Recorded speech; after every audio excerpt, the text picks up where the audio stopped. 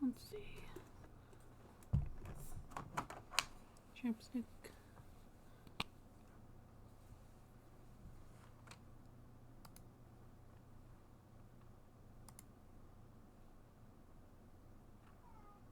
Why are you upset for, kitty?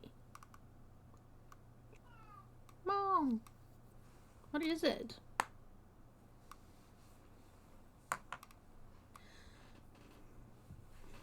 Hello, welcome back to Ace Attorney, Dual Destinies. Last off, I finished up the first chapter, episode, whatever they're called. So today we'll be continuing on with episode 2.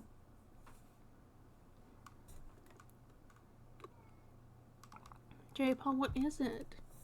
My cat has just been meowing. I don't know what he wants. I followed him around, I've looked at the things he's gone and walked over to. I've seen 0 problems. And he's just crying about it. He's not even in here. He's in a different room. What is it? How about you come in here?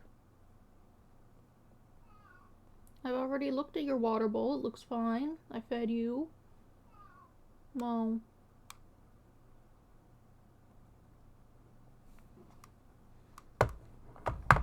Mostly he goes over to his water bowl, but like, it's fine. It's nice and clean. It's full of water. I don't know what his issue is. And my wire's caught.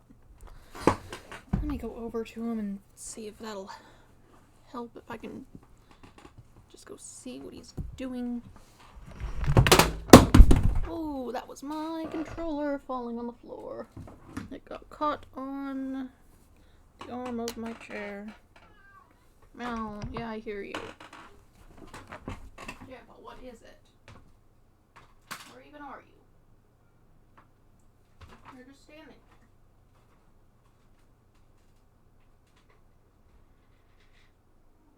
Big baby. Oh, big baby, what if you came and sat in here? Got a nice little pillow on the cat tree just for you. Just for you. Yes. So what if you were right here? And you sat right here?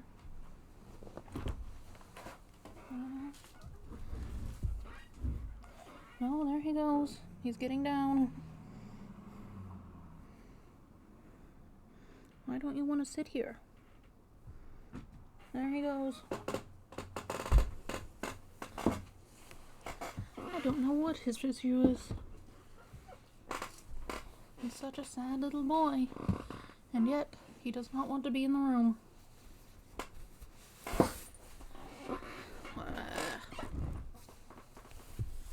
Terrible noises all around. What? He's just over in the hallway yelling.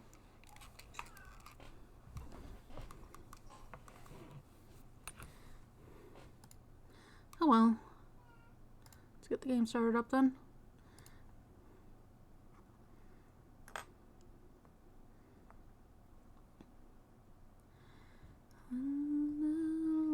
Running low, and the shadows start to grow, and the places that you know seem like fantasy. There's a light inside your soul that keeps shining.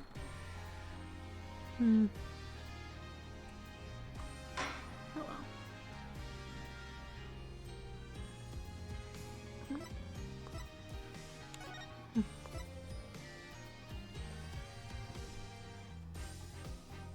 Is he audible?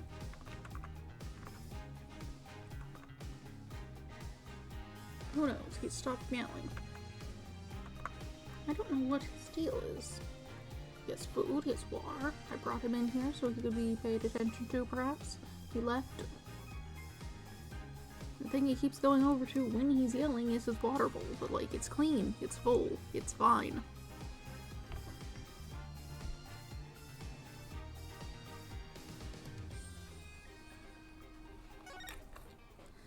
Oh well. Episode 2, The Monstrous Turnabout.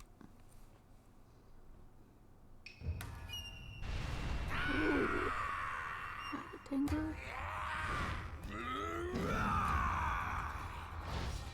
That's me.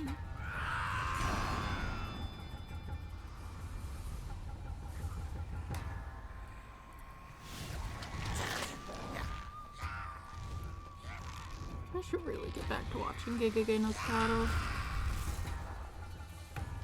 Long, long ago, the nine-tailed fox defeated the evil Tenmataro and sealed the fallen demon away. To this day, it is said that he slumbers even still within the forbidden chamber.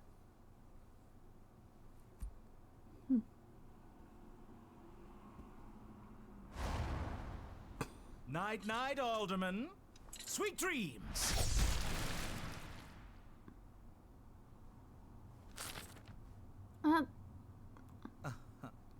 At long last, the revival of Tenmataro is at hand.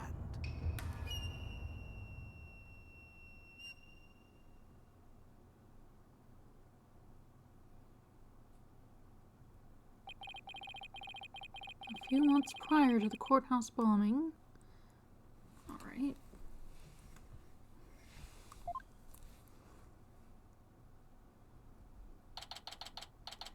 April 17th, 12:13 p.m. Wright, Anything Agency. Guess I'm a little early. Oh, hey, Apollo. Getting an early start today? You look weird in 3D. Where are you looking? Yeah, this is the first job I've had in a while, after all. Well, aren't we all fired up? Well, it's not every day I get a call from Mr. Wright. What kind of work is it, anyway? Mr. Wright didn't mention any details. Work? Is that how he put it? Don't tell me he just wants me to clean the toilet again. You've really become a fixture around here, Apollo. Come to think of it, it's been almost a year since I was hired. A lot's happened since then. But I've settled in nicely, despite a few bumps in the road. My name is Apollo Justice. I've been practicing law for about a year, but I still have a lot to learn. This is the Wright Anything Agency, and it's where I work. Don't let the name fool you, it's definitely a law agency. But don't forget that this place is a talent agency too, Polly. It's the law agency part of this office that's usually forgotten. This is Trucy Wright, a budding magician, and adopted daughter of the agency's owner, Phoenix Wright. She sometimes makes me help with her magic tricks. What's wrong with that? You're one of the agency's talents as well. I was under the impression that I was a lawyer. A lawyer is a talent. Oh, we'd better hurry. Doesn't look like Daddy's gonna make it, so let's get going. Where are we going? What about the job you mentioned? This is the job, Polly. You're supposed to keep me company today. Now come on. Another day of not being a lawyer. Should have seen this coming. Well, this is the Wright Anything Agency, you know. And there's no law-related work at the moment, so... Tell me again why I chose to work here. Where is Mr. Wright, anyway? Patty said something about going to meet an acquaintance. But don't worry, just focus on your job and I'll tell you exactly what you need to know. Well, let's go. We don't have all day. Wait a second. Another day of anything goes begins at the Wright Anything Agency. Alright. Nine Tails Vale. April 17th, 1:30 p.m., Nine Tails Vale, Yokai Lane. Oh, we got that big ox spider thing. Yuki, was it? One of those hopping umbrella things. No. Whew, so what are we doing way up here in the mountains? This is Ninetails Vale. Everyone's been talking about the yokai craze here. Yokai? Oh, you mean Japanese monsters? Guess that explains all these weird things. Speaking of which, wasn't Ninetails Vale founded by Japanese immigrants? Yeah, they're holding a festival to boost tourism over at the Alderman's Manor.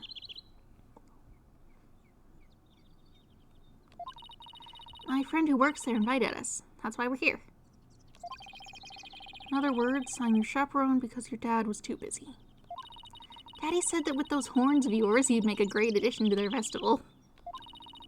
I mean, you look just like a Japanese demon. Wasn't that so thoughtful of him, Polly? I could do without thoughtfulness like that. Oh, it's almost time. Come on, Polly. The festival grounds are this way. Alright, I guess it's time to move to QB Manor Garden. Where I can talk to you. This monster craze. Come to think of it, I think I heard about it on TV. It's supposedly how Ninetails Vale made a comeback from the brink of fiscal disaster. Our agency sure could use something positive like that. Oh, I know. Let's jump on board the monster craze. You and Daddy would be a perfect comedy duo. You could call yourselves Agni and Rudra, Demon Kings of Comedy. Daddy sets them up, and you knock them down. Hey, I think we hit the jackpot with this idea. Sorry, but I plan on staying a lawyer. You do? You don't have to act so surprised by that.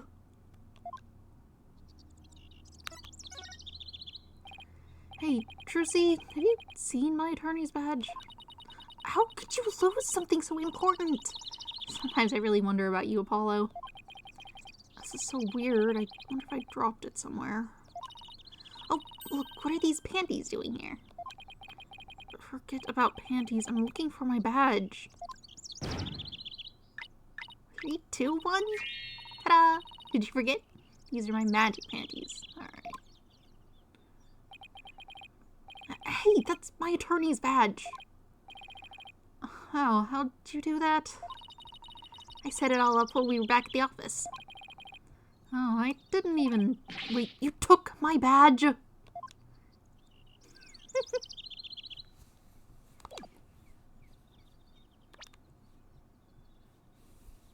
My cherished attorney's badge. Putting it on makes me feel ready. There's that Trucy.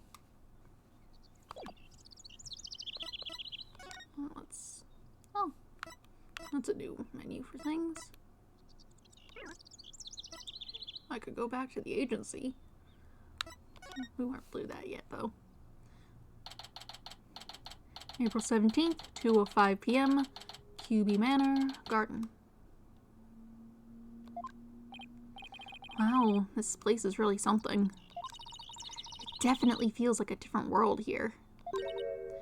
Trucy, who's this? Oh. Why do you have, like, seals on your head? Jinxie! And this is... my friend Jinxie Tenma. She's the one who invited us. She just happens to be the maid here. 2 horns, a love of red. Are you a demon?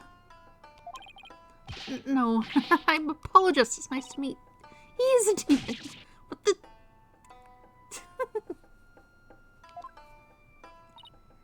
Be gone, foul beast. You look great, Polly. Fills in some of that space on your forehead. What is this thing? It's even animating like it's moving with his breath or something. That's fun. It's a warding charm. Jinxie puts them on all the monsters she finds. But I'm not a monster. Maybe I should have told her you're a good demon. You're a good demon. Or you could just say I'm human. The red demon. Emissary of the underworld. I got up early to do my hair for this. Can I take this off now? So you can eat me? I'm not going to eat you. Forgive me, you terrible one. Tone down your cords of steel, Apollo. You're scaring her out of her wits. Don't worry, I'm already full. Please stay that way. Great. Now I'm playing along too. I can't look around? Guess maybe this still needs tutorializing. So I wanted to ask you about Ninetails Vale. Ah! Be gone! Foul demon! Looks like you've been demonized, Polly. Literally. Starting to wonder if I really am a demon myself. Please don't eat me. Have food if you're hungry. This isn't working. I won't get anything out of her until we set the record straight. Only we had some way to prove you're not as scary as you look. Ouch. Unnecessary roughness. Looks like I have to present some proof. Proof that I'm 100% human. Alright. Do you want to see my badge? I wanted to show you this. What is it? It's my attorney's badge. You see? I'm not a demon, I'm a lawyer. Really? You're a lawyer? Maybe now she'll stop calling me a demon. Does it protect you from Enma Dial's judgment? Who's Enma Dial? It's like... demon hell? I've seen it pop up in some things. I think it's like the King of Hell or something. I read somewhere that he's the demon lord who judges the dead for their sins. Yeah. Uh-oh, I think she now thinks you're a demon lawyer from hell, Polly. Can I go back to just being a normal demon? Please don't boil me in scalding cauldron. I'd prefer a Turkish bath if possible. A Turkish bath? Isn't that more sauna than bath? Don't worry, Jinxie. He's a good demon. He'll save you if you ever go astray. Hey, please, Mr. Demon Lawyer, sir. Have mercy on my soul. I told you I'm not a demon, and Trucy, you're just making things... Ah! You just leave that Enma Dio to me. Isn't that great, Jinxie? No longer scared to cross into the afterlife. Someone tell these two I'm human already. Oh. So, Jinxie, I hear this village is the epicenter of the monster craze. Barely anyone had ever even heard of it before, but now it's packed with tourists. Really? So, the monster craze is the reason behind today's festival. It was the alderman's idea, but I'd be careful if I were you. There are lots and lots of yokai prowling about Ninetails Vale. Prowling about? You mean like wild animals or something? And they're hungry too. And eating monsters, and they're all over the place. In fact, there was one at the manor yesterday. I heard the doorbell ring, but when I opened the door, nobody was there. It was the ding-dong demon. How else could you explain it? Well, when I was a kid, my friends used to play this prank called Ding Dong Ditch. Well, that doesn't prove yokai aren't real. There's even one here at the manor. The demon Tenma Taro. He's imprisoned in the Forbidden Chamber. Tenma Taro? The Forbidden Chamber?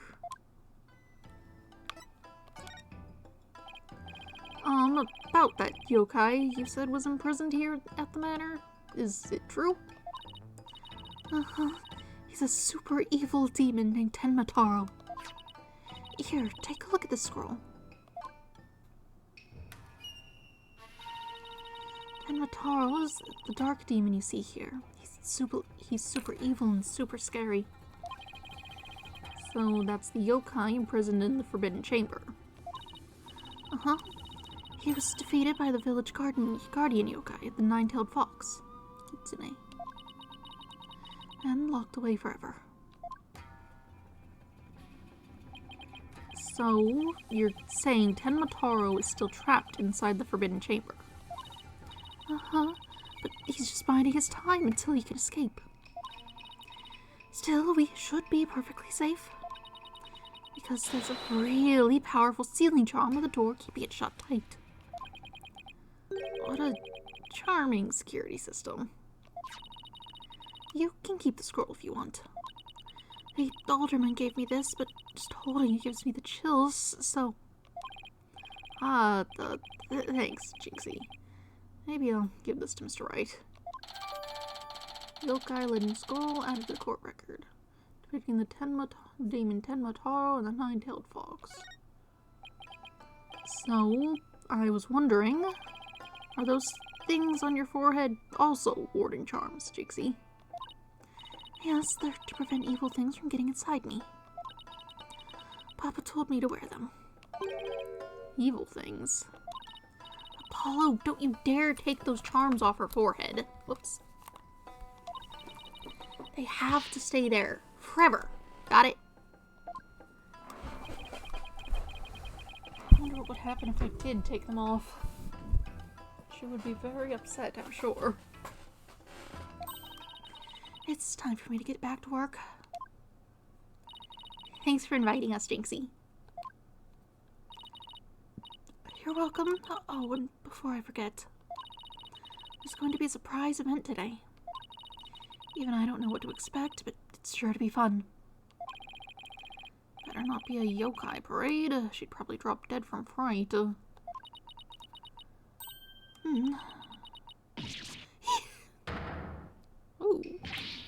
That's a demon! Oh, wait, it's just someone in a suit. Right. Tenmataro! Tenmataro, the demon from the Forbidden Chamber. Please don't hurt me! Be gone, be gone, be gone! Better watch out, little girl, or I'll snatch you away. Charm, where's that dying go to heaven charm? Oh, she put it on her own forehead this time. She sure gives up quick. Huh? Why is everyone hiding their faces? Hey, you there! You mustn't stare at Tenmataro like that. Lower your eyes. He'll steal your soul if you're not careful. Huh? Steal my soul? Seriously? Your devilry stops here and now, Tenmataro. Okay, they're doing like a reenactment thing. Now what? Look, Apollo, there's somebody up on the roof.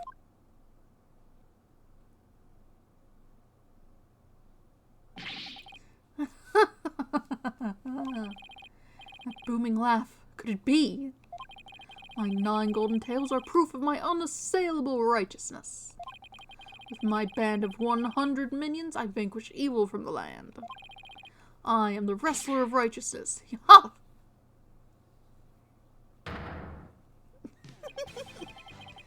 The Golden Lord of Yokai, the amazing Ninetails, is here.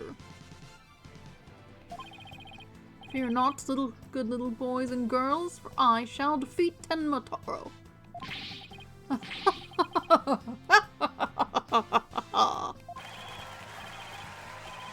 Hooray, it's the amazing Ninetails. Up to no good tricks again, Tenmataro? Not on my watch.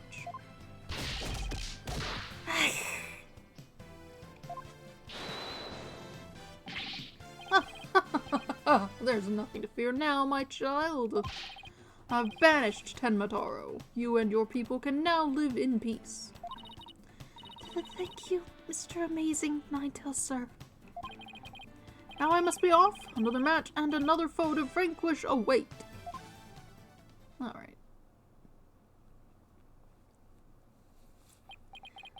What was that all about? Did that wrestler just chase off a yokai? Looked like he came out of the Alderman's Manor. That was the amazing Ninetales. He's a pro wrestler from right here in Ninetales.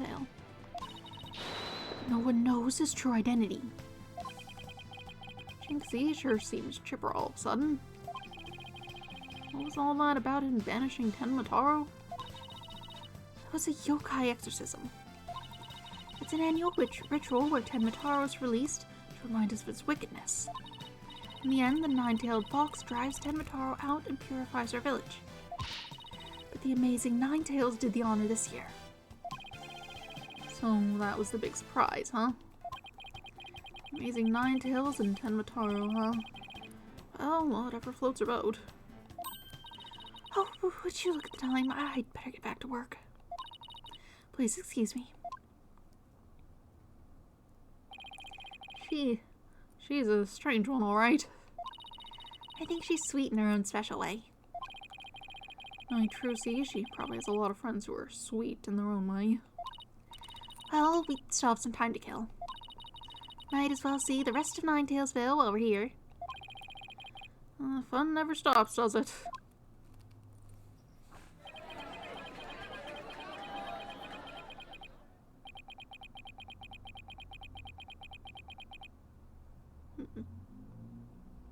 I guess that's just time has passed. Not that much time. April 17th, 3:40 p.m., QB Manor Garden. I think I bought nearly every yokai souvenir that was for sale. I know, because my wallet's running on empty. What's with all the commotion over there? J-Paul, what is it? Well...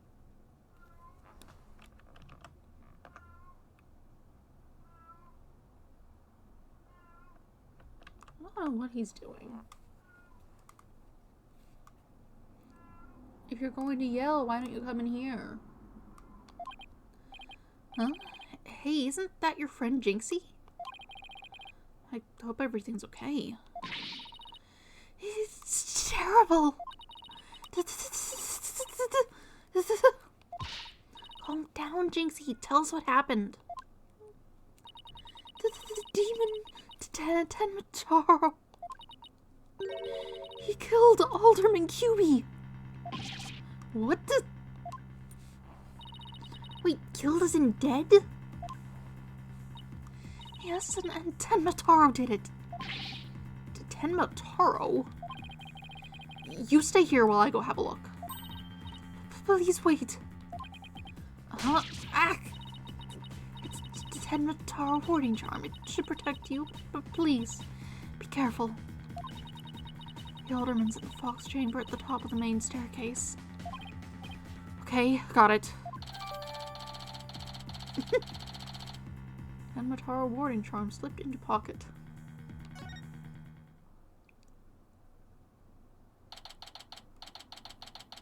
April 17th, QB Manor, Fox Chamber.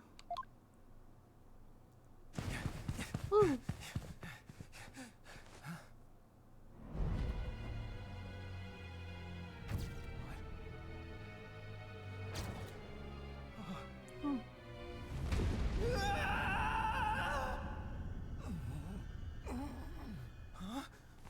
Are you all right? Who are you? Help! Someone call an ambulance!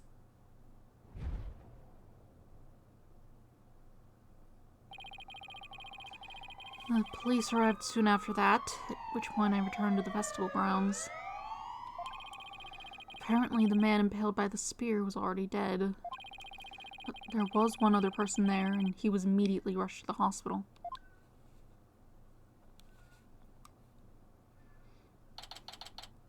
April 17th, QB Manor, Garden. Thank goodness the other man's going to be fine. Sounds like he'd only been unconscious. You think Jinxie's going to be okay? I'm sure she'll be back to her old self in no time. At least she's calm enough for the police to question her for now. And I'd sure love to know what crazy animal left those feathers and tracks. Oh, look, here comes Jinxie. Hi, Trucy. Hi, Mr. Demon Lawyer. Hey, feeling any better? I was wondering if you're up to filling us in on what happened.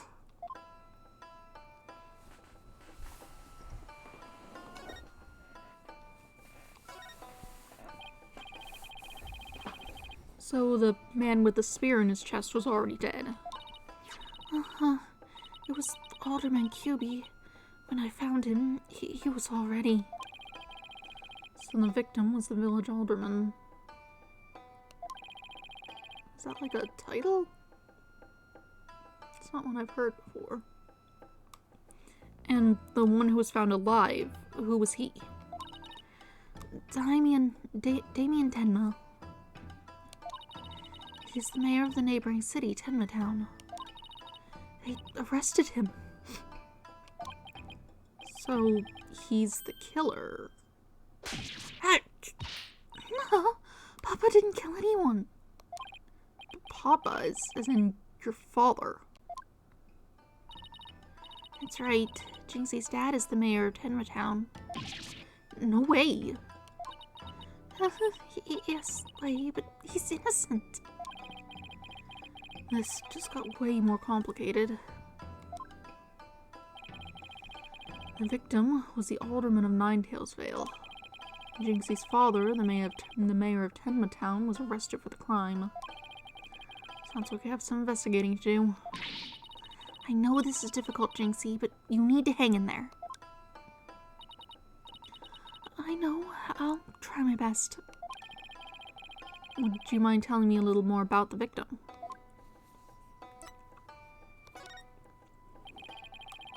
So the victim was the village alderman. What can you tell me about him?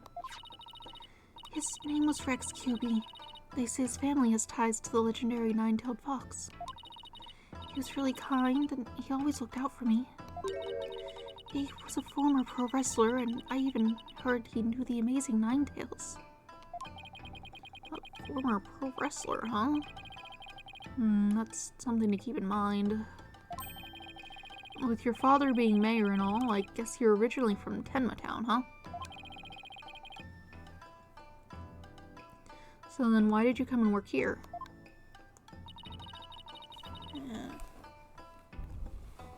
Okay, hold on. Like phlegm in my throat.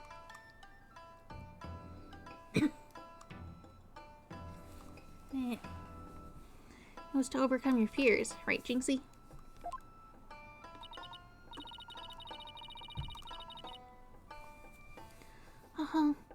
Plus, Mama was from Ninetails Vale, though she's no longer with us. She loved these flowers. I always wanted to live where Ninetails flowers grew. Wow, what a beautiful flower. And with exactly 9 petals, too. Just looking at them gives me courage, even when I'm scared of yokai. Ninetails flower added to the court record. Flower found only in Ninetails Vale. It boosts Jinxie's courage because it was her mother's favorite. Okay. Jinxie, when you first told us what happened, you said the killer was a demon. The boarding charm of the Forbidden Chambers door. It's been removed. The Forbidden Chambers door. That big door that was barred shut. There wasn't a charm on it when I checked it out, so I guess it was removed by someone. That's how Tenmataro escaped!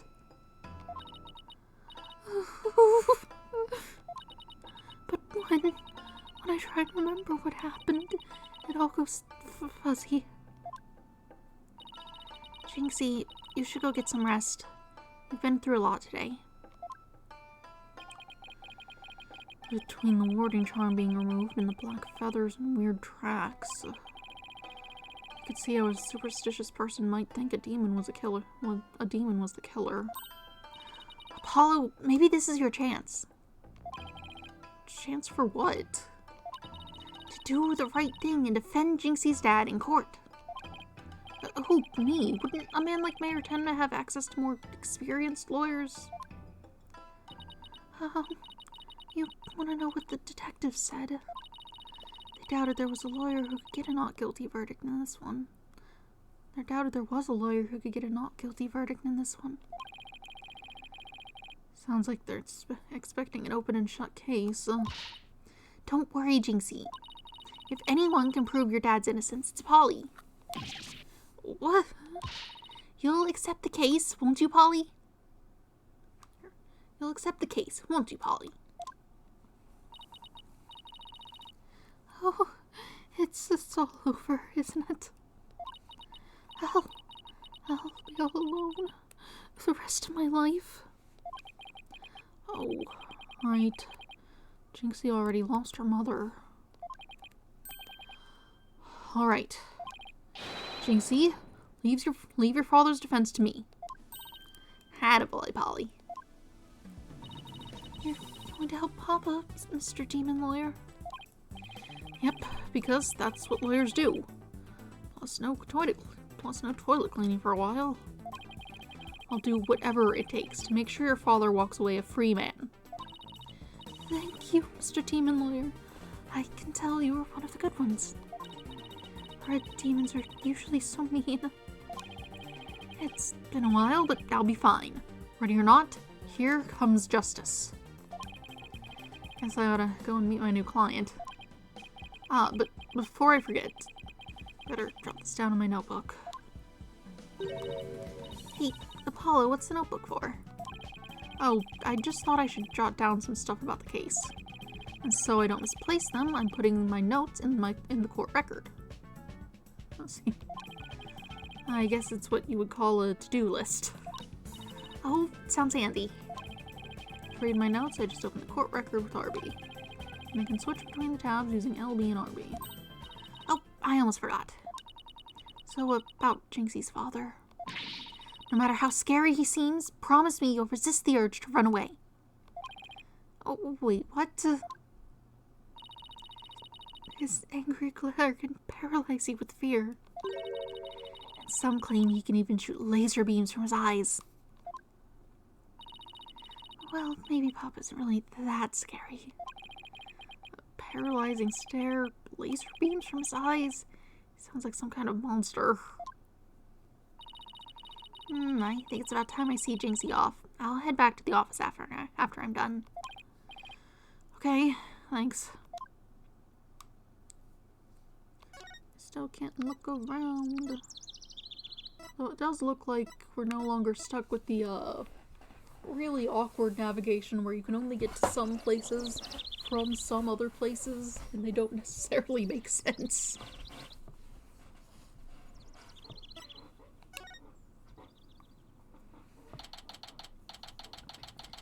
April 17th, Detention Center, Visitors Room. Visiting hours. Perfect timing. Hope he's not as scary as he sounds.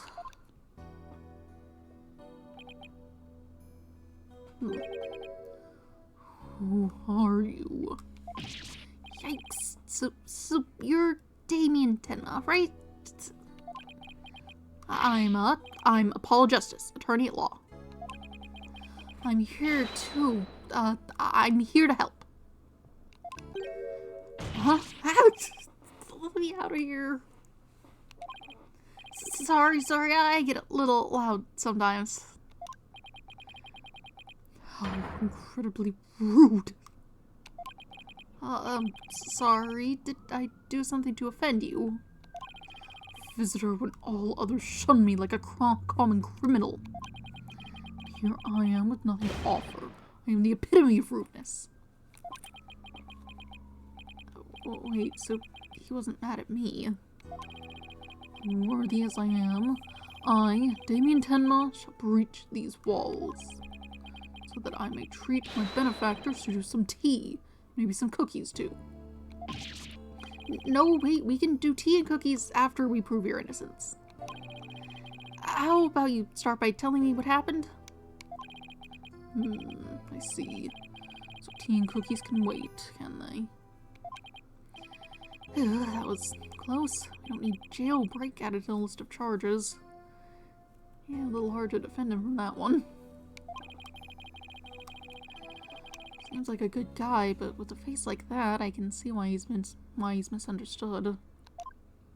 Yeah, the bandages probably aren't helping. Still can't look around.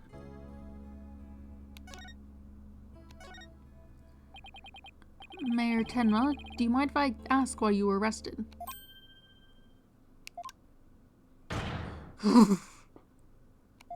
Whoa! Sorry, I guess some things are better left unsaid. Excuse me? You think a public paragon such as I could be treated like this? This arrest should have never happened. Go on? I fear the ill effects it will have on our youth. Now I've but one choice. I must leave here at once, if only to protect the moral fiber of our youth. No, wait. You can protect the moral fiber of our youth after you've been declared not guilty. I suppose you're right. Our youth just came this close to quite a scare. My fingerprints were on the spear that killed Alderman QE. That's why I was arrested. Your prints were on the murder weapon. That's never good. Any idea how they got there? None. I hardly remember a thing, you see. I was fast asleep at the time. Someone must have slipped me a sleeping pill or something. What's worse, somebody clobbered me on the head. I see. Drug-induced slumber and a blow to the head. No wonder you hardly remember a thing.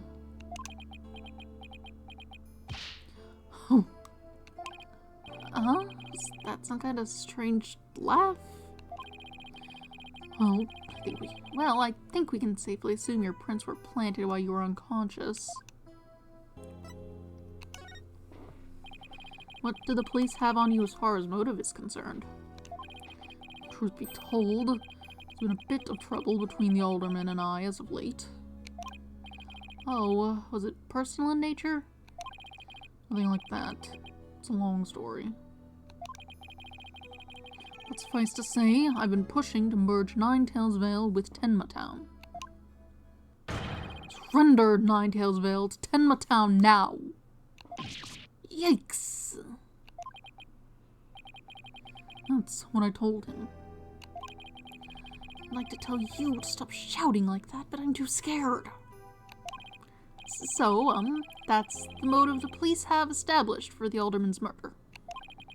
Indeed it is. After all, Alderman QB was dead set against a municipal merger.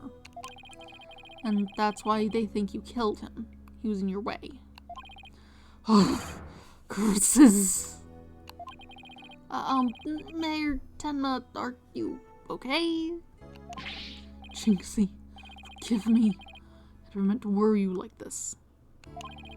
It'll work out fine, just leave it to me. If only it really were that easy. I don't even know where to start. Thank you for meeting with me, Mayor Tenma. Please wait.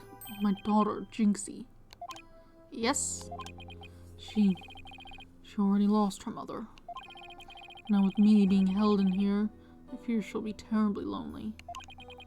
I hesitate to ask, but I beg you, be a friend to her in her time of need. Leave it to me. Trucy and I will look out for your daughter. I shall rest a little easier then. You know, you remind me of some of the new friends Jinxie's been talking about. New friends? Yes, it seems she's made some new friends since she started working in Ninetails Vale. They're quite the unusual bunch, too. There's a lady with an exceptionally long neck, a young lad with an incredibly long tongue, and many other interesting characters. Sounds like she's talking about the yokai. Definitely seen the long neck lady illustrations of that one. Friends? Sounds more like a bunch of monsters to me. Now, if you would excuse me, it appears my time is up. Why am I so tired? I must have been more tense than I thought. Still, I'm glad he didn't turn out to be as scary as he looks. A call? Oh, it's Mr. Wright. Justice here? Apollo, is that you? Hi, Mr. Wright. What can I do for you? Trucy told me you've taken on a new case. Oh, that. It was kinda spur of the moment. He's actually calling me about a case. That's fine, but I have a favor to ask. Sure, what is it? I'm at the airport right now. There's someone I had to meet. No addition to the agency, actually. Her name's Athena Sykes, and she just passed the bar. That's right, I remember hearing about her coming to join us. Guess that was today. She took off as soon as I told her you needed help with the case. It was like there was no stopping her. Wait, what? Where is she now? Probably somewhere in Ninetailsville by now. That's where that favor I mentioned comes in. I need you to go find her. But I've never even met her before. What does she look like? She'll be the girl in the yellow suit sporting an attorney's badge. Okay, I'll find her. A new addition to the agency. Well, I'd better get back to Ninetailsville quick. Why can't I look around? I want to look at the surroundings. It's a new flavored text. Let's go head back over there.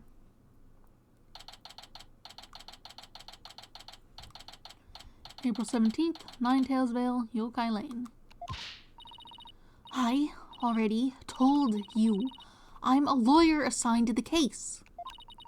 I need to study the crime scene, so if you would please tell me where QB Manor is. You can't fool me, you're just some delinquent high school student playing hooky. You stupid pig-headed. This attorney's badge isn't just for show, you know. Looks like I just found Miss Athena Sykes. Why won't you believe me?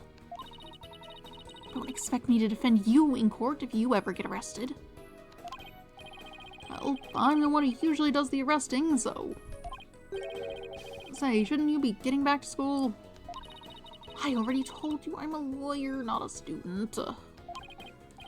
It's enough of your lies. You're coming with me. Get your hands off of me!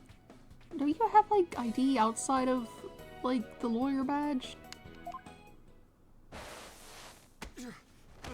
Oh, bye! What the?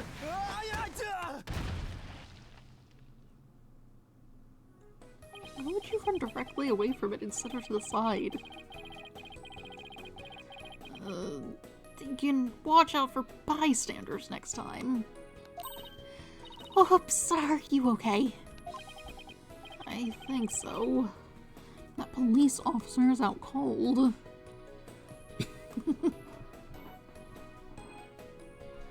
Time to run away before he ever notices, before he ever realizes who you are. I am so sorry. I do that when people suddenly grab me. It's like a reflex or something. A reflex? Sounds more like a felony. You're Athena Sykes, I take it. That would be me, and you are? I'm Apollo Justice. I work at the Wright Anything Agency. The Wright Anything Agency. What a fishy sounding name. It's a long story, but it is a law office, among other things. Didn't Mr. Wright explain it to you? Oh, right, that right. So then you must be. Where have you been? I've been looking all over for you. Could say the same thing to you. Well, here I am. Now, how about telling me a little bit about yourself? Mr. Wright didn't really tell me much, as always. Of course. Feel free to ask away.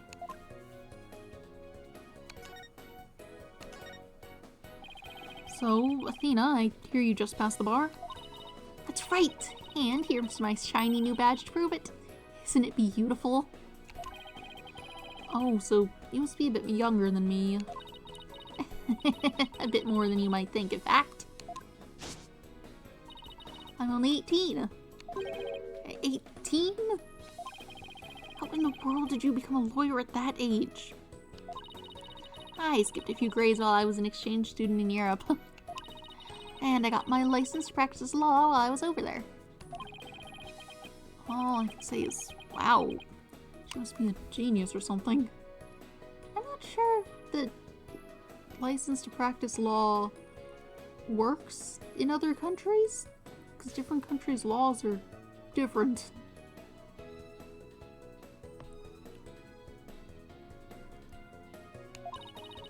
I also studied analytical psychology. Thought it might help me be a better lawyer.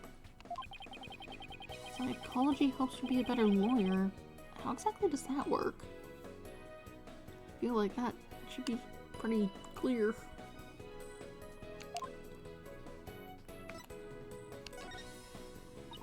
So, tell me about our client. What are they like?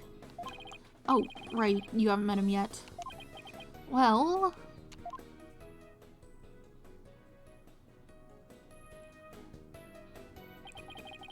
and that about sums it up. He's more worried about his daughter than himself. What a wonderful father.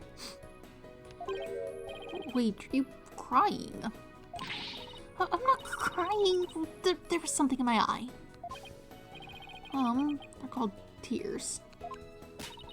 Moving right along, let's get down to business. Helping our client is priority number 1.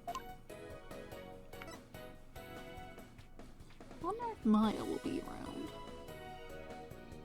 at any point. Probably not in this case, but just in general. So, Athena, you mentioned studying psychology. That's right. I've always wanted to bring analytical psychology into the courtroom. The power of psychology will bring a breath of fresh air to the legal system. Oh, really? So how do you plan on using it to defend our client? Well, for example, I can try and listen in on a witness's inner voice. And then analyze their psychological state with the help of my trusty partner, Widget. Widget? This device around my neck here. Say hi, Widget. Hi, Widget. It talks? Oh, we need a volume knob. Anyway, the little guy will sometimes say what I'm feeling. Awkward. Don't worry, you'll get used to it. Now that I seriously doubt. Oh, I almost forgot. I have something you might be interested in. I got on my way here. Think it might have something to do with our case? A special edition covering our case? That was quick. That's the whole point of special editions, isn't it? To be the first to get the scoop? Rapido. Right, well, let's see what it says here. What's the deal with the Spanish? Mataro was seen... what? He was seen flying through the sky? Around 3:40 p.m. That's about the time when we went to... go and find the body. Yeah, somebody had to snap that photo near Ninetales The article goes on to say it might be connected to our case. Apparently, that photo was shot right after the murder occurred. Well, there were black feathers and strange tracks at the crime scene. I'm not surprised the locals think a yokai was involved. Wait a second. Yokai isn't one of those Japanese monsters? Have you looked at your surroundings at all? Mein Gott! You don't actually think it was a supernatural murder, do you? No, of course not. I'm German. Why not plain old English? Special edition paper added to the court record. Who got this picture? Andale? Andale, Apollo. Let's get cracking on that crime scene already. Andale. And now I can ask about the investigation, just like generally. Okay, what's next on the list? Oh, this is like hidden function. Investigating the crime scene, what else? But what are we waiting for? Last one there is a rotten egg. We don't have to run all the way there. Okay, then how about speed walking? Why does this have to be a competition at all? Okay. Well, let's get going then.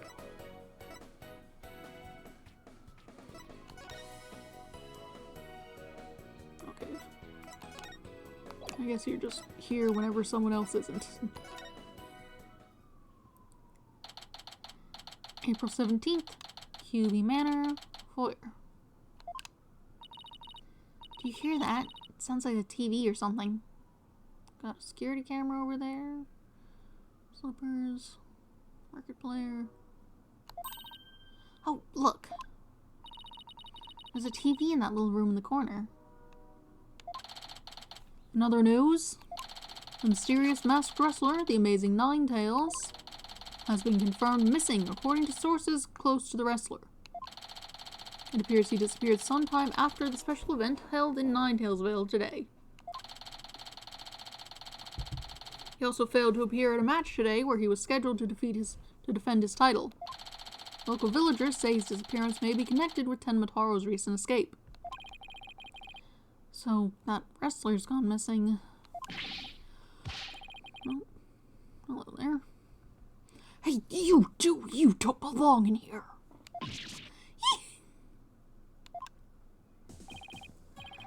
Don't worry, there's nothing suspicious. What about them horns of yours? They look mighty suspicious if you ask me. Horns? That's my hair. Anyway, we're lawyers and we're here to... You're the lawyers come to defend Mayor Tenma, ain't ya? Should've reckoned well with that expensive looking bracelet you got there. My name's Phineas Finch. I'm the caretaker here. Pleased to meet you. Same here. Wow, talk about a quick change of heart. So, tell me, demon lawyer. Bet you use them demonic horns of yours to scare the bejeebus out of witnesses, huh? Come here, you little horn demon, you. Ouch! Give me that. These horns are, my hair isn't meant to threaten anyone. Hey, it seems a mighty big waste of perfectly good horns if you ask me. Again, ain't none of my business, so... that was fast. Guess he's done with me. Give me my bracelet back. You're rude. You're so rude to me. Well, I'd best get back to work. Give me that. Hold it! Halt! Stop right there. Me. Apollo, your bracelet's gone. Don't you worry, Mr. Lawyer, sir. I'll check the lost and found later. Somehow, I don't think that will be necessary. Just check your wrist right now. Oh, the cat's out of the bag. It's barely in the bag in the first place. That was a pretty pathetic attempt. Sorry, I'm so sorry. I just couldn't control myself. Please forgive me, I'm begging you. Jeez, I almost feel sorry for him now. What should we do about him, Apollo? Keep your distance, I think. Well, I got my bracelet back and he seems sorry enough, so... I knew you'd understand, Mr. Lawyer, sir. You obviously got a big heart. As big as the wad of cash in your wallet, I hope. You won't leave my wallet out of this. Oh, hey, didn't you just finish apologizing for stealing from us? Run away, head for the hills. Get back here, you. Talk about a quick escape. Looks like he dropped a few things. Looks like a pair of diagrams. This one's at the crime scene, and here's one of the foyer. He left his shoes behind, too. That guy's the living definition of a bumbling thief. Let's hang on to his shoes. We can give them back next time we see him. As for the diagrams, I say we keep them. You take them from a cop or something? Like, where'd you get those? They look like something the police might draw. Wonder where the caretaker got them. Oh well, useful. Diagram showing the scene of the crime. Diagram of the foyer, including the office used by the caretaker Phineas Filch. Now then, as I recall, the Fox chamber should be at the top of those stairs. Oh, I wanted to look at the other things in them. April 17th, QB Manor, Fox Chamber. Whoa! Where did all these black feathers and weird tracks come from? Popular opinion seems to be that they're from Tenmataro. You mean the great evil has returned? Even if he did, I'd be laughed out of the courthouse trying to indict him. Hey, who are you and what are you doing here? This is a crime scene. Who is this? Hello there. And who are you? Are you with the police? I ask first, who are you and what are you doing here? On second thought, I'm placing you under arrest for disturbing a crime scene. We didn't even touch anything. We just walked up the stairs. I'm under arrest, but save it for the boys back at HQ. Now come quietly or else. I don't want to be late for lunch. But please, wait, we're Mayor Tenma's lawyers. Well, why didn't you say so? So you're the lawyers I heard about. I almost took you two in. You two sure were suspicious, though. I don't know how many more times I can take being called suspicious in one day. Sorry, we didn't catch your name. My name? I'm Bobby Fulbright. A heroic detective who defends our good citizens from evil. A champion of justice who comes running whenever you're in need. And my catchphrase? It's in justice we trust. Oh boy, this guy's a story and a half. So, what can I do you for?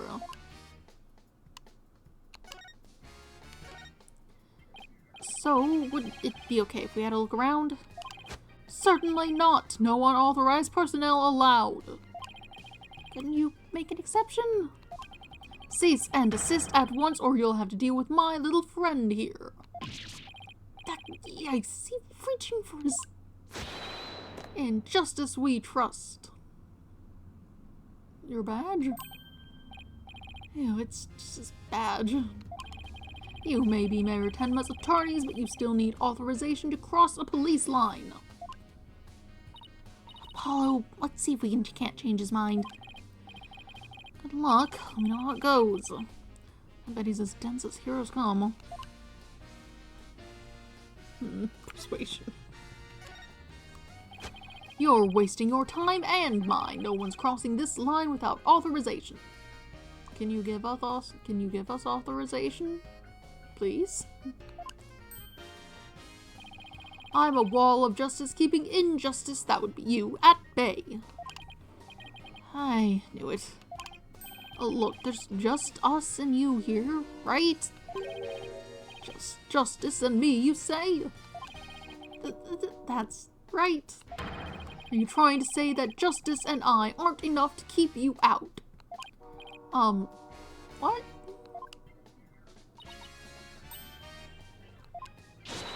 No, silly. We're saying that you're an inspiration in our quest for justice. No, it can't be you. You have him on the ropes now, Athena. If we were on the side of justice, would you let us, sir? But guarding the crime scene is a part of justice too. Sure, but only a bad guy would stand in the way of justice, right? Whose justice is the most just here?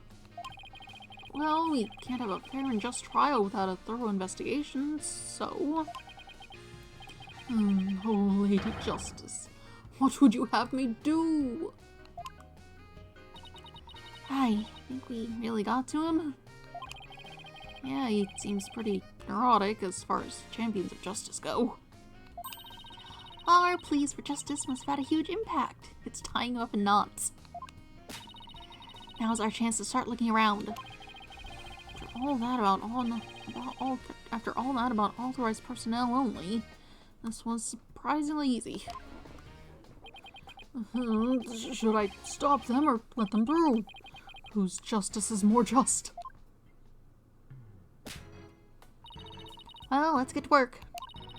We're supposed to be finding clues related to the crime scene, right? Right.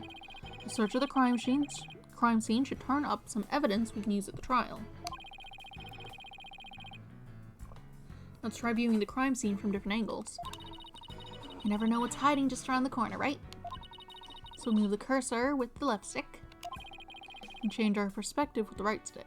Ooh. If there's a particular spot you want to examine, just give it a tap. Okay, let's leave no stone unturned. Nos salons commencer. Let's get started. What's that? French? Now we can examine. Ew. I wanted to look at these. You don't care. You don't care about them. Okay.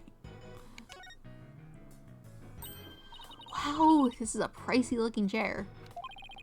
Apparently the mayor was found drugged and unconscious in it. Apparently? You're the one who found him. Really? Yeah, and when he came to, he was arrested for murder. Talk about your rude awakenings.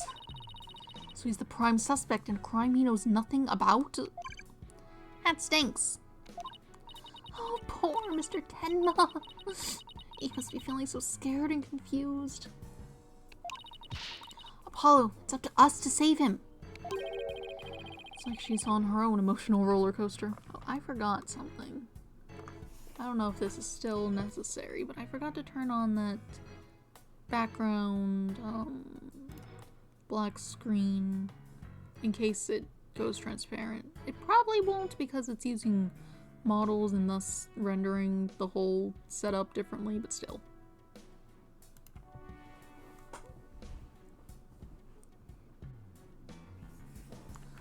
That is working properly, right? Yeah, it looks fine. Oops, no, not that. I need... There it is. Okay. Look, this statue only has one tail. Yeah, those are like different things. I don't know what they're called. Maybe it's the Nine-Tailed Fox's psychic? I bet the number of tails represent a yokai's power. So, if you had two, Apollo, I'd only have one. Wait, what? Not that it means you're better than me, got it? Like I said, what? Big fancy door. The Forbidden Chamber. They say the demon, Tenmataro, was imprisoned in there before his escape. Think we could get this door open? It's worth a try. It's no good, it's shut tight. I don't even see a keyhole. Seems pretty hopeless. In justice we trust. Yikes. Did I just hear the voice of someone in need? Allow me to fill you in. This door simply will not open. We've tried and tried, but it won't budge. It's an essential part of the culture found in this manor, so we can't blow it up either. So, an unopenable door. Right. According to Miss Jinxie Tenma, it was shut tight when she came across the crime scene. Thanks for the check, Detective Fulbright. We didn't expect you to be so helpful. Forget I just said that. So the forbidden chamber was shut tight at the time of the murder. Sounds like something I'd better keep in mind. Okay. Don't want to look at that. So this is where Alderman QB's body was found. Apparently the murder weapon, a spear, had Mayor Tenmish's prints on it. That's not good. Never fear, Detective Fulbright is here. Yikes. Of course, I can't offer you any information on my investigation, so... in the name of justice, I must say goodbye. What was that all about? Got a cup on the floor, you don't want to look at it. Oh yeah, we can look at feathers. These weird tracks must have been made when someone stepped in the alderman's blood. Maybe the killer inadvertently made them when they were fleeing. They're pretty big tracks, almost bird-like. The feathers also point to a bird. Then it must be one big bird, not the friendly yellow type either. Maybe it's some mutant bird creature. So your theory is a giant mutant bird murdered Alderman QB with a spear. It's more plausible than saying a monster or yokai did it. Sorry to burst your bubble, but a giant spear-wielding bird is by definition a monster. Chair. There's something under it. There's something wedged under this chair. Let's see if we can lift it up and freeze! Yikes! No disturbing crime scene evidence, even if you are the mayor's lawyers.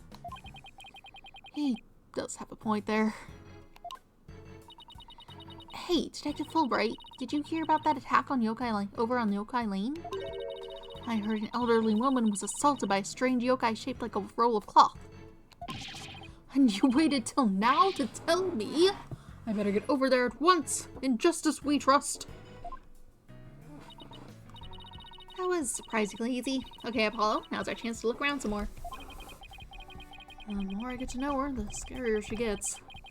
I hope she never finds my weakness. Hold on. Terrible chair. Squeaking.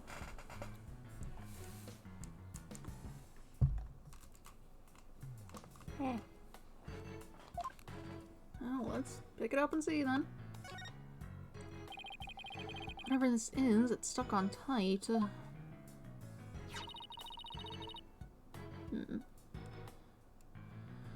Looks like a large blood-stained cloth.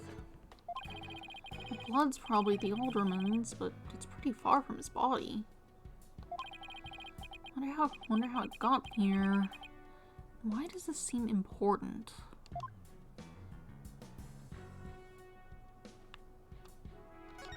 We have a separator. Nothing much to see on this side. Maybe I should go check the other side. This one's a spear, but what about this one? Looks like a giant pair of pliers. Looks like something a demon might use. Saw something like that in the manga once. Really? What are they used for? Oh, things like pinching through cheeks. Ew! Pulling out tongues. Stop! Oh, and you should see what they can do to a person's eyes. Okay, I get the idea. But I'm sure this thing is just a simple can opener or something like that. Demons eat canned food? I always wondered what they ate besides people.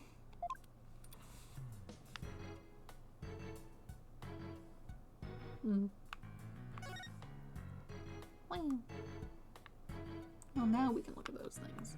Nice. There's a window. Not a shiny thing.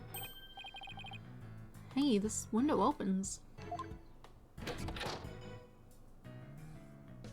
And outside, we have ourselves a steep cliff. The window only opens about 6 inches. Not wide enough for anyone to get in or out. Look, Apollo, there's something caught on the window frame. Looks like gold fur. What a pretty color. It must be from some kind of animal.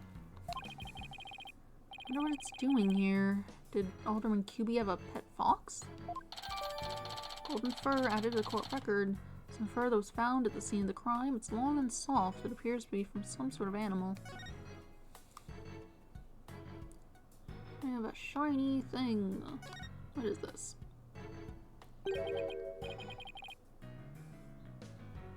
That must be what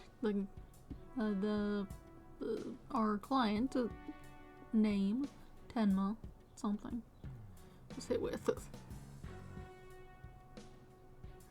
What do we have here? Looks like a statue of the nine-tailed fox and Tenmataro battling it out. Careful, Apollo! It's got blood on it! Really? Hey, you're right. Wonder if it's the Alderman's blood? How could you remain so calm after seeing all this blood? Well, this isn't the first time I've seen something like this, so... You're no fun at all. At least act surprised or grossed out or something for my first case. I'm already a lawyer. Do you want me to be an actor, too? Fox and demon statue added to the court record. Next time Mataro and the nine-tailed fox locked in battle. Guess that about wraps it up. It doesn't. There are other things I want to look at. If only we could get that detective to tell us what he knows. Hey, Apollo, do you hear something? Don't kick me out. I wanted to look at the statues over there. We've got one of those waving cat statues, beckoning cats or whatever, but it's also got two tails like a Nekomata or something. That thing. That thing. I don't know what this thing is called. And this, what was it called?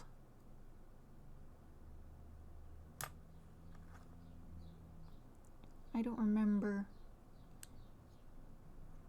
But it, like, turns people into diamonds or something?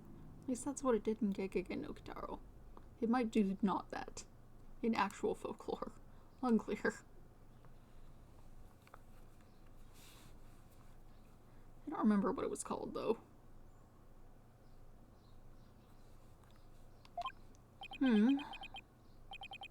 I don't hear anything. Oh, right, your hearing must not be as sensitive as mine. What are you talking about?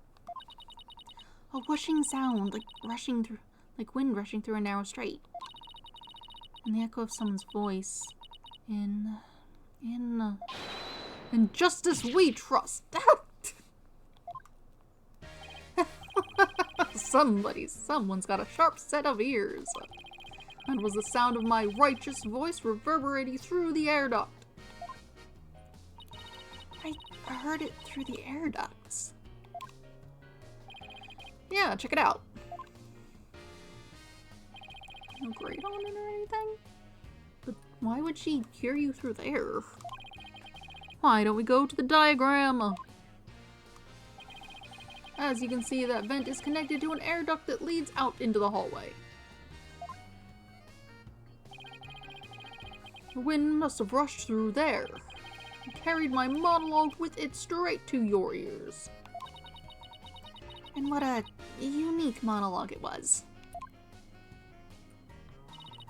I was just thinking, maybe the killer made their escape through that air duct or something. Cute theory, but I don't think so. The air duct in the hallway is low enough to climb into, that much is true. But as you can see, the vent in the ceiling is very high. 9 feet high, in fact. I highly doubt that there is any way to get up there without a ladder or something. And I don't see anything of the sort in this room, do you? Do you? I guess you're right. Could have a rope ladder. Get it stuck in the vent. Take it with you. Tie it around something on the outside, too. Speaking of things in this room. Yeah. Can you tell us what you guys turned up, Detective Fulbright? Not on my watch, buddy.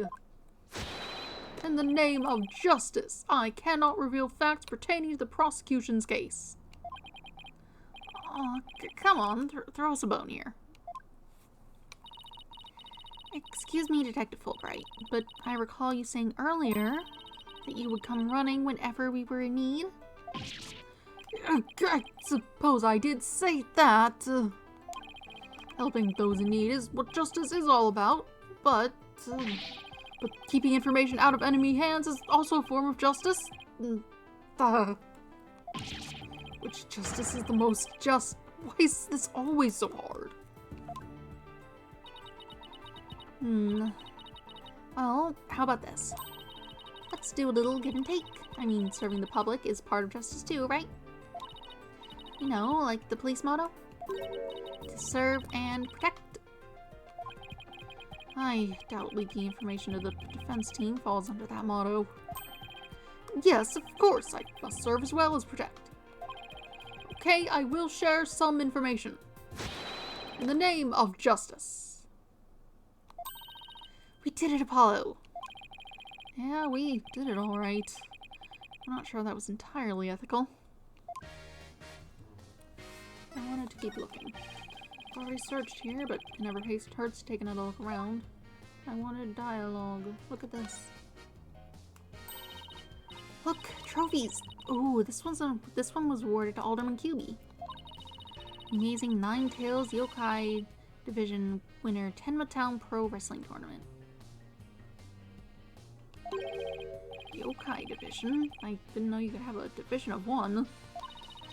Apollo, you should enter the tournament next time. And I have the perfect name for you. The mysterious Firebrand. A mild-mannered lawyer, a mild-mannered masked lawyer, a mild-mannered masked lawyer by day, a demonic masked wrestler by night. No one's going to hire a masked lawyer, Athena. Tanuki. Doesn't this Tanuki statue remind you of the manor's caretaker, Phineas Filch? This raccoon-looking thing? Yeah, it does look like him. Ooh, I just got the best idea. We should knock it over. It might transform back into Mr. Filch. Mr. Filch is mischievous, but he's not magical, you know.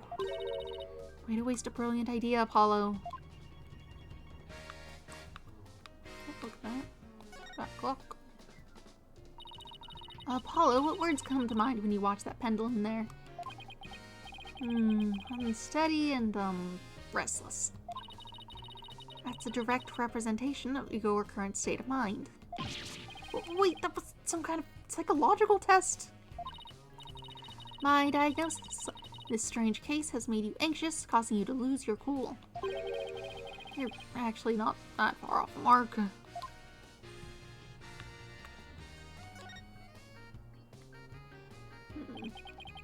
Oh, that looks like an air vent. It's pretty high up there. What if you got a running start and jumped? I doubt even a high jumper could make it. So don't rule it out before you try it. Besides, I'm an excellent jumper. Even so, that must be about 9 feet high. Like I said, you don't know until you try, Monsieur Justice. She doesn't know when to give up and when to stop using foreign words.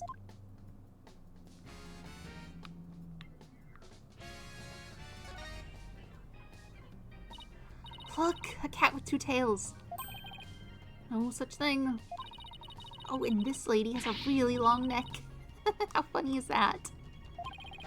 There's no way a creature like that could ever exist. She'd have a tough time swallowing. Apollo, I bet you were one of those kids who didn't believe in Santa Claus. What's that got to do with anything?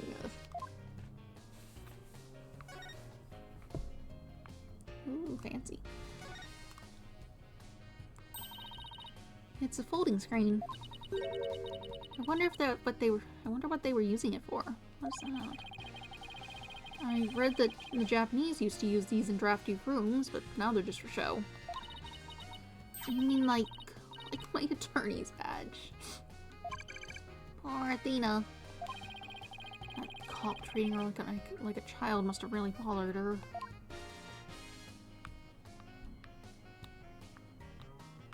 Cup on the floor, spears.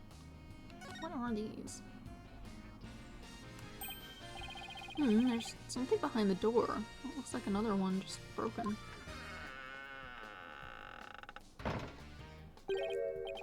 Whatever it is, it looks like it's broken. Probably broke when the door was opened. Why would anyone put something there?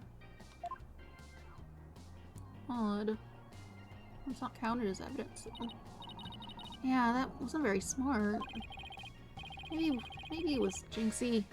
She was the first one to discover the body. And she must have heard the screams and come running in here in a panic. Oh, look at you, Apollo. Now you're using analytical psychology too. I am. How you really learn quick. But I guess I shouldn't be surprised. You're the ace attorney of Wright Anything Agency. I can't tell whether she's serious or not. Now, if Trucy said something like that, I'd immediately know she was messing with me. Alright, that seems to be everything. Aye.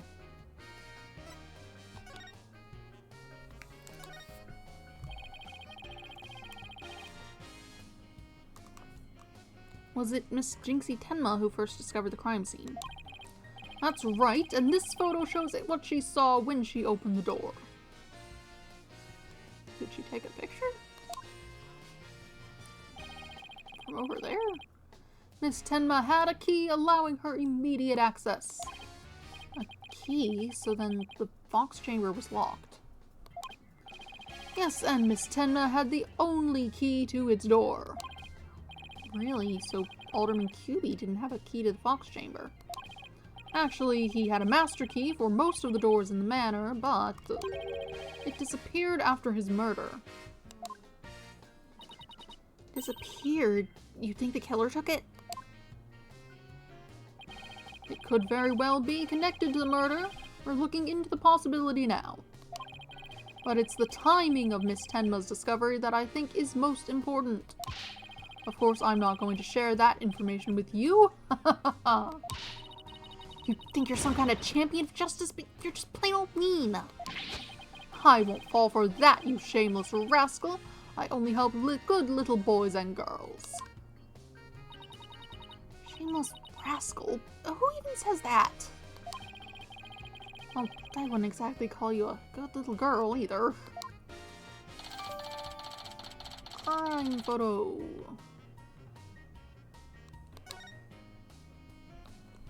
Any notable differences between it and what we see now?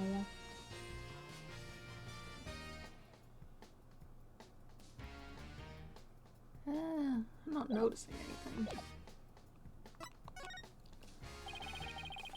Those feathers and tracks look like something a yokai might leave behind. You don't actually think the murder was some sort of monster, do you? What's the name of that creature in the Forbidden Chamber? Tenma something. Because from the black feathers and big tracks, it looks like that creature did it. Our prime suspect would no doubt love to pin the blame on some imaginary creature. Can Tenma, whatchamacallit, even be made a victim of slander? I doubt the mayor would do something as childish as blaming a boogeyman. So the most likely scenario so far is that Tenma guy left feathers and tracks behind to make it look like the yokai Tenma was the killer. Wait, what? Now I'm as confused as you. At any rate, I doubt Mayor Tenma would plant evidence like that.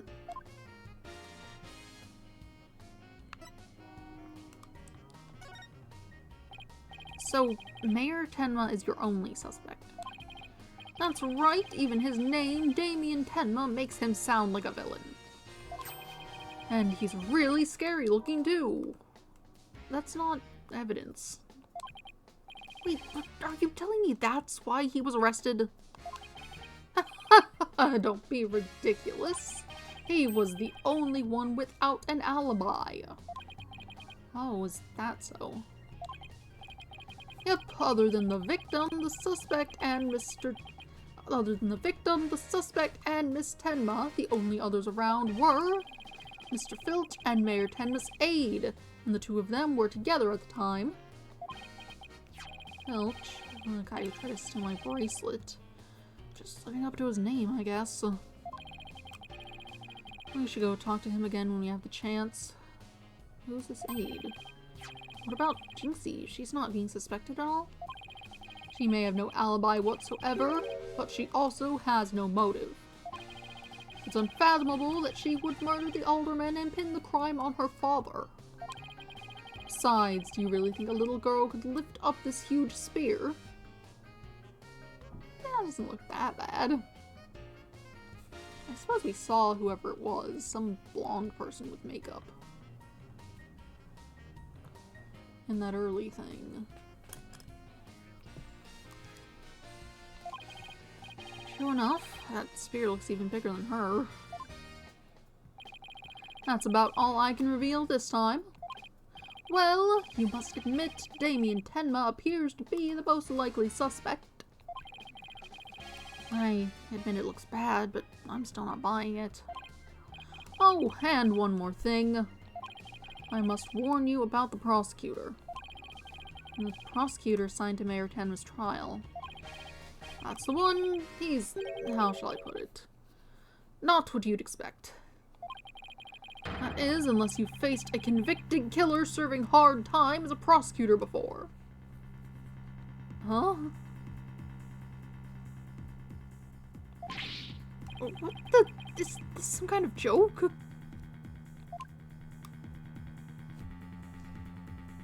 If it's someone we know, then I can think of one guy. Can I ask why a man imprisoned for murder is serving as a prosecutor? Because he's mastered the use of psychology in courtroom battles. Everyone's talking about how this murder was the work of some strange creature. The yokai are nothing more than a figment of the imagination. They're baloney. Who better to prove this than a master of psychology? He's the best man for the job. But he's a convicted murderer. No matter how you look at it, that's just insane. Well, the chief prosecutor personally assigned him, so none of us are in a position to question the matter.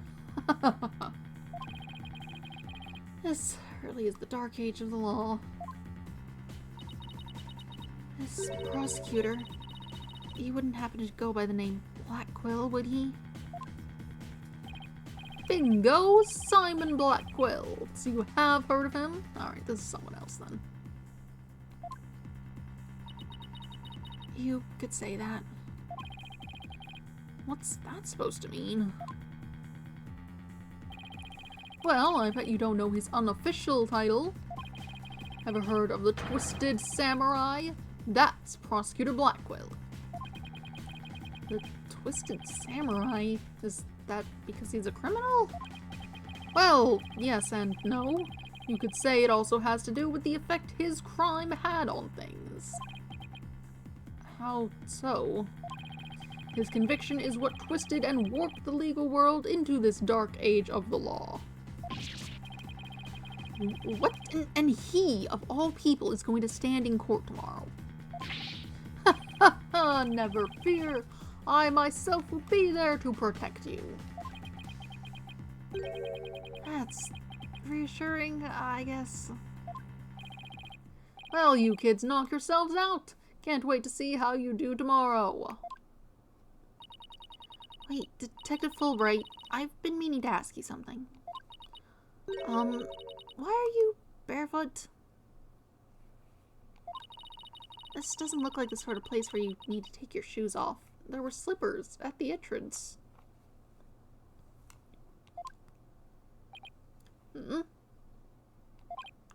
I hadn't even noticed. Why am I barefoot? You honestly hadn't noticed until just now? Wait a second. Those shoes we found earlier. The garbage truck. Always coming down the alley, always making so much noise. Why?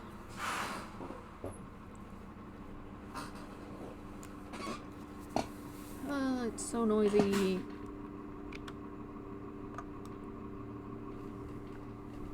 I don't exactly want to continue on until it stops.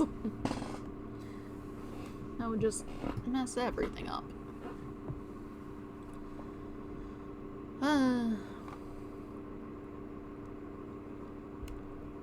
Go away.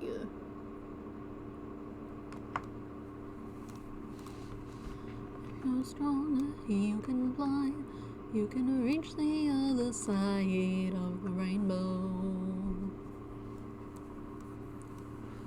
It's alright, take a chance, 'cause there is no circumstance that you can't handle.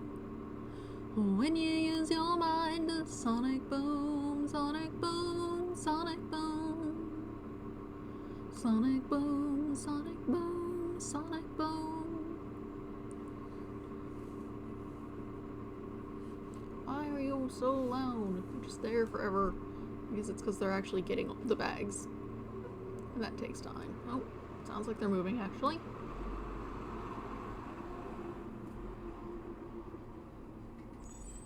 Okay. Got the window open because, you know, the weather's finally cooled off enough to turn off the air conditioners. It was straight up cold this morning. I ended up getting up late because I didn't want to get out of my blanket.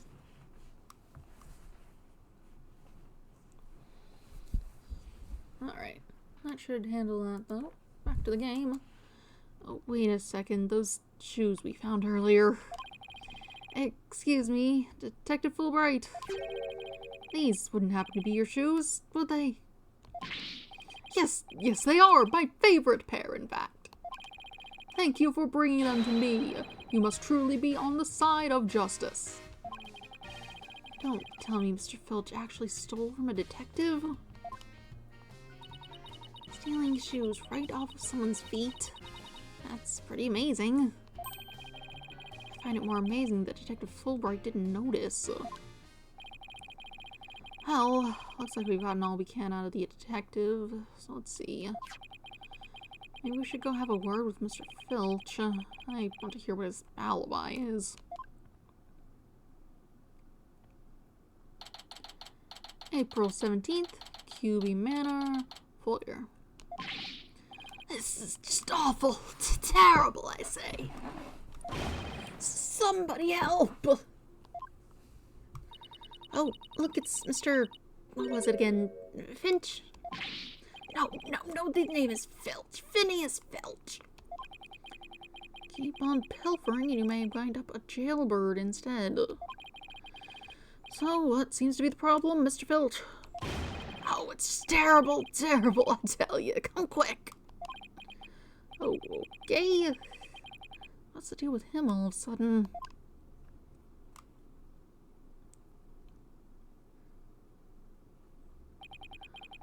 It's like some kind of mask. It's the Amazing Ninetales mask. The Amazing Ninetales.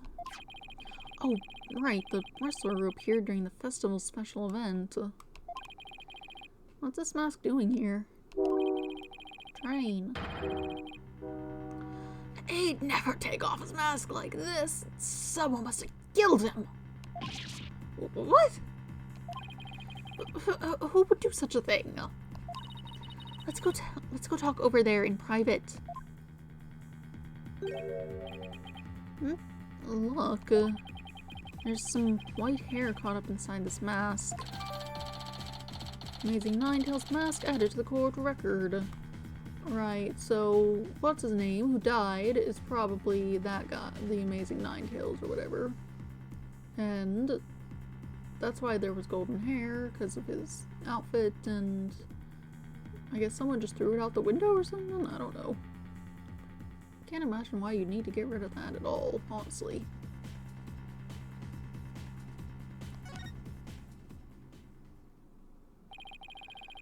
So, what makes you believe that the amazing Ninetales has been murdered? You really want to know? You're a studious one, ain't you?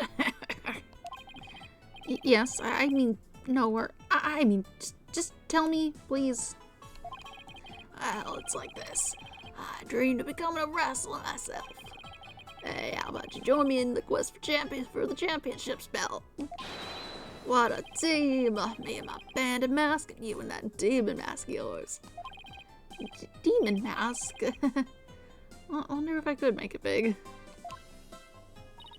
Apollo, let's save your pro wrestling debut until after the trial. Huh? Oh, no, I wasn't actually. Why did I let him pull me off topic like that?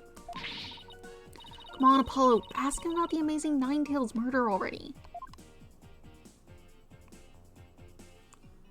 I just can't look around most rooms? That's sad. I wanted to investigate things. I wanted to look at the background. Even if nothing is there, it could be interesting. But no, I cannot. The amazing Ninetales is our village's savior, and don't you forget it. Amazing.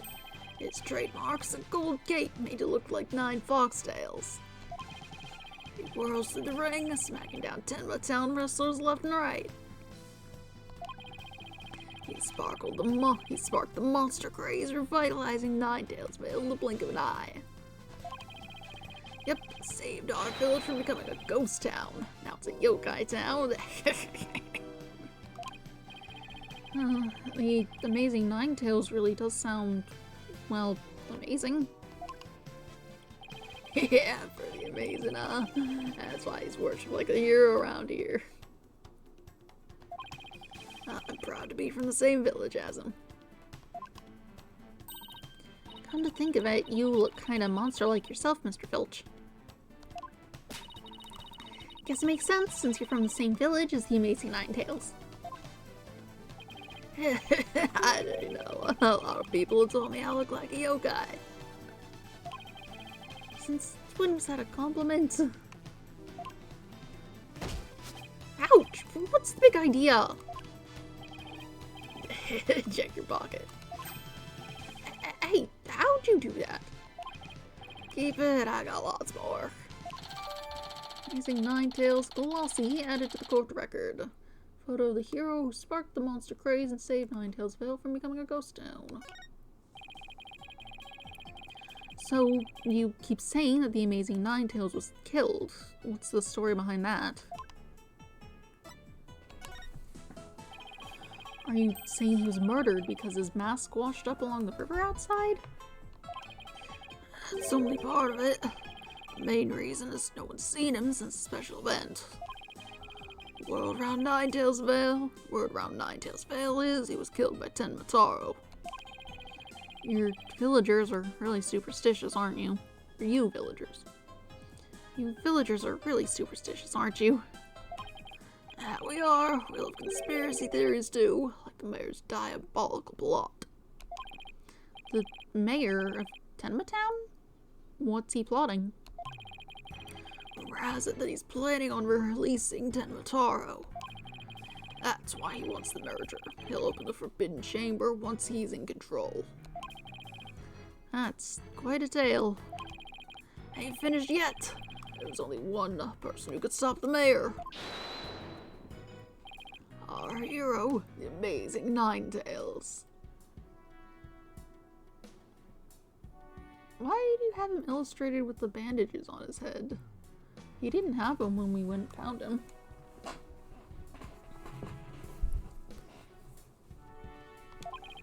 He vowed to battle the mayor of Tenma Town and stop the municipal murder. I couldn't make this stuff up if I tried. Apollo, we still have to ask him about the alderman's murder, remember? Mr. Filch, would you mind telling us what you were doing at the time of the murder? I was in the caretaker's office guarding the entrance like Mr. QB said I should. And I made double sure no one came in. I have a clear view of the foyer from where I work. He must be talking about this small room in the upper right. It definitely looks like you can keep track of the comings and goings from there. There's not like a back door somewhere. Doesn't make sense for there to be only one door to this huge place.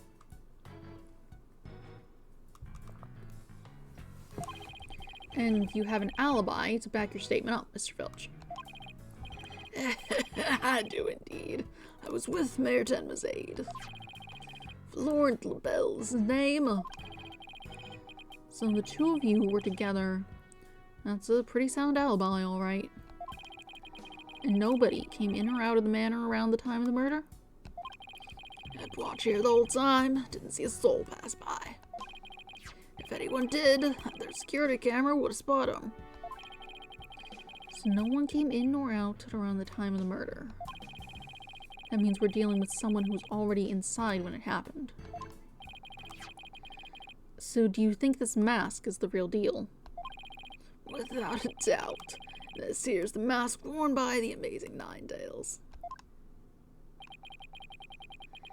What about that white hair I found inside the mask? Wait, I just thought of something. Remember the golden animal fur we found at the crime scene? Could it have come from this mask? Oh, look, there's even a spot where some fur is missing. Then this places this mask at the crime scene at some point in time. Which means... What does this mean? Someone with white hair who's linked with the murder and is against the merger. No way. Could the amazing Ninetales and the Alderman actually be... Something wrong, Apollo? You should see the look on your face. Oh, no, it's nothing. Maybe Jinxie could tell us something since she works here.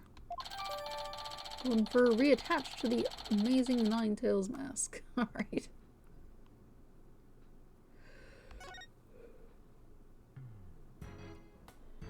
Anything else to say? Doesn't seem like it. I don't want to present you with anything. I think you'll take off with it. Where's... Jinxie might be... Where would she be? Wasn't, Trucy gonna take her back here or something? She was taking her somewhere. You should know where she is at least. No. You're here for hints. Maybe she's just in here. April 17th, Ninetales Vale, Yolkai Lane. Oh, look, there's Jinxie. Milk, cheese, yogurt, ice cream, and... Sounds like she's out grocery shopping. She must really like dairy products. A charm to make a better milkshake, and another to cure my lactose intolerance. Maybe she should just stick to soy milk. Jinxie, hey, it's me. It's the demon lawyer. Not another warding charm. Apollo, who is she? Oh, right. This is your first time meeting each other. This is Jinxie, Mayor Tenma's daughter. She was the first to discover the crime scene. Oh, so she's the one who... hello, my name's Athena Sykes. I'll be helping Apollo defend your father at his trial. Pleased to meet you. Pleased to meet you too. Where's Trucy? She went back to the office ahead of us. But don't worry, Athena and I are on the case. Oh, wait, how do I know you didn't? You didn't gobble her up alive. Relax, I didn't eat her up, and I wouldn't do such a thing in the first place. Oh, poor little Trucy. I'm about ready for some tears of frustration myself. She's quite, interesting character, huh, Apollo?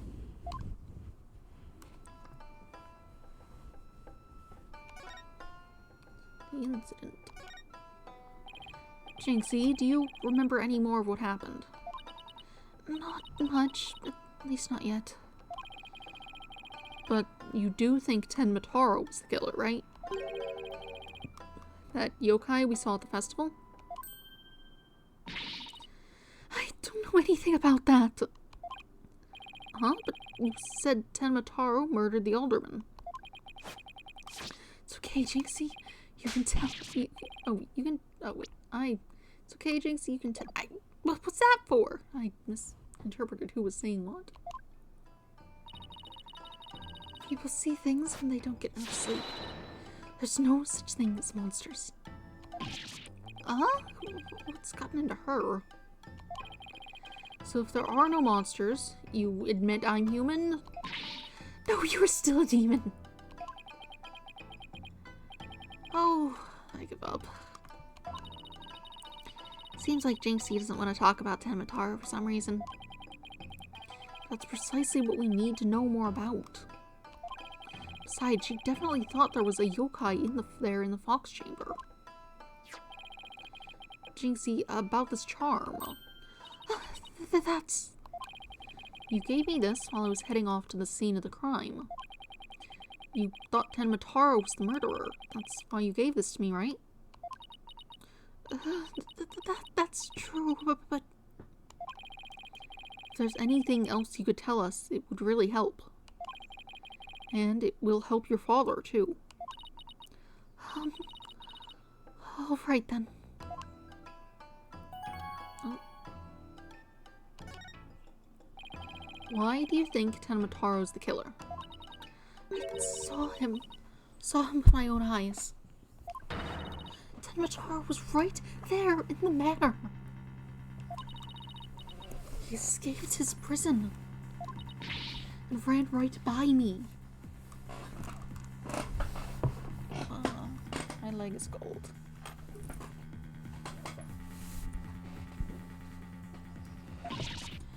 What? Jinxie, tell us everything you saw. I called the police after I stumbled onto the scene. I was just about to head back to the festival grounds when I saw Tenmataro. It was right around here. He was running right at me. I was paralyzed with fear. There was no one around to help me. Foul Beast raced right by me toward the foyer.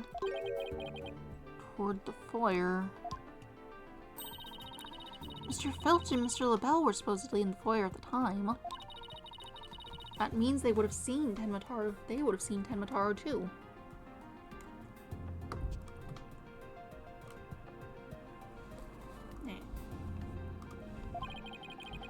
Sounds like we'd better get their statements. Considering Jinxie's mental state, her eyes could have been playing tricks on her. Apollo. Apollo. Remember the picture in this paper? Someone caught Tenmataro flying through the air. I wonder if it's the same Tenmataro Jinxie says she saw. Don't be ridiculous! Tenmataro is the killer, and he can fly too.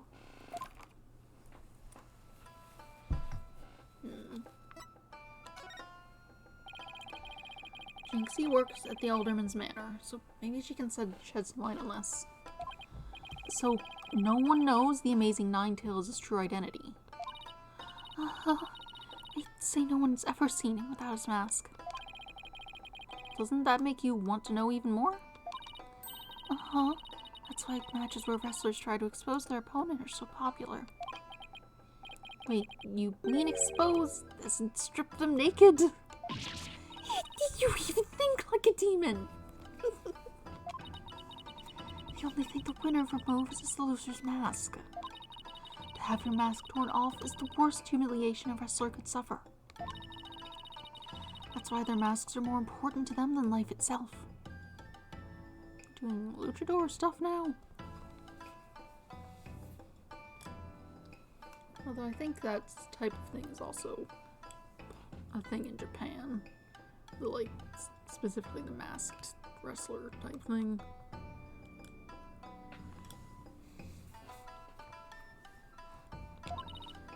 So you see, these unmasking matches are life and death battles for the wrestlers. That means this mask didn't just happen to wash up along a riverbank. There's got to be a story behind it. No one can stop the amazing Ninetales.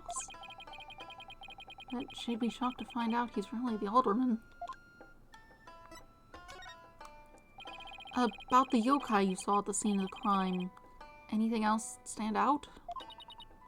Actually, I heard this strange jangly sound. A jangly sound? Can you be a little more specific? My memory's kind of fuzzy. I vaguely recall seeing Tenmataro holding a staff or something like that. Right, those like ringed staves that they make noise to ward off evil spirits or something, I think is their deal. Maybe that's what's making the strange sound. Does Tenmataro usually carry a staff?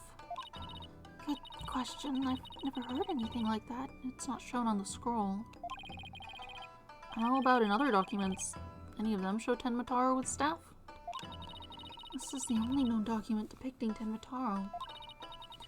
After all, those who needlessly depict the demon are forever cursed.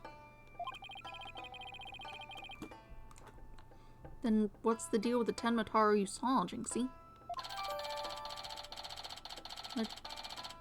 Yokai Legend Scroll updated. The sole document showing what Tenmataro looks like. It seems those who foolishly choose to depict the demon are cursed. Jinxie's statement added, "Eyewitness encountered the demon in the hallway near the crime scene. She says it fled toward the foyer." Why didn't you tell me you saw Tenmataro earlier? Actually, Mr. LaBelle told me not to tell.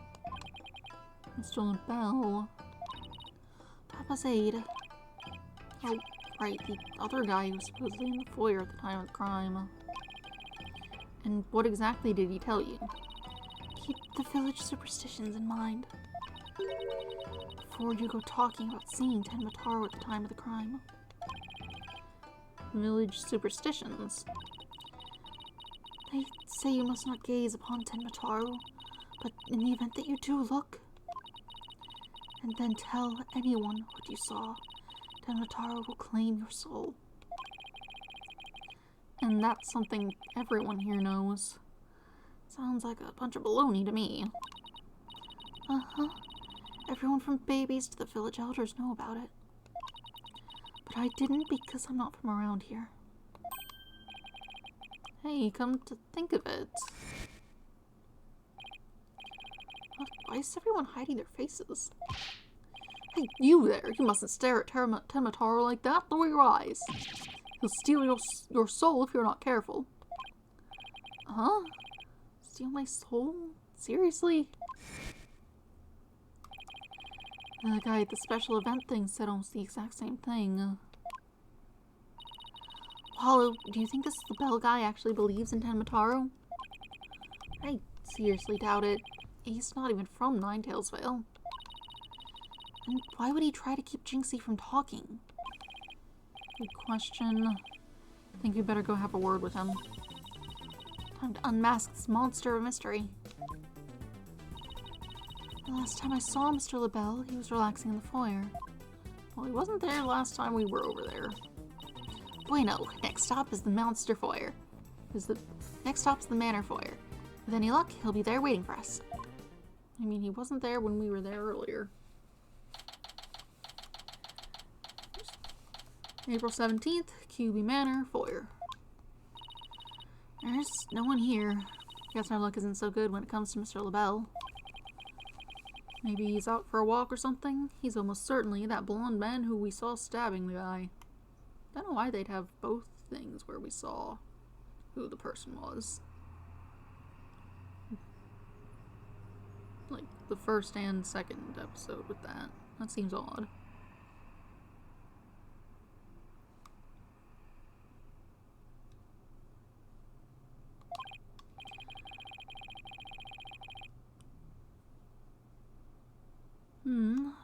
Somebody left something on the sill of the caretaker's office window.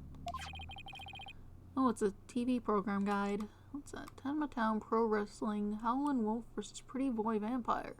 Blow by blow commentary by Timothy Twilight.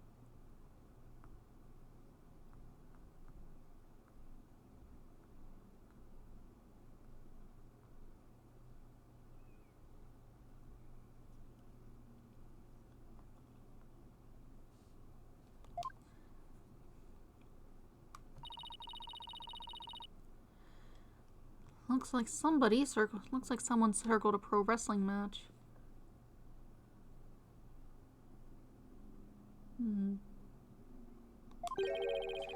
Hey, what you think you're doing?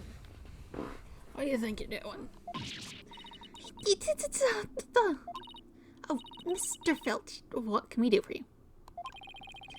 I bet she was going to scream monster, which isn't really much of a stretch.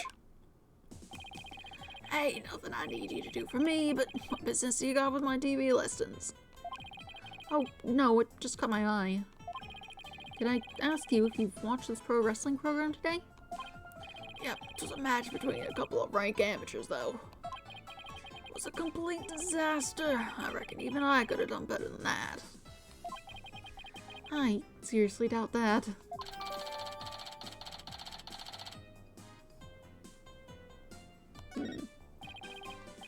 Almost forgot. There was something I wanted to ask him. Mr. Filch, did you see anything unusual around the time of the murder? For example, Tenma Taro or something like that? Oh, Tenma Taro! So you did see him? Or get to my how clean and shiny your forehead is today, Mr. Lawyer, sir. Bet you shine it up every day real purely like. Ladies must love it. Don't change the subject. And FYI, that was a seriously bad attempt at flattery. Jinxie said she saw Tenma Taro flee toward the foyer. So you must have seen him too if you were here. Yipes. Oh, I really pushed a button there. Well, did you see anything or not? Ugh. You're, something. I don't like your shoulders. Or the way your hand's moving. That is quite enough. I must ask that you not pester my friend anymore. Yipes! Forgive me for being pestered, sir. And you are... I'm Florent Lapelle. Beau divine and personal aid to Mayor Damien Tenma. I don't know if that's a French accent or if it's something else. Who knows? Beau divine. More like yokai grotesque. This place is crawling with monsters. He looks like the Joker.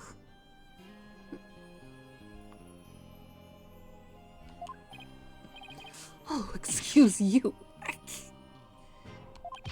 What the heck was that for? Perfume. Hate that stuff. It's just a little cologne. You know, the look of stinky sweat about you. It's from my own original brand of cosmetics called Jesus Belle. Jesus. I don't. Oh, what the heavenly said. I think you just paralyzed my olfactory receptors. I suppose such a scent would be difficult for a peasant to appreciate. I'll have you know that it is brand number 5, bonjour.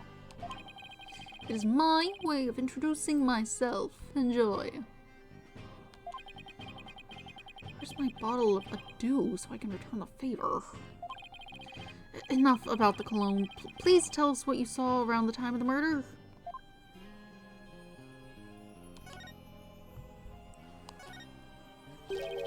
I heard you're the one who told Jinxie not to mention she saw Tenma Taro.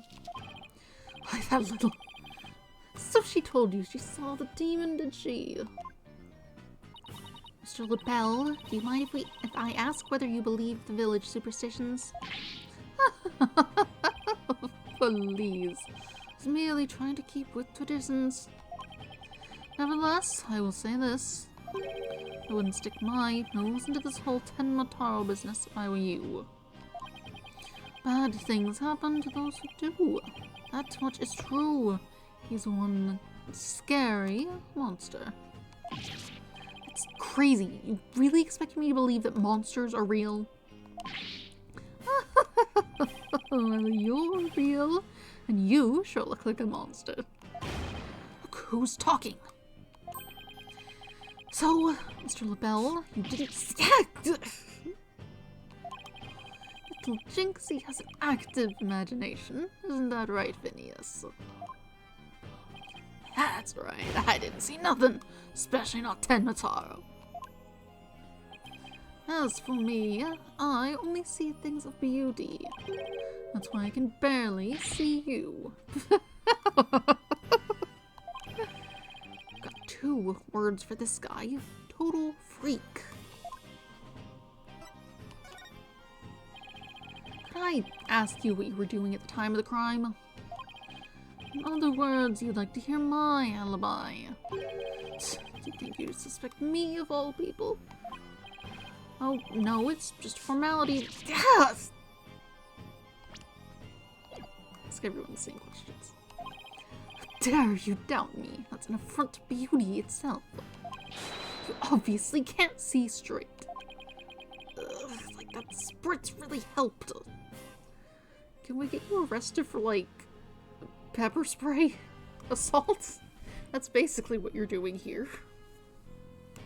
I certainly wouldn't be interpreting it much differently.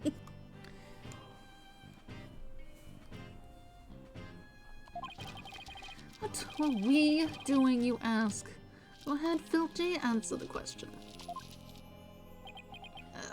At the time of the crime, we were, in this here foyer. Exactly, good answer, Filthy, good answer. Just repeating what you doubt. You said quite enough. What is with these 2? Right, now he's got me talking like that. Are we quite through here? I'm a very busy man, you know.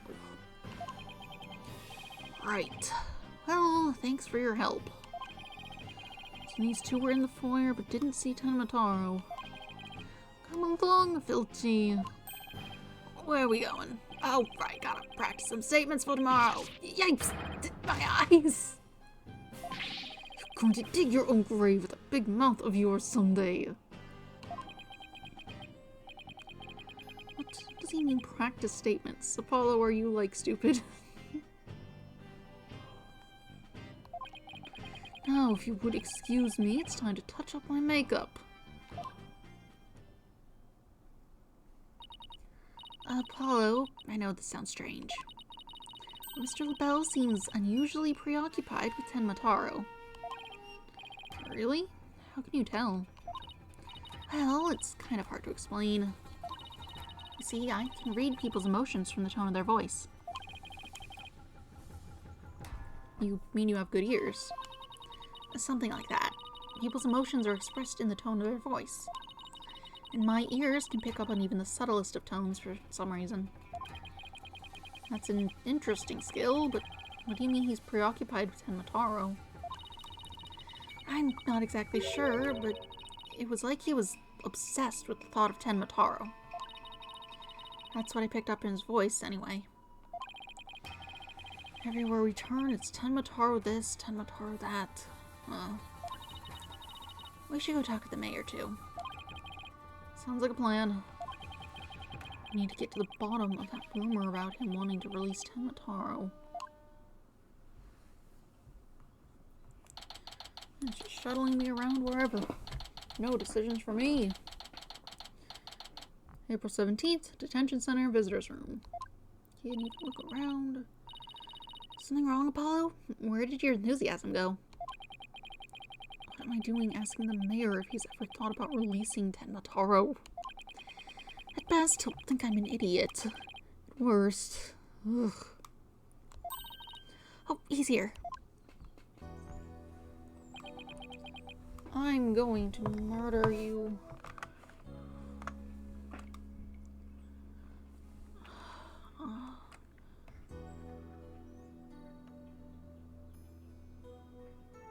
What does that even accomplish anyway? You've directed people to nothing. Where is my moderation tool? Where does it go? It's in here? No. It's in moderation. Here it is.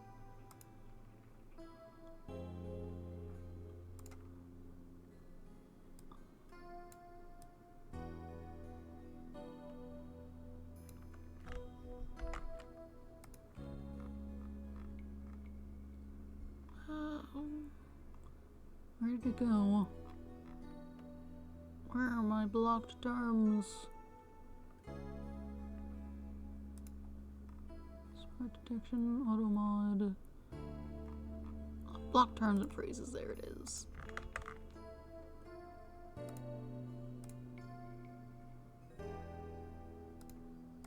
Get out of here. And also you're getting banned. Reported also. Who knows what it is you're trying to do? How do I... there it is. Oh, I need... there it is. Oh no. That. Spam. Garbage. Who even knows? It's spam.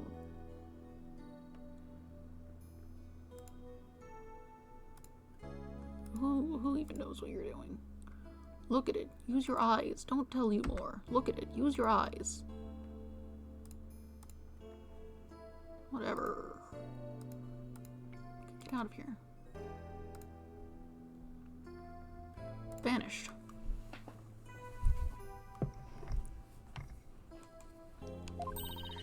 It's so nice to finally meet you. I'm Mr. Justice's partner, Athena Sykes. I'm looking forward to working with you.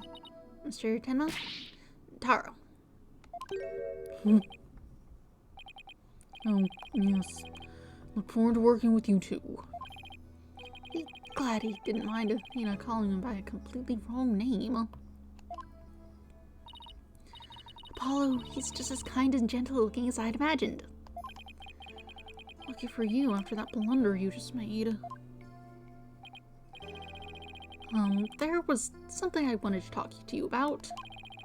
There were rumors going around about how you want to or did set Tenma Taro free. Utter nonsense. They always assume the worst of me because of the way I look. Those rumors don't have a shred of truth, I tell you. A little touchy about his appearance, isn't he? What he really needs to work on are his people skills.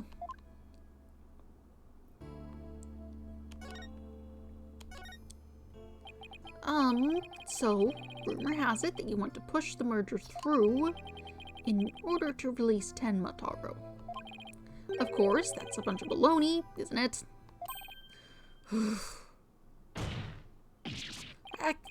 Sorry if I offended you. That's the talk around town, is it? I can see how that would make you angry. What if Jinxie's schoolmates are teasing her about this? Must break out of here at once. Tormentors must be taught a lesson. No, wait, first we have to get you a not guilty verdict. Don't try to stop me. This is about a father's duty to his darling daughter. Hold tight, sweet Jinxie. Daddy's coming to save you. Relax. We'll look out for your daughter until we can get you free. Is that so? You don't need me to go straighten things out myself. Oh boy. They'd probably call him a SWAT team if he showed up at her school. Oh, right, I ought to ask him about the reason behind the murder.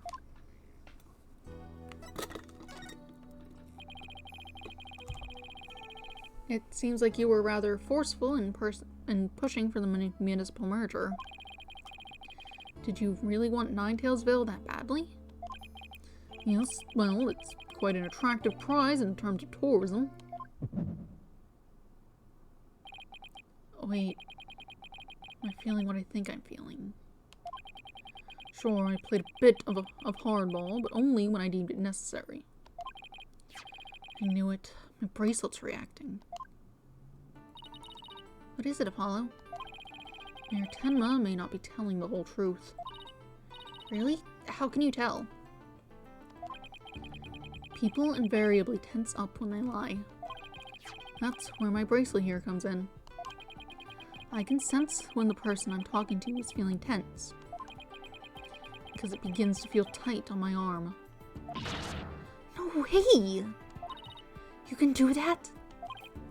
Wait, so you believe me? Just like that? Sure, each of us has our own special gifts. Oh, yeah, Athena has a gift too, her special sense of hearing. Still, what do you think the mayor is lying about? I don't know, but it's our job to find out. It's been a while since my bracelet last reacted like this. Let's see if I still remember how to do this. First, I touch my bracelet. Right, let's give it a whirl.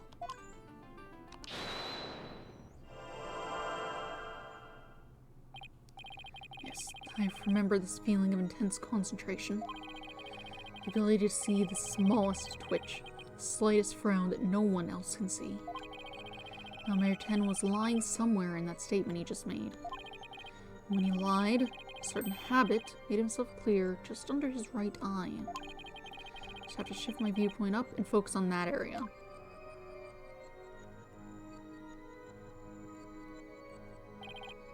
Alright, I've got him now. His nervous tell should appear when he's trying to pull the wool over my eyes. I'm gonna pore over every word he says and wait for it to appear. When it does, I'll perceive it. Swell. It's quite an attractive prize.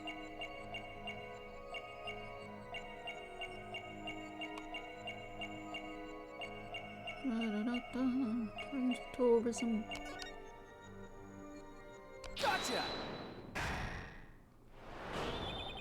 Mr. Mayor, please, you can trust us with the truth. The truth? I don't understand. When you mentioned tourism, the bottom of your right eye started twitching. What nonsense is this? So what if it did? Please, tell us more about your merger bid. More's there to tell. Why were you really seeking to merge with Ninetails Vale? I already told you. Tourism. The monster craze really revitalized the village, making it quite the prize. You really don't trust us, do you? What are you talking about?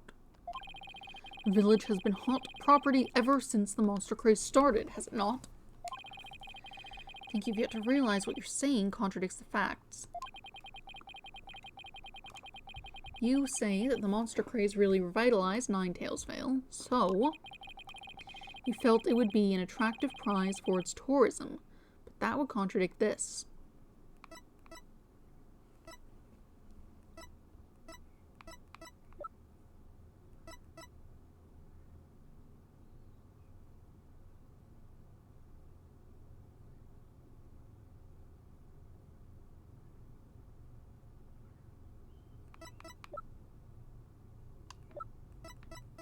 This. Take that! The monster craze in Ninetails Vale is a very recent phenomenon. It was sparked when the amazing Ninetails rose up against the municipal merger. The village was practically a ghost town before then. You see, you couldn't have possibly seen it as an attractive prize for its tourism.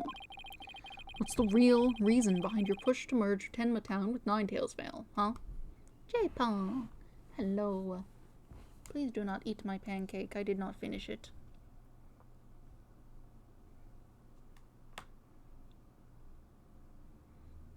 Have you stopped crying? Are you feeling better?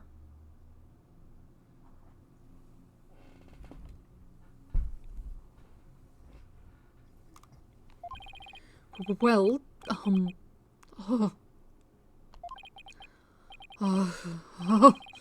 Hi, J-Pop. I'm not mad at you, don't be upset. Wait. Are you ready to tell me the truth now? Honestly, I never wanted to pursue the murder in the first place. I had no choice if I wanted to protect my darling little Jinxie. Protect her from what? I received a threat. It said either I go through with the murder or my Jinxie dies. What? How awful! Who would do such a thing? I don't know. Whoever blackmailed me must be connected to the murder. Wait, so you think the blackmailer and the killer could be one and the same? Alderman QB was immensely popular, so you have to ask, who would want him dead?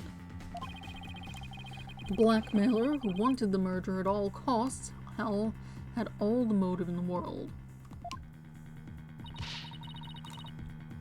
But why go from blackmail to murder? The murder protests won't disappear just because the alderman was killed. Could it be? What if there was another reason for the murder? Like what? Maybe the blackmailer discovered Alderman QB's secret identity. And his secret identity was a threat to the blackmailer's murder scheme. What do secret identities have to do with anything, Apollo? I have evidence revealing the Alderman's secret identity. Maybe it's time to use it. Dog food. Give me a minute. Oh, I have to...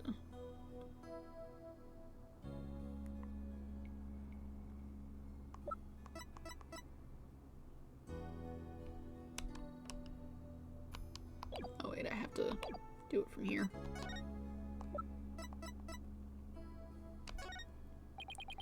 Mayor Tenma, please take a look at this, if you would. That's the amazing Ninetails' mask. What is the meaning of this? This mask was almost definitely at the crime scene. And there was some white hair inside. White hair, you say. There was but one person with white hair in the manor that day. What are you saying? You know which man I'm talking about, right? Talking about Rex QB, the amazing Ninetails himself. No way! The alderman was impossible. Wait, come to think of it, Alderman QB was a former pro wrestler. So the blackmailer turned killer when he discovered the alderman's secret. identity. Didn't I just say that? But yeah, the amazing Ninetails was a threat to the blackmailer's scheme. He opposed the merger, and as a result, single-handedly sparked the monster craze. Even so, what was the mask doing at the crime scene?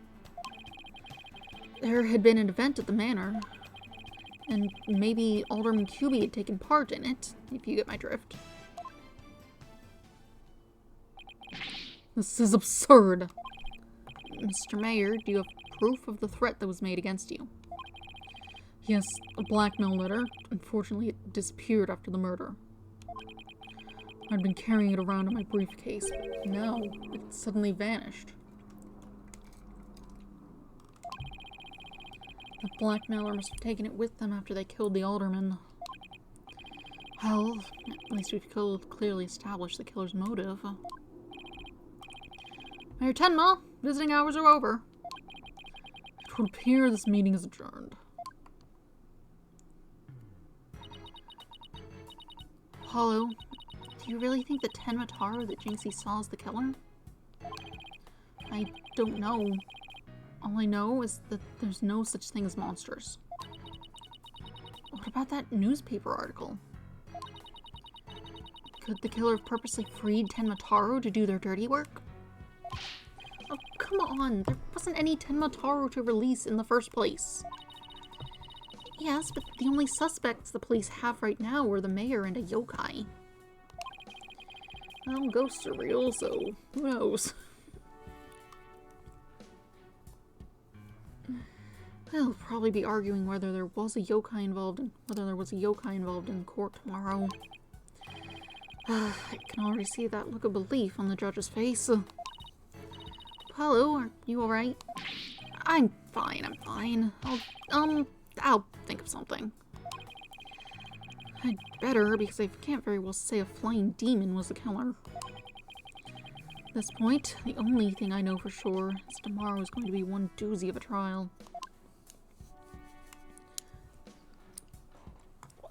To be continued. Hey. I would like to save my progress, yes. And I will be back in a bit. The alarm to feed the dog went off a bit ago. And also I need to refill my water. Fed the cats earlier because they were sad. So they don't need fed right now. So I will go feed the dog and I will be back. Refill my water.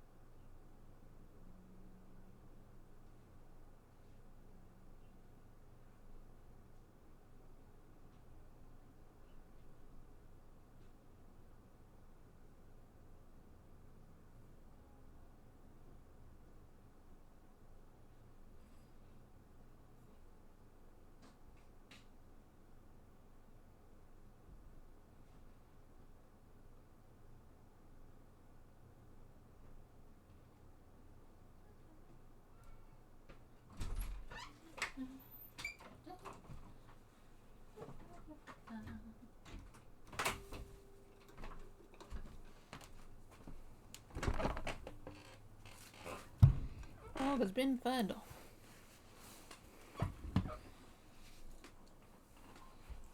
J-Paw continued to be sad and stand near his water. I don't know what he wants. Now he's meowing again. His water bowl is full and it is clean. And I don't know why he's sad. Meow.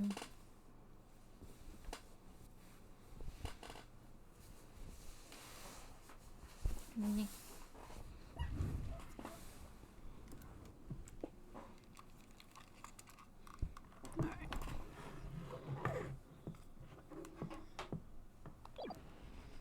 Continue on to the next chapter. Yes.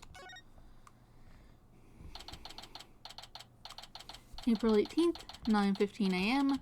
District Court. Defendant. Lobby. Number 3. Meow. J-Paw, what is it? J-Paw, come here. Meow, I hear you. Come on.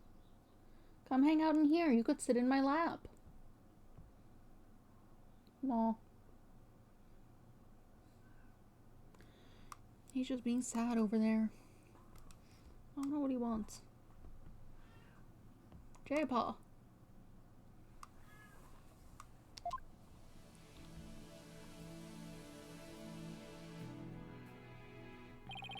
You okay, Athena? You've been really antsy ever since we got here. I'm just excited. This is my first real court case after all. Yeah, real ball of excitement she is. I know just what she needs. Athena! Did you ever learn about indoor and outdoor voices? I'm just trying to show you the best way to relieve your pre-trial jitters. By scaring the daylights out of me. No, I find that shouting, "I'm fine," in a loud voice really relieves stress. It's part of my Cords of Steel voice workout, and a must. J-Paw, now I can't see. Glad you've come out here to go sit in the window, apparently. And a must before every trial. You want me to shout here? That's right, here. I'll go first, and then you try. I'm Apollo Justice, and I'm fine. Alright, I'm Athena Sykes. And I'm fine.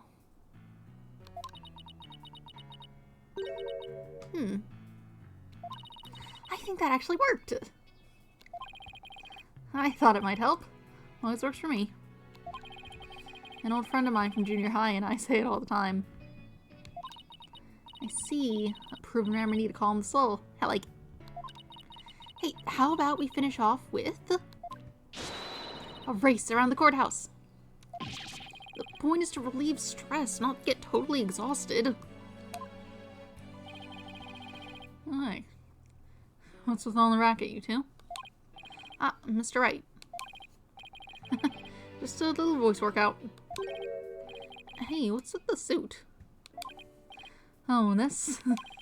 I was thinking about getting my attorney's badge back, that's all. That's all? That's huge news. Why now? I have a feeling I'll be needed in the courtroom again sometime soon. But we can talk about that another time. No fair. Inquiring minds want to know. But, wow. I'm so used to him in his usual laid-back clothes.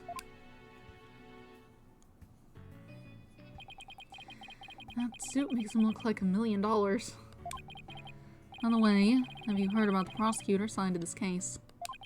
Yeah, he's serving time, but before that he was a prosecutor.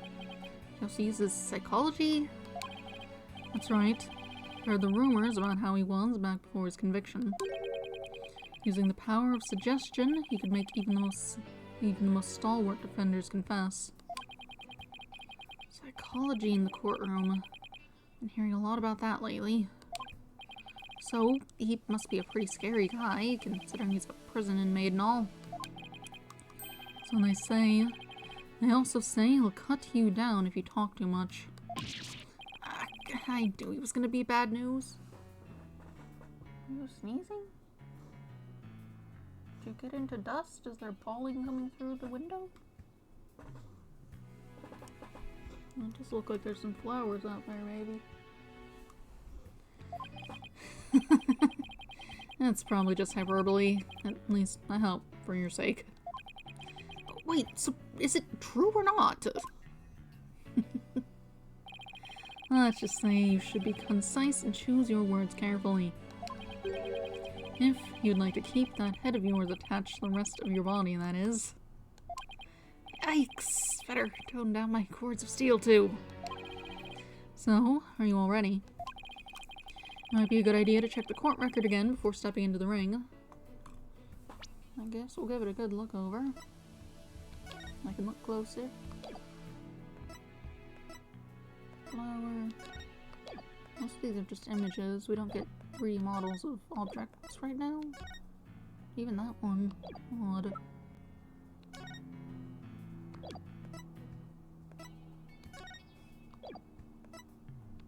And this is just staff like implement jingled.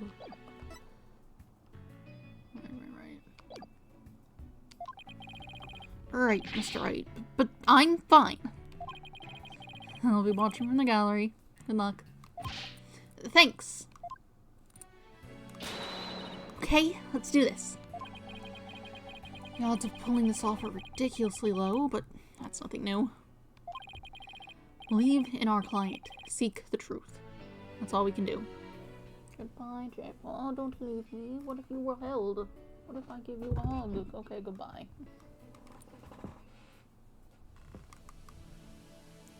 Are you, like, cold? Is that the problem? It's a bit chilly with the windows open, but it's not that bad. But his fur was cold, but he was also right at the window.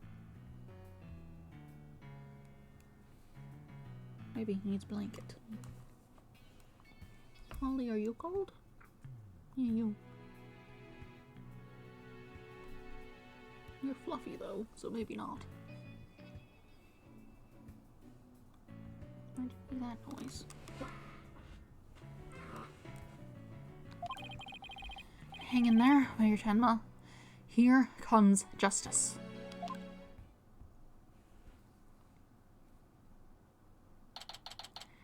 April 18th, 9:30 a.m. District Court, courtroom number 4.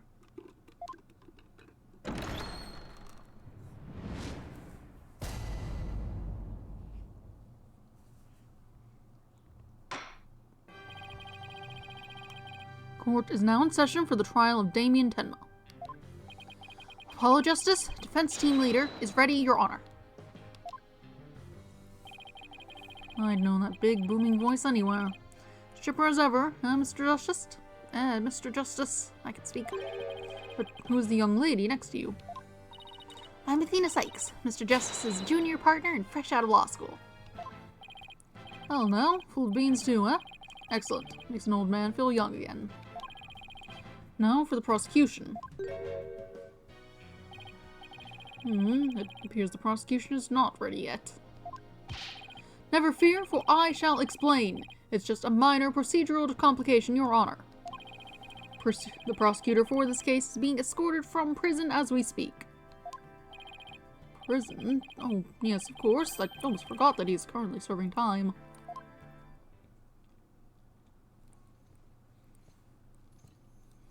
Nice animated adjustment. Yep, Prosecutor Blackwell's an inmate.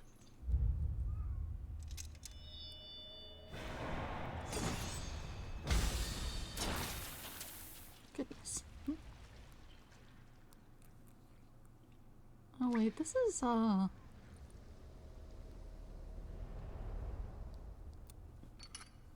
that thing from earlier? But even a convicted murderer still got a job to do and duties to perform.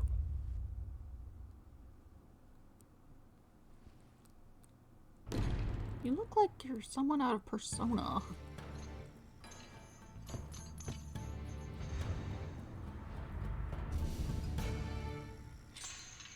There's definitely a character I'm thinking of who looks like that, but isn't this guy. Specifically with the white hair hat like that.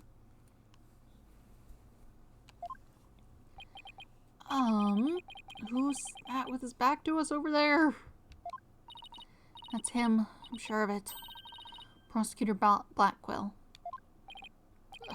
Is the prosecution ready?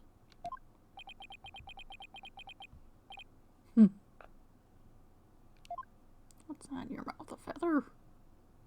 It is. Well, I guess it's the feather quill sort type thing. Hi, J-Paw. Can you make up your mind of where you want to be?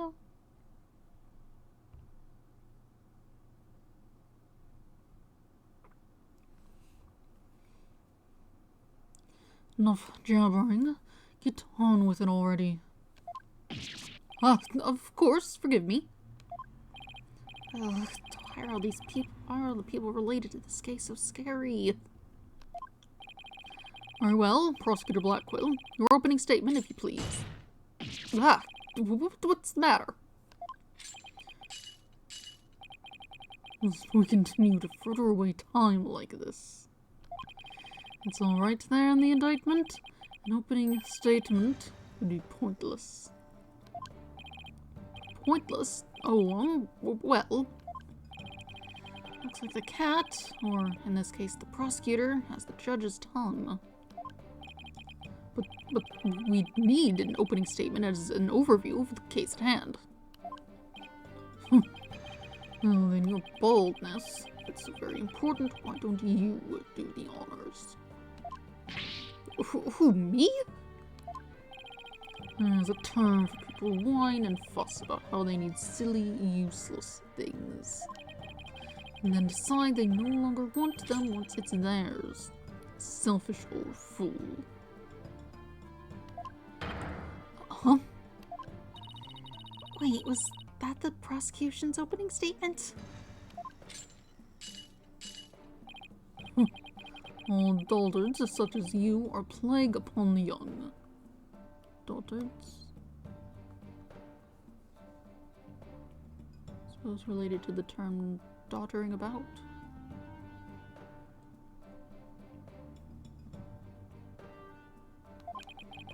I pity you, your poor grandchildren. Or was it great-grandchildren? All these years, I thought the opening statement was a prosecutor's job. I suppose I could give it a try. Might be a nice change of pace. What? You actually fell for that? That must have been the power of suggestion that Mr. Wright was talking about. The opening statement, huh? Let's see here. The victim was one Rex Cuby, alderman of Ninetails Vale. And the defendant, Damien Tenma, mayor of Tenma Town, is accused of his murder. Why, Purtell was the mayor arrested?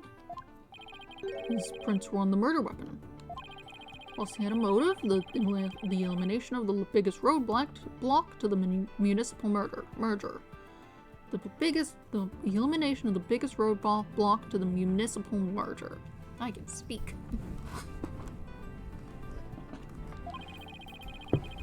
The caretaker and the secretary, other potential suspects, both have alibis. And his daughter, who was also in the vicinity at the time of the incident, has no motive. So in a nutshell, I'd have to say the charges against the defendant are incontrovertible. Bravo, your baldness. Your years of experience shine bright like your head. Oh, flattery will get you everywhere. He's playing Simon Says with the judge. Moving right along now, let's hear from our first witness for today, Detective Fulbright.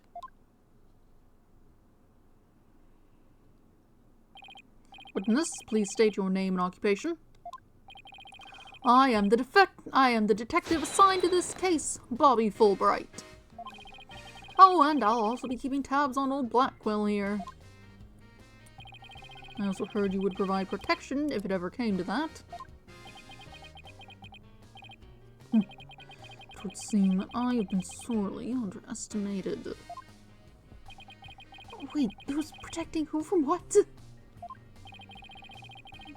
Bit wall-eyed there. Still, I didn't quite read that. I sort of thought I would have a second. What did he say? Still, I believe that anyone can turn their life around, even old Blackquill here. Fulbright. Save your platitudes for funerals. Get on with your statement. Ha ha ha ha! That's the spirit. Justice must be swift and true. I see it in your eyes.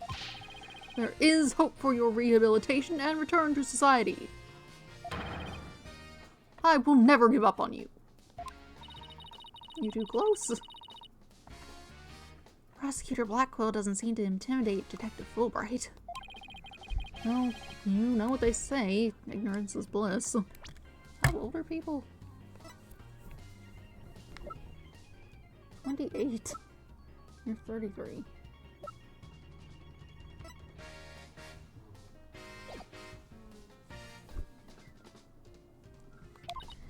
Oh, so that's why Detective Fulbright was assigned to Blackquill. He's so oblivious. Now, let's have your first statement, Detective Fulbright. You got it, but first I'd like to say to the defense that justice will ultimately prevail.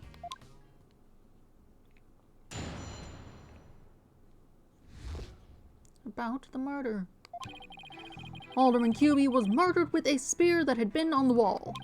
The fingerprints of the defendant, Damien Tenma, were found on the murder weapon. At the time, Alderman Cubey was asleep from a drug he unwittingly ingested. Mayor Tenma attacked his helpless victim, impaling him like a human shish kebab. But the sudden pain jolted the victim awake, and he grabbed a statue and struck back. Alderman Cubey had been slipped some kind of sleep-inducing drug. That's right, the accused was scared because the alderman was a former pro wrestler. So he slipped him a drug to make sure he'd be out cold and defenseless. Here's the autopsy report to prove it. Cause of death: stabbed with a spear. Estimated time of death around 3:20 p.m. The victim had been in a drug-induced slumber. And the victim managed to attack his attacker despite being impaled by a spear. Hi, J. Paul. Can you, make a decision? Maybe stop sitting in the window if you're going to be cold. Just be somewhere else.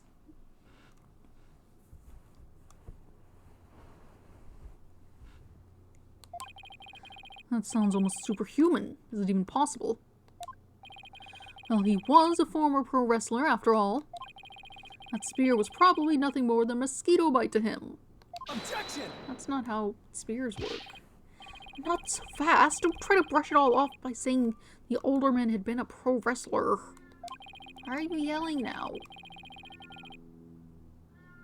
J-Paw. Meh. Do you really expect us to believe he could fight back after being skewered by a spear? Never heard of the incredible feats of which man is capable in a pinch, have you? Like the samurai of yore, wrestlers can battle through intense pain. It sharpens their senses. I used to talk about it with a former wrestler I met in the clink. I don't know. It still sounds a little far-fetched. Does it now? Perhaps we should test the theory on you with the edge of my blade. I didn't sign up for this. Some of his expressions are really off. He looks ghoulish here.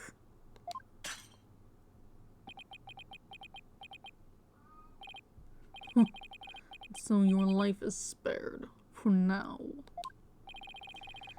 Please let those shackles be made of titanium. I don't want to die. My investigations are as thorough as they are foolproof, or my name isn't Fulbright. I vow to resign immediately if I ever make a false arrest. The accused prints were on the weapon, and he's the one person without an alibi. Quite decisive evidence, wouldn't you agree, your baldness? The defendant is sounding guiltier by the minute. Yes, the judge leaning toward a guilty verdict, and the trial's just barely begun. What's more, curious rumor about the accused is making the rounds. If you say he seeks the merger for the purpose of freeing Tenma Taro from his imprisonment. Truth be told, I can think of no real reason to show interest in that backwards burg. Perhaps he's a complete nutter and really does seek to release an imaginary demon. Either way, he's raving mad and more than capable of murdering the alderman. That mayor's a strange one, alright. I heard he went to a blood drive, and instead of donating, he tried to make a withdrawal. Order, there will be no gossiping in my court. Your baldness. Please take a gander at those charms plastered around his cranium. I hear they're meant to keep him safe from possession by the demon Tenma Taro. Is he just... Because the detective was there, and now he's there. Where is he? And again...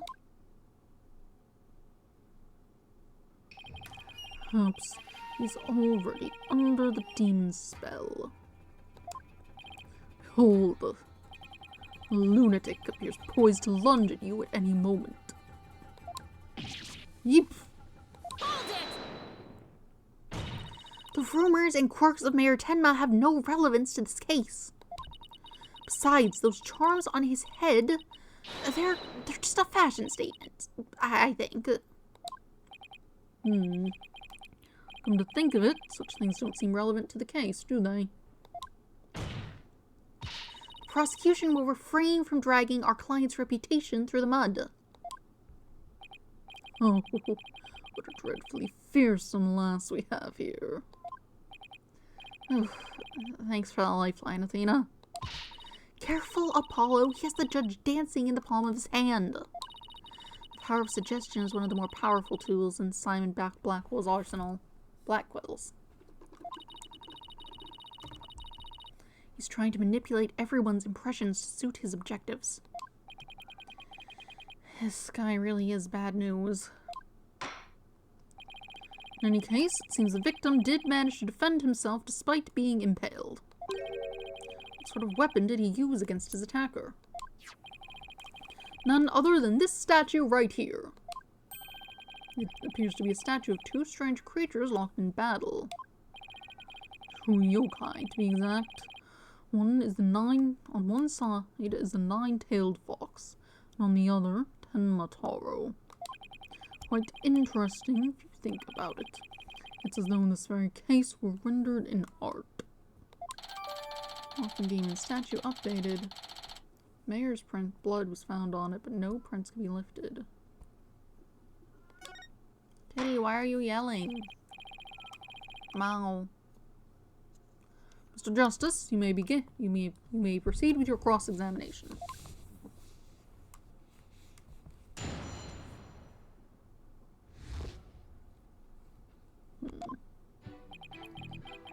Alderman Cubey was murdered with a spear that had been on the wall. Hold it! So those weapons on the wall of the Fox Chamber, I presume those are real. Don't you think keeping your weapons around like that is rather dangerous? No matter what he collected, the alderman insisted it be the real deal. For instance, he had a real demon's club in his possession. Apparently, one of his ancestors claimed it after defeating a demon in battle. What? That's gotta be an old wives' tale. Ha ha ha ha ha! The older man had pure, unadulterated justice flowing in his veins. Whatever he did it right. We've lost a real champion of justice in his death. Nothing but claptrap and balderdash, if you ask me. Stop your bleating and tell us about the weapon. Your wish is my command. The fingerprints of the defendant, Damien Tenma, were found on the murder weapon. Hold it! It doesn't make sense if you think about it. Prints could be easily wiped off. You do have a point there. I'd venture to say he did not wipe off the prints because he could not. What do you mean?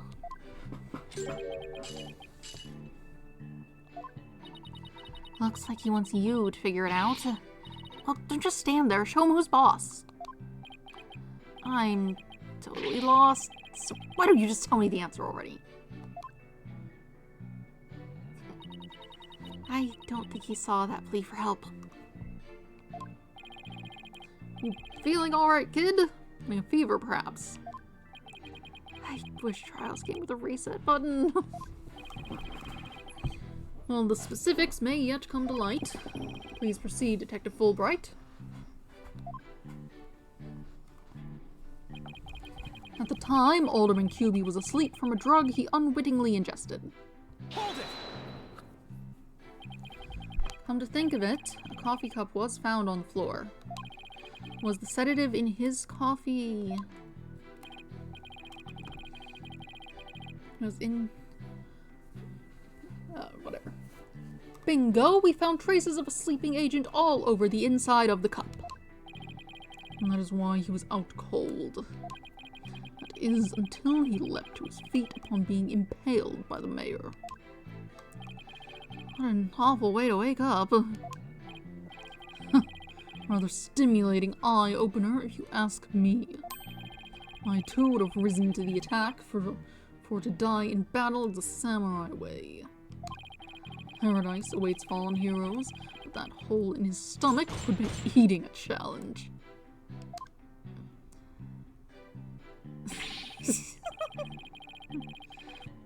Prosecutor Blackquill, please!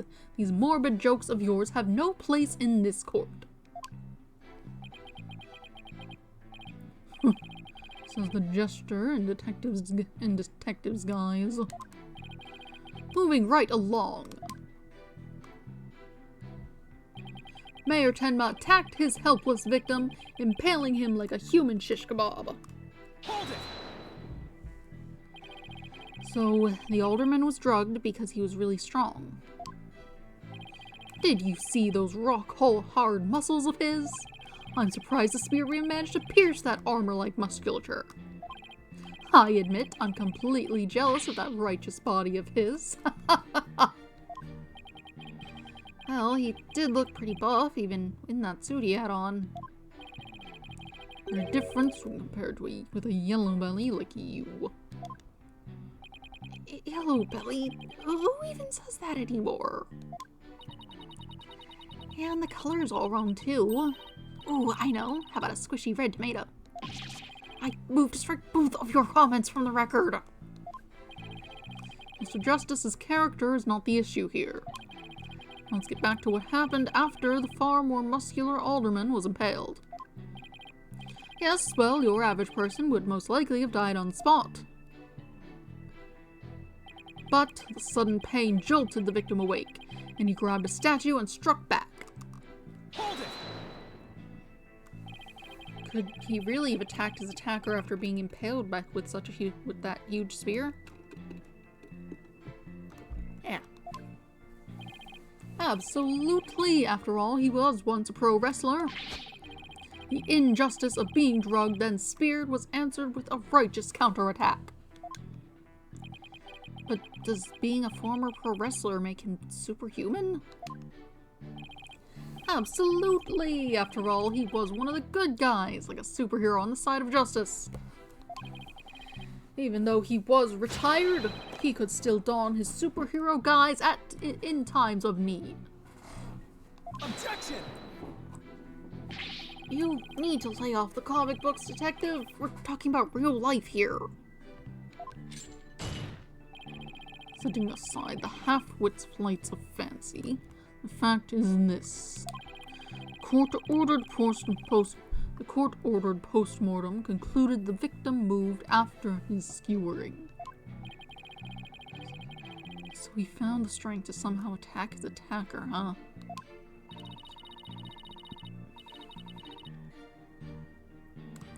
Detective Fulbright's testimony sounds all airtight. No wonder he's so confident. No, he only thinks it's airtight. It's up to us to poke some holes in it. That part about the alderman fighting back sounds like a big hole waiting to be poked.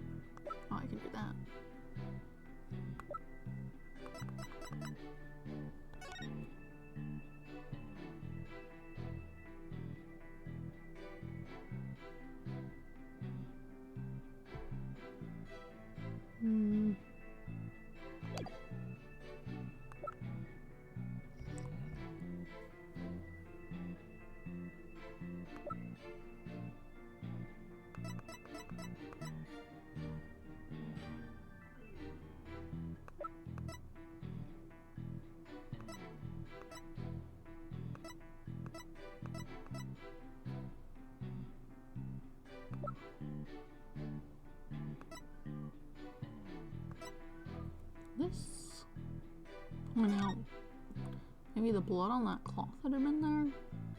But the cloth itself hadn't been added to the Objection! that didn't work. Consider the evidence. There's obviously something wrong with that statement. Oh, there's no bounds. Shocking, really. What's that supposed to mean? You stand there brazenly objecting to perfectly factual statements. One does not see such shameless behavior that often. Penalty for a shameless attorney. Oh, no. Looks like Blackwell's turning the judge against me.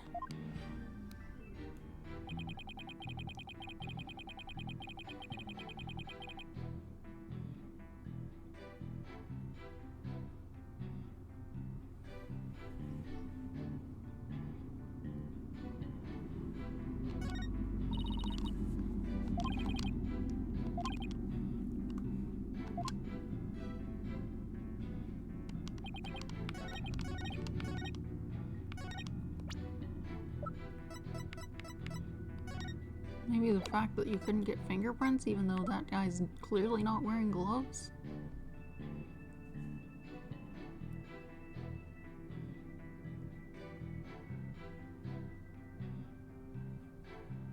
I don't really have anything else that'd be relevant in this, I think.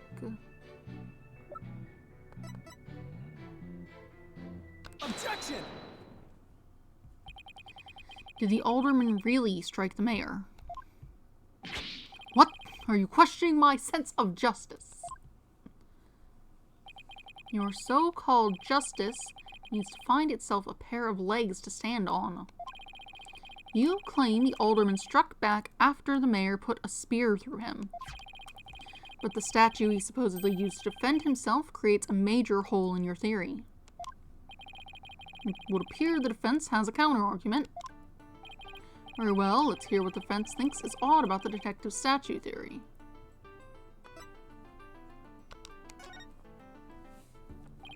There are no fingerprints on the supposedly crucial piece of evidence. And if you look at the crime scene photo, you'll notice that the alderman isn't wearing gloves. Yes, I believe he is quite gloveless indeed. If he touched the statue with his bare hands, he should have left some fingerprints. Detective Fulbright, you did take that into account during your investigation, didn't you? This can't be happening. Did I arrest the wrong man?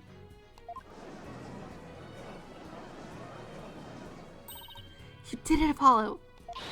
You knocked Detective Fulbright off his high horse. Well, it's just 1 point in our favor. Who do you suppose clubbed the mayor if it wasn't the alderman? Well, if it wasn't the alderman, that means someone else must have clubbed the mayor. You mean there was a third party there in the Fox chamber? Exactly. And this could be the big break we've been looking for. There does seem to be a hole in the prosecution's argument. Prosecutor Blackwell, would you care to respond to the defense's assertion? The least you could do is look at me while being dismissive. Your mind is as dull as an unhoned blade, Justice Dono. Justice Dono? He's been watching too many samurai flicks. It will take far more than that to cut down Simon Blackwell.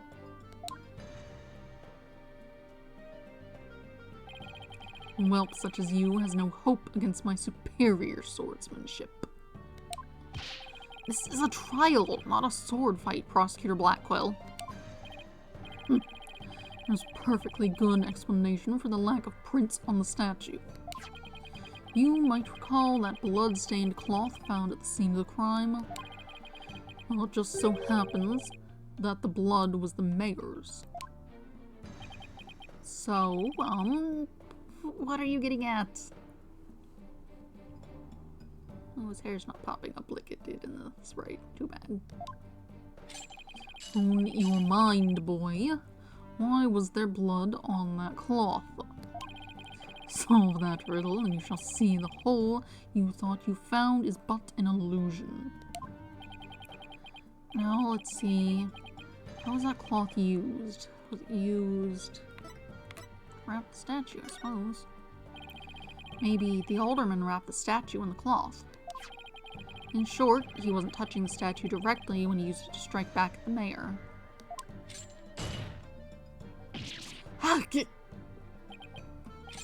Precisely. Believe for you, boy. Oh, it was nothing. Apollo, don't let him start manipulating you, too. You just closed the hole for the prosecution. I did. I did. Right. That a statue wrapped in cloth would leave no fingerprints is as plain as day. But this also proves there are no holes in our theory of aldermen striking back. The alderman, whatever. Oops. Fox and Demon statue updated in court record. Cloth, 2 pages. What does that mean? 2 pages. Let me see how dull your mind is. What do you mean 2 pages? Oh, like this. I see.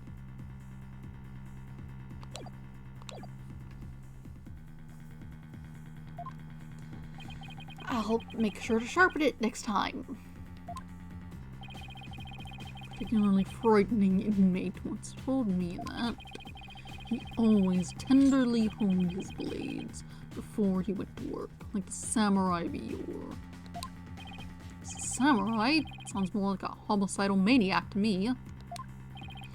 Actually, he was working in the prison kitchen at the time. Wait, so the inmate was a murdering samurai prison chef? It seems that the victim and his killer were the only ones there after all. I was kinda attached to that hole. Now what? Apollo, I just thought of something.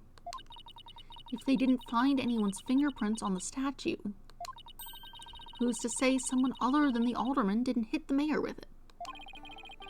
Why didn't I think of that? Anyone could have not left prints on it. And who, pray tell, struck the mayor with the statue? Please illuminate us with your wisdom, young lady. There's only one answer. The real killer. Prove the existence of this real killer, then. What evidence have you? Oh, I'll give you evidence, all right. Athena, are you sure about this? To borrow your words, Apollo, I'm fine. Take a look at this. Black feathers and tracks allegedly from a yokai were found at the scene. I believe they're from the third party who struck the mayor with the statue. Yeah, I mean, those had to get there somehow. The defense actually suggesting some sort of monster killed that alderman. That's exactly what I'm suggesting. Objection! No.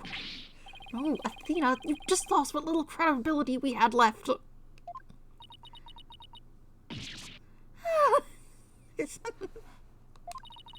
Sorry, I guess I got carried away. Mr. Justice, we've no time to deal with objections between members of the defense. Sorry, Your Honor. It's just this kid still, well, a kid. Ouch. Me? I'm reporting this to Mr. Wright. So, is this court to believe the feathers and tracks are from a yokai, as you put it? No, Your Honor. I believe they are a fabrication. The real killer wants us to believe some sort of monster murdered the alderman. Interesting. Why do you suppose the killer would do that? Why indeed? Mr. Justice, you seem as new to this as your partner is. Ouch. I'm not reporting to Mr. Wright. I mean, he's there. He's in the audience, is he not? He said he was going to watch.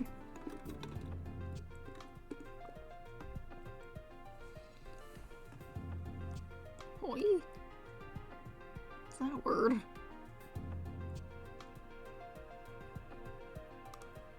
Hoy, Fulbright. Explain to his baldness what these brats are missing.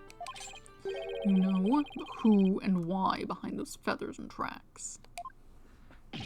Oh, you mean you could explain all that? Our investigative prowess is without equal. I'm starting to think I chose the wrong profession. Very well, let's hear about these so-called yokai feathers and tracks.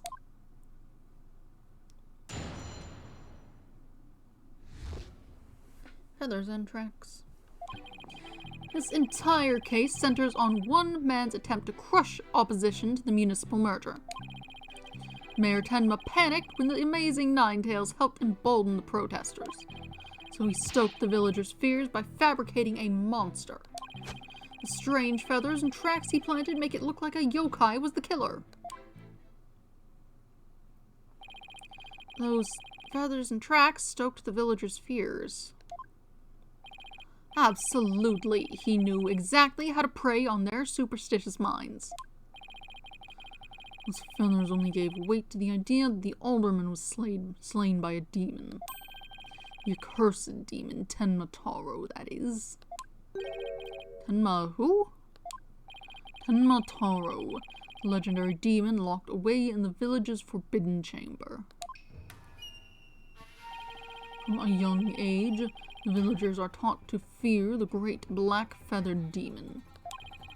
And thus, were blinded to the other, more plausible explanations. Hold it! Hold on for a second. Before we start letting our imaginations run wild, isn't there someone else that could be considered a suspect? Mr. Justice, please explain yourself. On the day of the incident, there was a special event held at QB Manor. And as part of this event, there was someone dressed in the likeness of Tenmataro. Obviously, this person is a much more likely suspect than any legendary demon. Objection! Tullard, you are playing right into the killer's mind games. What? Listen here. The feathers and tracks were merely red herrings. The villagers believe the murder to be the work of the real Tenmataro. However, the police believe that the person in the Tenmataro suit is the killer. Ah! The defendant sought to sow this confusion in order to deflect blame away from himself. However, he was knocked unconscious by the alderman, and thus our mentally deficient mayor was caught red-handed at the scene of the crime. Objection! He couldn't have left tracks in blood if he was unconscious. Feathers or whatever, they can be dropped. Do you honestly believe Mayor Tenma would do something so stupid? Objection! The evidence speaks for itself. Fool Wright! Right, it was the mayor's last-ditch effort to stop the opposition before things got crazy. The amazing Ninetails was fueling both the yokai craze and the anti-merger movement. Plus, he's one of the better-known masked wrestlers and the hometown favorite. That's why the mayor panicked and set out on the path of injustice. Do the people of Ninetails Vale really believe a yokai is behind the crime? Yokai sightings are an everyday event there, so I wouldn't be surprised if they did. I must say, a crime that preys upon innocent, impressionable minds. Just so, particularly silver-tongued inmate once had the following words for me. The innocent of heart are the easiest to prey. You don't say. Was this inmate a con artist? No. He was framed for the murder of his beloved. I actually felt sorry for the poor chap. Wait, so he wasn't the predator, but rather the prey? Yes, well... Now then, the defense may proceed with their cross-examination.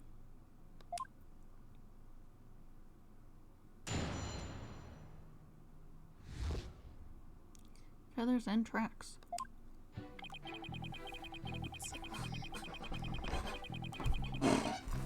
Okay. This entire case centers on one man's attempt to crush opposition to the municipal merger. Hold it! Detective Fulbright, is the anti-merger movement really that strong? Oh, absolutely. They parade around in yokai costumes shouting "Down with Mayor Tenma." And just the other day, they stormed Tenma City Hall claiming it was a den of vipers. When the accused showed his face, the angry mob scattered like leaves upon an autumn wind. You see, lonely yokai are no match for Tenma Taro, the dark lord of their kind. Wait, are the villagers scared of Mayor Tenma or Tenma Taro? I'm confused. I think he means Mayor Tenma. It's easy to get the wrong impression about the guy. Detective Fulbright, why do you suppose the defendant would commit such an act? Mayor Tenma panicked when the amazing Ninetales helped embolden the protesters. Hold it! The amazing Ninetales, no one knows his true identity, right? That's right. And he was a lone wolf, or in other words, he didn't belong to a wrestling federation. He appeared like a shooting star, defeating one Tenma Town wrestler after another. Hi, J-Ball. You keep going in the window. Isn't it cold in the window? Do you need to be in there? What if you sat somewhere else? There he goes. Before anyone knew it, he was champion. The samurai of yore, surrounded thick with enemies, he cut them down one by one. It was a complete and utter loss of face for Tenma Town Pro Wrestling. He was amazing! If ever there was a real superhero, it would be him. I dream of becoming a true champion of justice just like him someday. I bet Detective Fulbright would be a great pro wrestler. He could even team up with Prosecutor Blackwell. A police detective and a prisoner in chains. You know, I think people would actually pay to see that. I know I would. Oh, so you do understand the greatness that is the amazing Ninetales. So he stoked the villagers' fears by fabricating a monster. Hold it! Did the murder and yokai evidence really stoke the villagers' fears? Absolutely, it had an immediate effect. The presumed return of the dreaded Tenma Taro has them shaking in their boots. Oh my, it's really that bad. Superstitious lot. It's as if Jack the Ripper had been set loose in their village. The mere thought of that demon lurking about is enough to spark a mass exodus. I see. That's a very persuasive argument. The mere thought of his honor buying into Simon the Psycho Slasher's words makes me want to spark my own exodus out of the courtroom right about now. So, you see, there can be only one reason why anyone would plant those feathers and tracks. The strange feathers and tracks he planted made it look like a yokai was the killer. Hold it! But it doesn't add up. If what you say is true, why top it off with murder? What do you mean? You claim that our client planted the yokai evidence to stoke the villagers' fears. If so, then why not stop there? Why murder Alderman Cuby? Excellent point. It is, isn't it? So your honor agrees there was no reason for the murder, correct? Objection! Oh, you have a different voice than I thought you would. Perhaps the killing was on the spur of the moment. You're saying it wasn't premeditated. From the outset, I had no intention of paying heed to any of your babble. However, the fact is, the mayor made a startling discovery. A startling discovery? Why don't I like the sound of that? Alderman QB's secret identity. Apollo, I think Prosecutor Blackwell has figured out the Alderman's secret identity. But even if he has, why would it be a motive for the mayor to commit murder? This is not good. This patch of fur was discovered at the crime scene. It's from the mask worn by the amazing Ninetales. Didn't we steal that? Don't we have both of those things in our possession? Therefore, we can conclude that this mask was at the crime scene. Oh my, but why would it have been there? The victim was a former pro wrestler and a member of the anti-merger movement. Need I say more? Well, could it really be? Her boldness has had an epiphany. Let's see, I can speak. Our victim, Rex QB, was the amazing Ninetales. And the mayor's discovery of this fact was his motive for murder. No!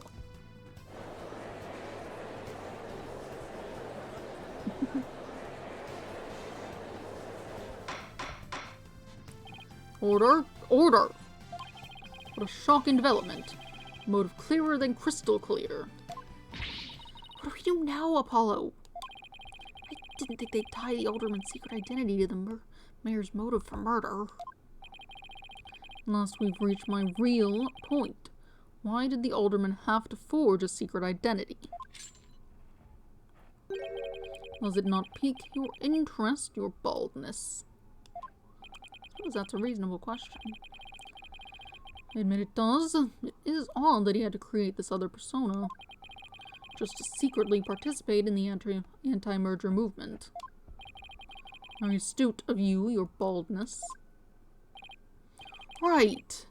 Right. Now, take a look at this. If you value your dearest life, you will merge Ninetales Vale with Tenma Town. Do not tell anyone about this threat. If you do, consider your dearest as good as dead.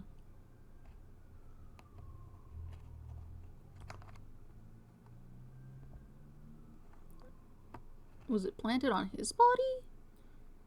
Did they both get things? This blackmail letter was found in Alderman QB's pocket. What? At present, the Alderman's wife is in the hospital. And that letter is clear evidence the mayor was blackmailing him by threatening her life. Wait, didn't the blackmail letter sent to Mayor Tenma go missing? Right after the Alderman's murder. I think maybe the killer took the letter from the mayor after the murder, planted it into the Alderman's pocket. It's possible, but we don't have any proof that that's what happened. Talk about being up the creek without a paddle.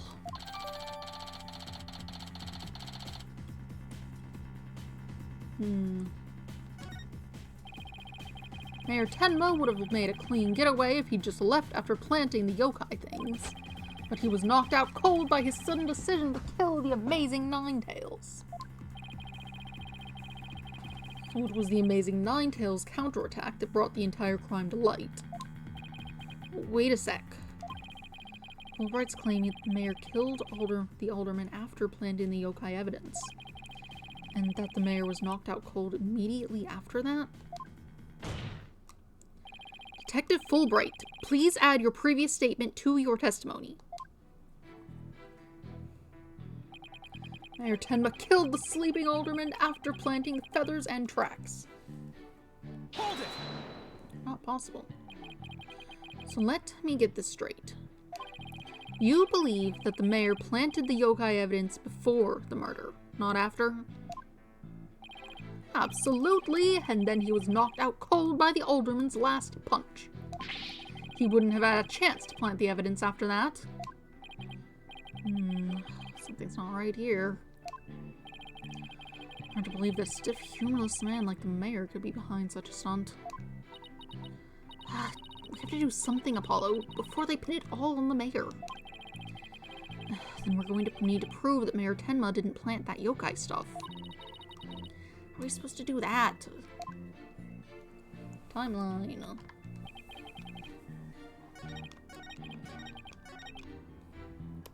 What do we have that can indicate timeline or at least material? Yeah, they're on top of the blood. Also, the footprints are literally made of the blood. Objection! Detective Wright, your sense of justice is anything but fair. What's this? You dare question my justice again? Yes, and I'm going to prove it to you. Take a look at this photo.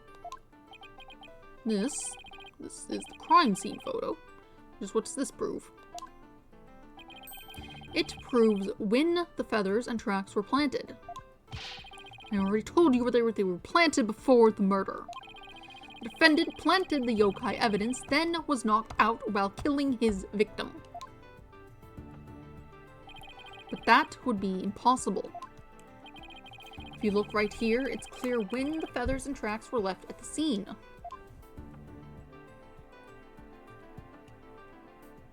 Just everything about them. Look at them. Take that! Oh, what do you want me to point at? Aren't you just pointing to the yokai feathers and tracks, Mr. Justice? Yes. Yes, see how the feathers are on top of the blood, and the tracks were made in blood. In other words, the yokai evidence could have only resulted after the murder. But then the mayor must have planted the evidence after killing the alderman. But you said it yourself, the mayor had been knocked unconscious thereafter. There would have been no time for him to plant any evidence at all. Therefore, there must have been someone else besides the mayor and the alderman at the crime scene. There must be some mistake.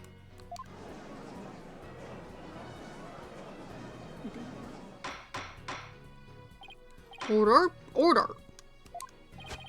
Where's your evidence? You can't possibly have any, can you? Evidence? Oh, I have evidence. In fact, I have an eyewitness testimony for you. You do? But how? Was my vaunted sense of justice really just half-baked? He's taking this really hard.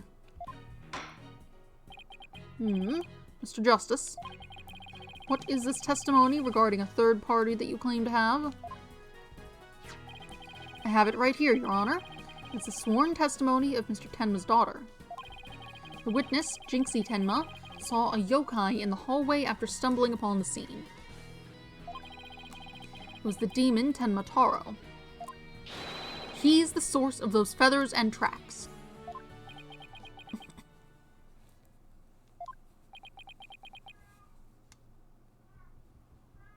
J-Paw, what is it? You just left. Do you want to come sit?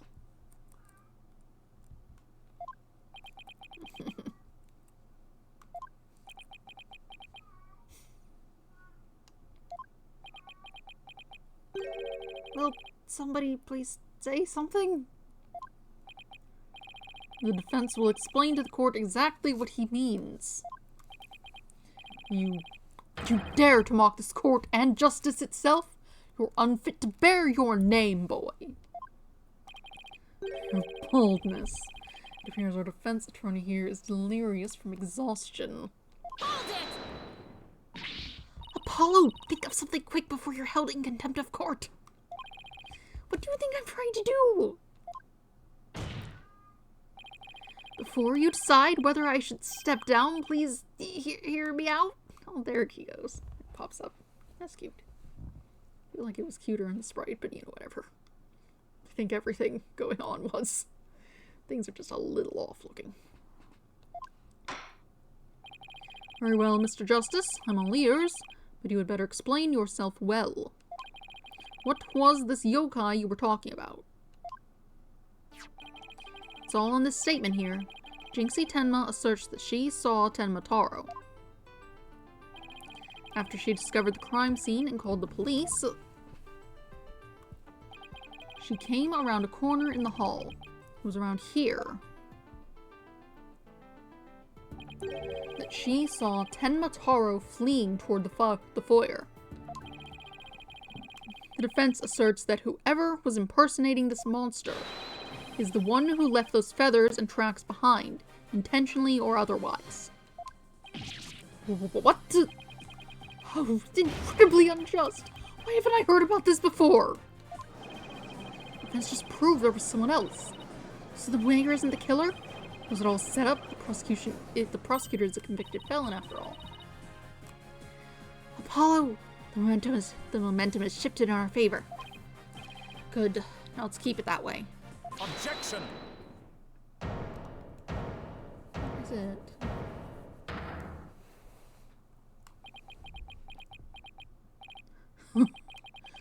Little do you realize that you are in the midst of that though you are in the midst of a fray, your sword is broken.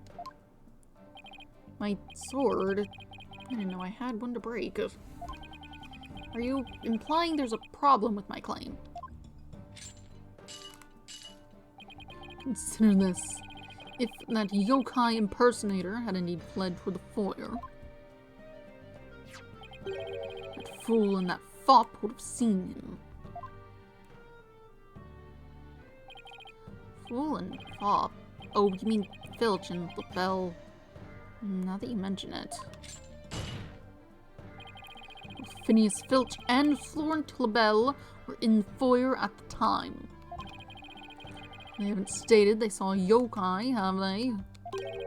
Did you ever consider that yokai was but a figment of a scared little girl's imagination? Why didn't those two see the Tenma Taro impersonator pass by? Why don't we ask them ourselves? I was just about to say that myself. No, really, I was. The defense would like to call Mr. Phineas Filch, caretaker of QB Manor, to the stand. I just know he must have seen something. Suppose we can't ignore the fact that the little girl believes she saw a monster. I trust you have no objections to Mr. Justice's request, Prosecutor Blackwell. I understand that Mr. Filch is enjoying a nap out in the lobby. I knew that Tanuki was a rare find. But when we captured him, I didn't think he'd end up a witness. Do with him as you will. Did he just say captured? No, wait, I don't want to know. Probably for pickpocketing or something. Very well then, bailiff. Please go and wake Mr. Filch and escort him to the witness stand.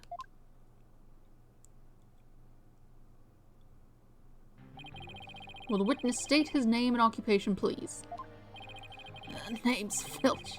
Phineas Filch, caretaker of QB Manor.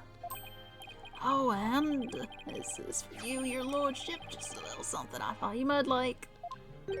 Oh my, what a fabulous pair of shoes, and your honor will do just fine, Mr. Filch. It's those shoes again. Don't they belong to Detective Fulbright? Don't tell me Filch saw them again. They're all yours, your honorship, sir. What? They seem awfully expensive. Yeah, too expensive for me, but I reckon they'd be perfect for someone like your honorship. It's a kind gesture, but legal ethics dictate I can't accept such gifts. Ethics Smeshix. Just take them if you want them. Wash them up real nice for you, too. Sorry about the shoes, Mr. Filch, but I will accept your testimony. The court would like to hear whether you saw Tenmataro in the foyer after the murder.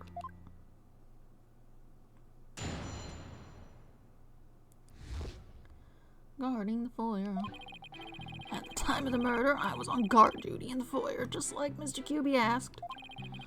I was making sure no one, fair, foul, fishy, or otherwise, could get to our guest. I was still in my office, keeping a good watch when the murder happened, about after 3 p.m. I didn't see nothing out of the ordinary, no siree. The yokai you keep jabbering about was but a phantom of a little girl's dreams. So what? You're telling this court you never saw anyone dressed up like Tenmataro? Yep, was guarding the whole time. That's the truth, the only truth, and none better than the truth. And Tenmataro, you really believe in all that yokai mumbo jumbo, do ya? I certainly don't. My bracelet, it's... Something the matter, Apollo? My bracelet keeps squeezing my arm. Really? So you think Mr. Tanuki, or I mean Filch, has been lying to us? I wouldn't rule it out. Now, if I could just zero in on a tell, some sort of nervous habit. Ah!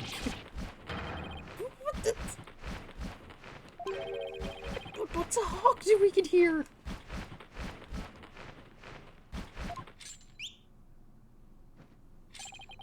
Allow me to introduce my trusty cohort, Taka. He seems to have taken quite a liking to the courthouse.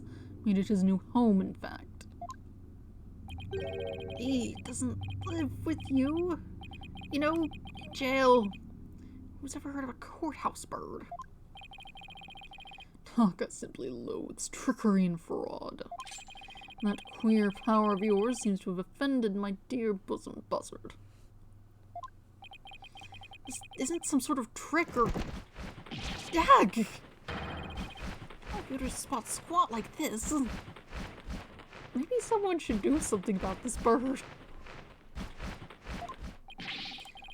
What the heck's going on around here? Run for the hills! No pets or other animals will be allowed in the courtroom. Somebody help! Oh, he's merely having a bit of sport. He won't harm you, save when he's truly famished. In that case, Prosecutor Blackquill, you will ensure your feathered friend is properly fed. Looks like we have to do this the old-fashioned way. We'll be fine, I think. If there was someone dressed as Tenmataro there, Filch should have seen him. We'll just have to put our faith in Jinxie's statement for now.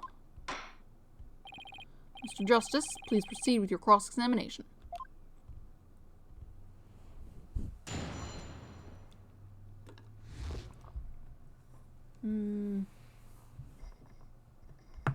Guarding the foyer. Except, I have been drinking a lot of water. I need to use the bathroom.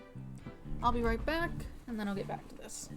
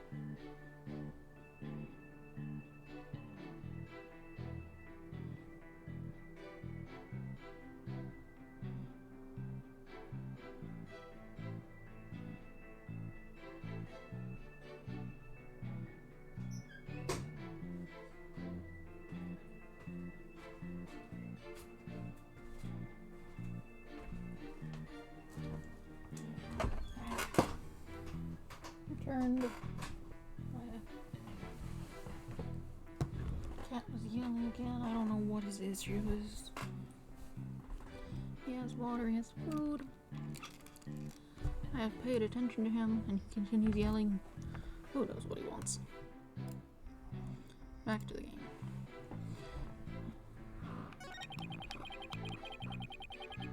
Mel.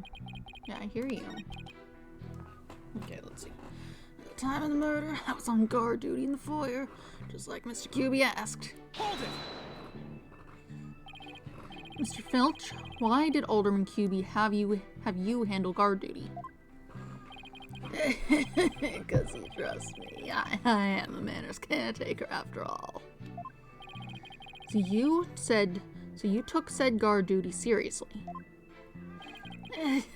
Let me tell you something about me. I'm... Listen here, you little tanuki.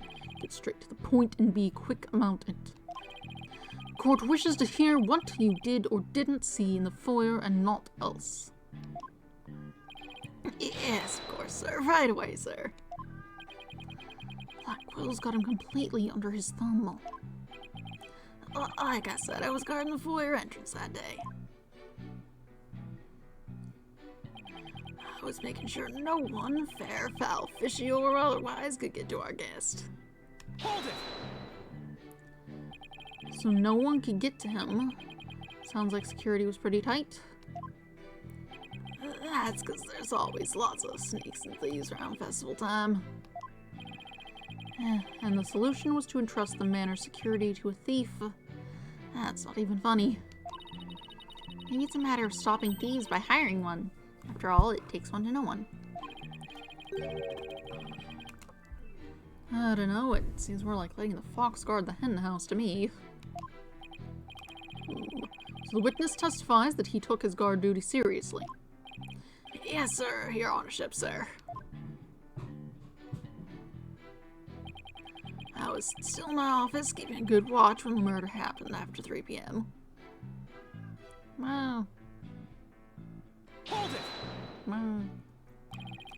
Did you really keep an eye on the foyer the entire time? Poor old Filchy. Been working hard my whole life. Only to be smeared by some greenhorn in his fancy schmancy suit and silly haircut. Sorry, Mr. Blackwell, sir. Didn't mean to get off the subject there. Jeez, Blackwell didn't even say anything. To answer your question, yes, I kept an eye, no, both of them, in fact, on the foyer. But I didn't see nothing out of the ordinary, no sirree. Hold it! Could you describe to the court who you would consider fishy-looking? Someone all fidgety and shifty-like, you know, like they're about to steal something. He just described himself. I wonder why Mr. Filch didn't see Tenmataro. Maybe Jinxie only thinks she saw Tenmataro? Or maybe Mr. Filch is lying. And if he's lying, we might be able to spot a contradiction in his testimony.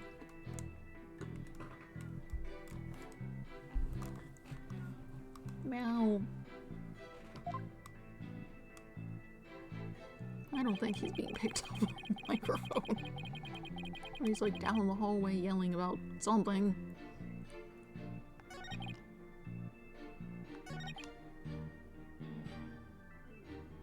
Oh, right. We have, something about the time. You didn't keep a good watch because you watched the show. Objection! Meh. Don't lie to the court like that, Mr. Filch. Hey, that ain't right to bushwhack a fella like that. Unfortunately for you, I have evidence that proves you're lying. If you look at this TV listing here, you'll see that at the time of the crime, there was a pro wrestling match scheduled. Something you'd never miss. I didn't watch that one, no sirree. I was doing my job just like I was supposed to. This guy doesn't know when to give up. Mr. Filch, Someone even circled the match. It was you, right? Not only that, you even told me you watched it. You said, and I quote, "Hi, J-Paw. What if you stopped going in the window when you sat in my lap?" Okay, no, you don't want to. You're jumpy. You don't want to be in my lap. Or in my arms at all. Okay, fine. Picky boy. What's wrong with you? I just thought you might want to sit in my lap with a warm blanket instead of the window where it's cold. Not only that, you even told me you watched it. You said, and I quote, "It was a complete disaster." Kitty. So, do you admit to slacking off? You can't trick me with your roadie poop lawyer talk. I'm one of those professional types too. I can do double duty watching TV in the foyer at the same time. The only thing Filch can claim to be professional is professional thief. Mr. Justice, you would have this court believe the witness was slacking off. That's correct. He claims to have been watching TV and the foyer at the same time. But that's nothing but a bald-faced lie. Bald, you say, but I'm not the one who's lying. Perhaps you meant the witness, Mr. Justice. In that case, let's see what evidence you can offer. You claim Mr. Filch is lying about watching TV and the foyer simultaneously. I'll prove it. We should be able to use this, because it's facing away. Take that! Please take a look at the direction the TV is facing in this diagram. Now, unless Mr. Filch has eyes where his right ear should be, I think it'd be impossible to watch the foyer entrance and the TV at the same time. Like, yes, someone watching TV there couldn't possibly see the entrance. Exactly. And that means, Mr. Filch, you were slacking off and were not watching the foyer as you claim. I the bags out of the cat, or other way around.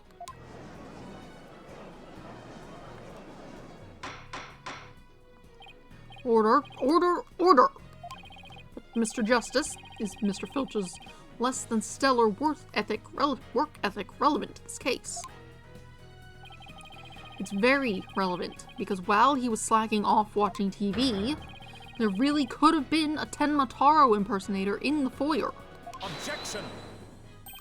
What now? Granted, this Tanuki was lax in his duties, but he still had the foyer entrance covered. Hello, J-Paw. You keep going. What are you talking about?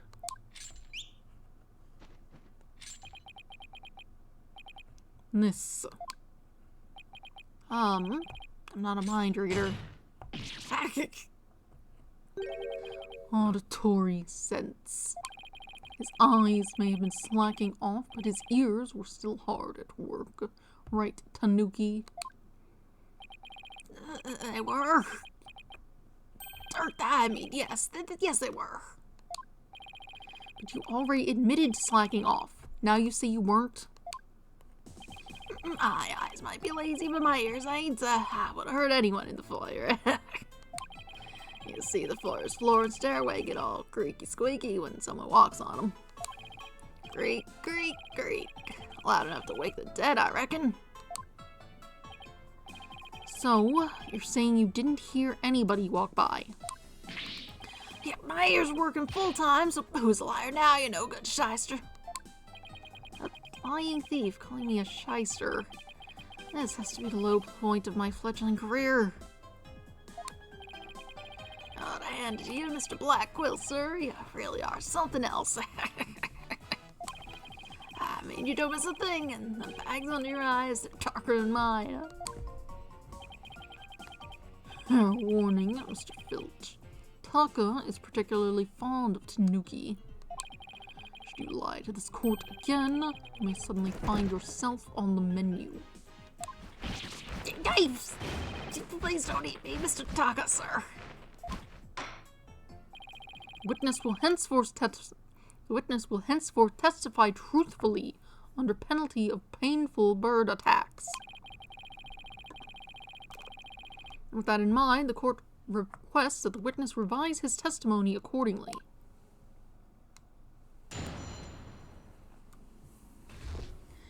Years working overtime. It's true, I was watching a pro wrestling match on the office TV. My eyes might have been slacking off, and my ears, they were working overtime. The floor there's all creaky squeaky like. No way I would miss someone walking by. So you see, there were no Tenmataro in that foyer. Superstition is the religion of feeble minds. Understand? What is that? A plane? A helicopter? Probably a plane. Maybe. Loud, whatever it is. Understand? Simple, rational explanation is best. Forget yokai, demons, and such. We must use common sense. For lacking that, our entire world would be but upside down. Says a convict prosecutor. Oh, there's a squirrel. who was totally a sign of the end times for the legal world. There was something moving outside. Besides, if there were any yokai roaming about, I'd nab them, sell them. Besides, if there were any yokai running about, I'd nab them, sell them to the zoo. I wonder whether Jinxie was just seeing things. That seems to be the general consensus, but I'm sticking to my guns. But if we can't prove that she saw Tenmataro, the mayor's sure going to be convicted. And we'd better hope my guns fire bullets, not babies. The defense may cross-examine the witness.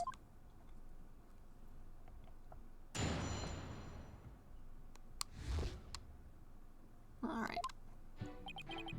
It's true, I was watching a pro wrestling match on the office TV. Hold it! You are paid for your work, aren't you? So how do you justify watching TV on the job? But ain't easy being me. I mean, I can't watch TV when we have visitors and there's no way to record stuff. Sorry, am I supposed to be consoling you over your first world problems? If those are his only problems, he should consider himself lucky. I guess pro wrestling's serious business to Mr. Filch. My eyes might have been slacking off, but my ears, they were working overtime. Hold it! You lied earlier about taking your guard duty seriously, didn't you? No, that ain't no harm in bending the truth a little, right?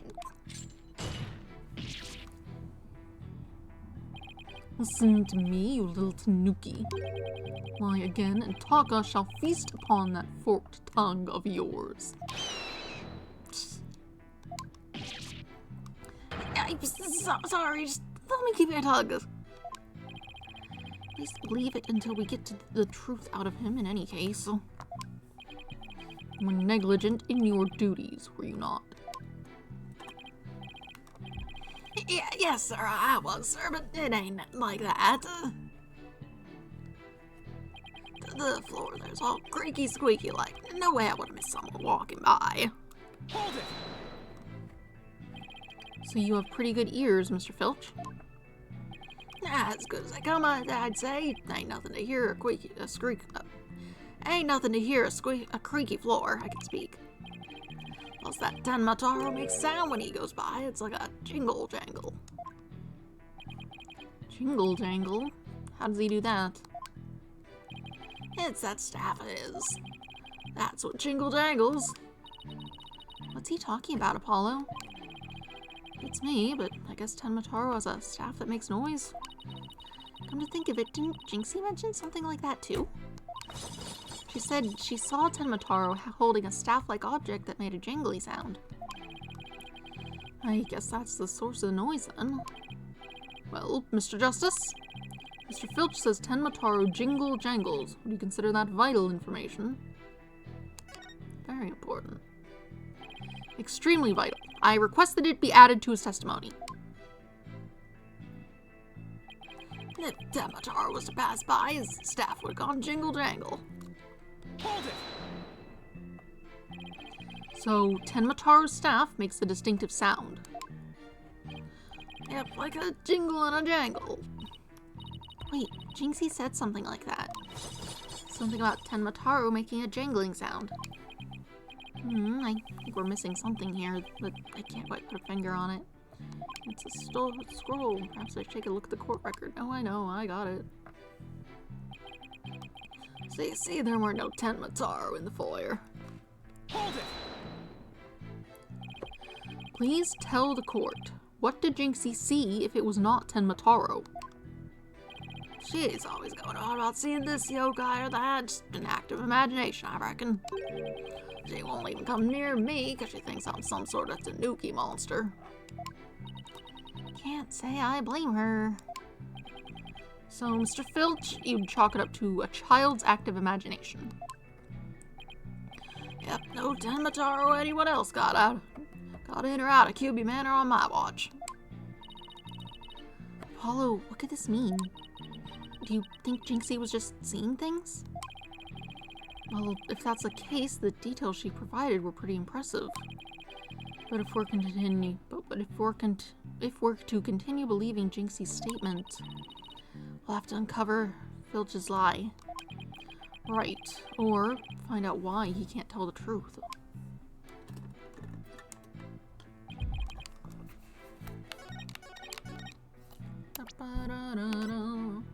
Objection!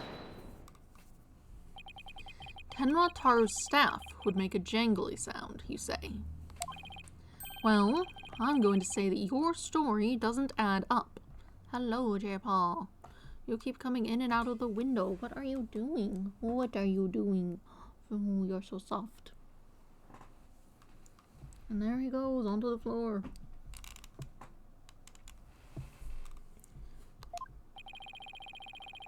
Is there something the defense would like to share with the court? Mr. Filch, you say you didn't see Tenmataro on the day of the incident. Why then did you assume just now that Tenmataro would be holding a staff? You see, the Tenmataro Jinxie saw held a staff in his hands. And she described its sound just like you did, as a kind of jangly sound. Yeah, so he was holding a staff. What's your point? Objection! The point is that Tenmataro doesn't use a staff. Not normally. What are you talking about? You see, this is the only known document depicting Tenmataro. Is there a staff in that picture, Mr. Filch? You're right, there is no staff. Not even a cane or a walking stick. So the question is, why does the witness think Tenmataro uses a staff? I believe the answer will overturn the prosecution's case on the most basic level. Oh, now. This is getting interesting. Alright, Mr. Justice, it's time to show the court where you're going with this.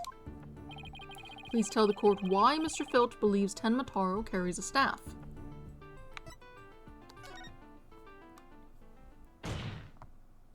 Mr. Filch actually saw Tenmataro right after the crime occurred. That's the only way he could have possibly know about the staff. Busted again. Hell, you duplicitous little... Yes, how'd that feel, Blackquill? Not so fun when you're on the receiving end of the blade, is it? Admit it, Mr. Filch. You did see Tenmataro that day, didn't you?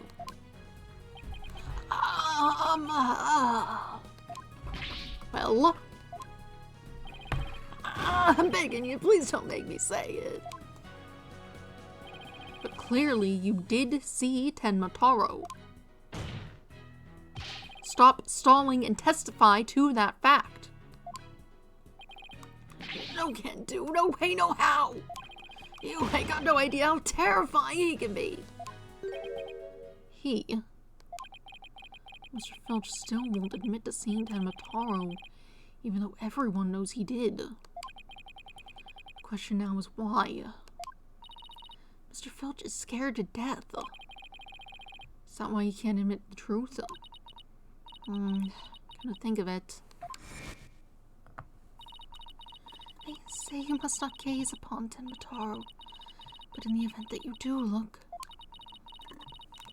and tell anyone what you saw, Tenmataro will claim your soul. Jinxie wouldn't admit to seeing Tenmataro after hearing about the village superstitions. She said that if she told anyone she had seen Tenmataro, he'd claim her soul. Wait, you think Filch believes that too?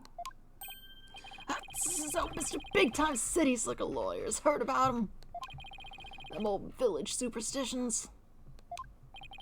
Will the defense please explain what the witness is talking about?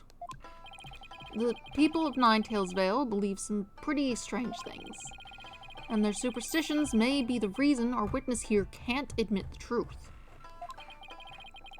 The truth that he really did see Tenmataro. Darn straight, that's why. It's all right here. Just a book labeled village superstitions. Surely it wouldn't be labeled superstitions at the very least.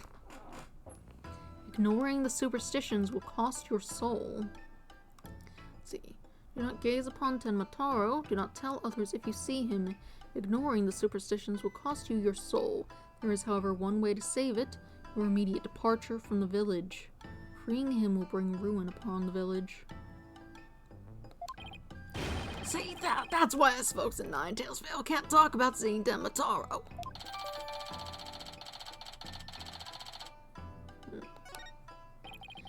That clears up one mystery. The killer took advantage of the superstitions by wearing a Tenmataro costume. They knew that way no one could talk about him, so it was as if he never existed. The defense holds that Tenmataro impersonator is the true killer. What? I was drinking water. Objection! Superstitions, you say? What kind of a fool would actually believe such rubbish? And would that using some silly fairy tale could so easily expose the culprit? Grandpa, please. You need to come up with a more rational, common sense explanation than that. Objection! Your common sense seems awfully narrow-minded to me, Prosecutor Blackquill. Objection! Living in my world of narrow cells, mortal danger, and dark, sleepless nights. There's no lack of superstitions in the clink, but few are those who truly believe in them. Objection! Well, the village superstitions are real enough to the people of Ninetails Vale. A life or death superstition might even make you a believer. J-Paw. Hi. What are you doing? There he goes. In the window. Again. Make a decision.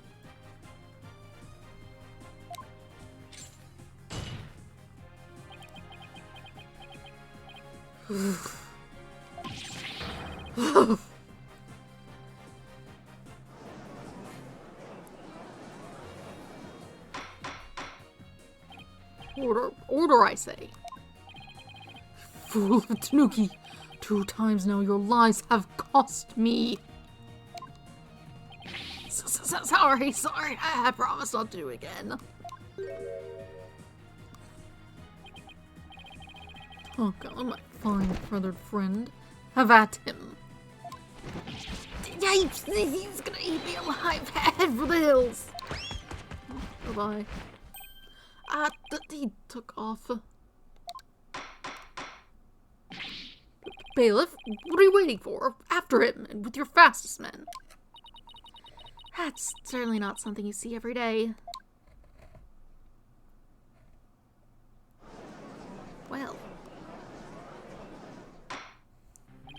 Well, it would seem a new and important fact has come to light. A third party disguised that the yokai Tenmataro was at the scene. Now we have 2 witnesses who can attest to that fact. Any objections, Prosecutor Blackquill?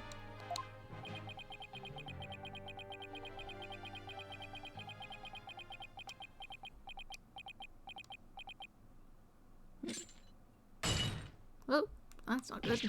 Oh. What? Oh. Oh. His jackals. I'm too young to die. Just don't know. How long has it been since I've been forced to draw my blade? What blade do you even have? You shouldn't have one of those. You would best say your prayers. Yeet.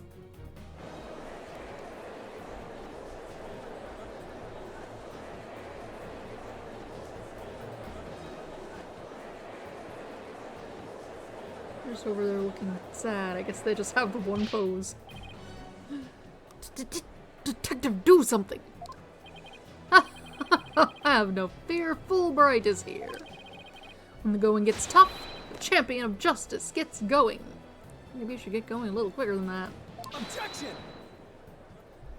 Then get going already before he kills us! Oh, but I stand in awe of Simon Blackquill, for it is his sense of justice that has set him free. Objection, objection! I object to Detective Fulbright's definition of justice.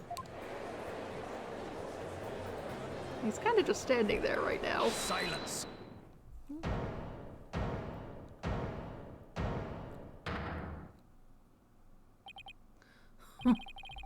Not in the habit of cutting down unarmed cowards. Oh, well, in that case, Prosecutor Blackquill, can I ask you to, you know... I think the judge forgot he's in charge here. So Justice Stono's assertion is this.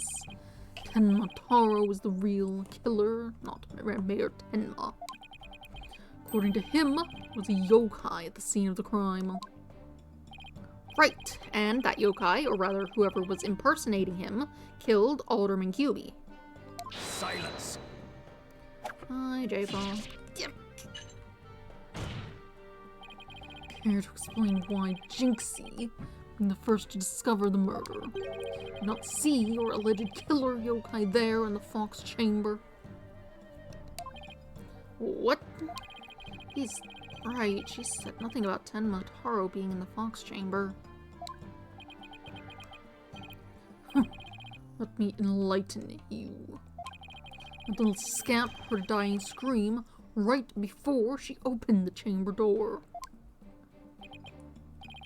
And your point is, upon opening the door, she found a freshly skewered murder victim, the alderman, and the homicidal maniac who had killed him, the mayor. No, there must have been someone dressed up like And why does that little scamp claim not to have seen a yokai in the Fox Chamber? Considering her father is accused of murder, surely she would have mentioned any third party that might have been in the room. Were they maybe in the vent? You can't get into the vent from the room particularly easily, but if you went there afterwards and then screamed like you were being murdered, it would sound like it was in the room, maybe. Potentially. That's what was established with the, hearing detective, what's his name? While we were in the room. I don't understand. Why didn't she see Tenmataro inside the Fox Chamber? There's but one way to find out. Ask Jinxie Tenma whether she saw your killer yokai at the scene of the crime. Uh-oh. Final battle draws nigh. Only one of us will leave here alive. Long As my blade thirsted for blood. At long last it shall be Satan. Oh wait, this is still a trial, right? Show me what you're truly capable of, Justice Dono.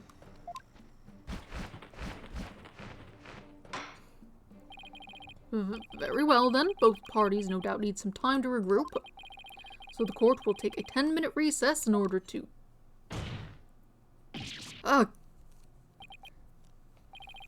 3 minutes. I'm sorry, but 3-minute recess? Just so plenty of time if your destination of intent is loo. Loo? You mean the bathroom? Sheesh, at least include enough time to wash our hands. So that you take no more than 3 minutes, latecomers will be punished. Yes, sir. I hereby declare a 3-minute recess before the battle begins. I declare Prosecutor Blackquill the winner of this round of Simon Says. Doesn't bode well for us if the prosecutor's running the show, does it?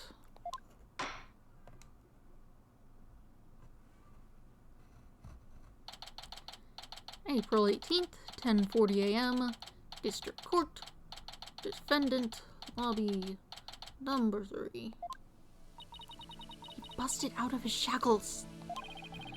Yeah, what was that all about? Guess they don't make shackles like they used to. Better be careful, Apollo. You've really brought out the samurai in him. Especially after you proved there was a Tenmataru impersonator at the manor. What's with that guy in the whole samurai act anyway? Such fine swordsmanship. Not no mere act. Mr. Justice, it's high time I challenge this jailhouse prosecutor to a duel. No, wait, let's save the dueling until after we prove your innocence. Suppose it could wait till later. Does anybody remember we're conducting a trial here? Athena, I'm gonna go wash up. Remember what Blackquill said, Apollo. Don't be late.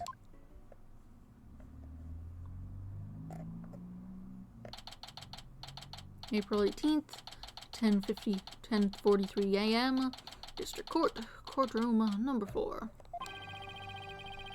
Now then, I believe our next witness is Miss Jinxie Tenma, a maid at QB Manor. I believe we can proceed now, if the witness is ready, that is. Narariyan, leader of the 100 demons. He really does exist. Which one was that? Narariyan.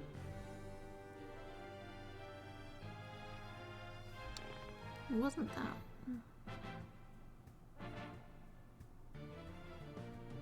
Was that the name of the circle thing that was in there? I don't remember. It could have been.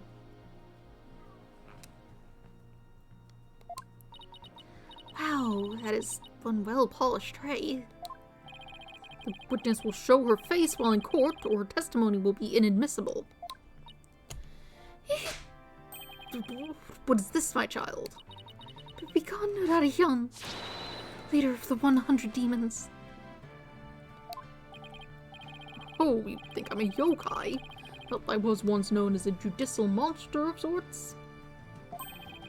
The beast of the bar, the demon of due process, if you will. My charm has no effect. The demon of due process? Not sure I can see that one. Oh, you little scamp. Yes. I trust you know why you're here. Bags. Bags? Oh, that tricksy Tanuki. Try the noodle stand and go enjoy a big bowl of Tanuki tail noodles while you're at it. Everyone's a comedian. No, I meant your bags. The ones under your eyes. You must have trouble sleeping. Here, this charm will keep Azukiarai. away? Azuki. Like those beans? Is that the one of those ones that washes beans by the river? Maybe.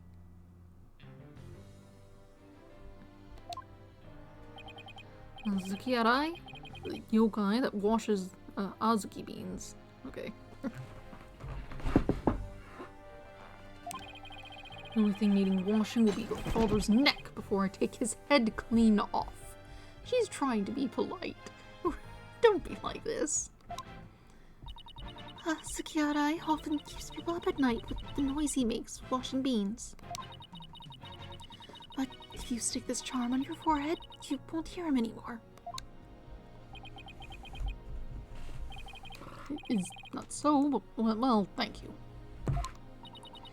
Looks like Prosecutor Blackquill got more than he bargained for. Not bad enough alone, but together those two are just plain creepy. Your testimony, if you please, Miss Tenma. Specifically, whether or not you saw Tenma Taro when you discovered the crime scene.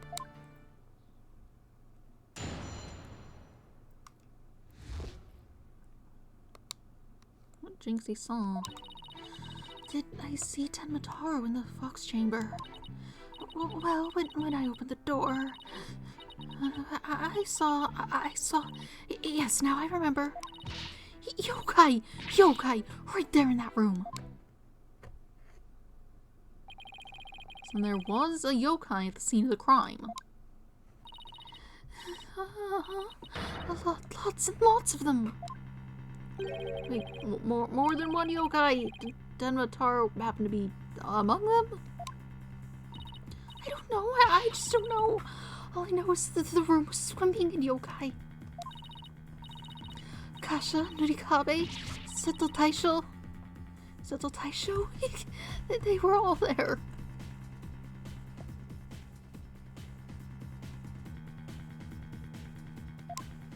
Well, that is an unexpected turn of events.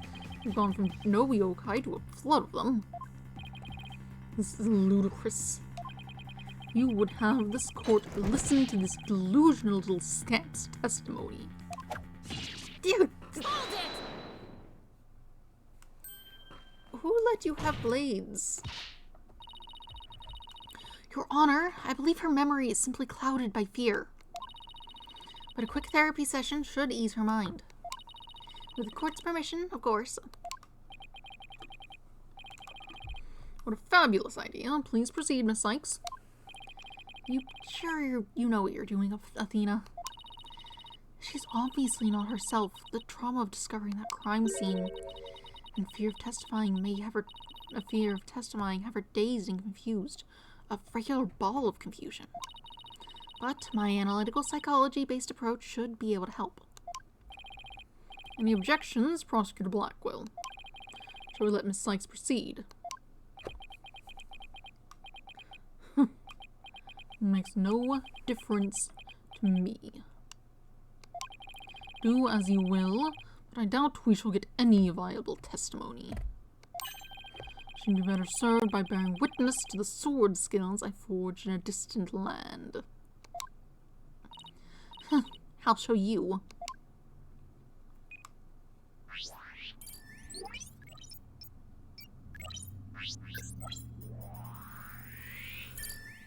Oh.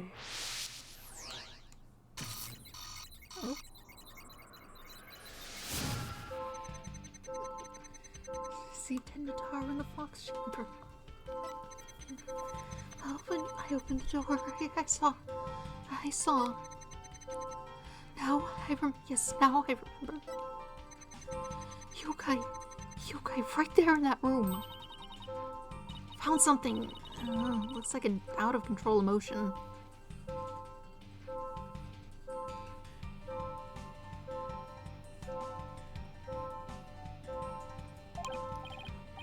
Athena, what exactly are we looking at here? Oh, it's one of Widget's functions. Right here, you can see images and emotions extracted from the witness's voice. Whoa, you think that little thing can do all this? Pretty cool, huh? And here I thought it was just some kid's toy. Fortunately, all I'm getting is an overflow error right now. See how sad is brightly lit there in the bottom left?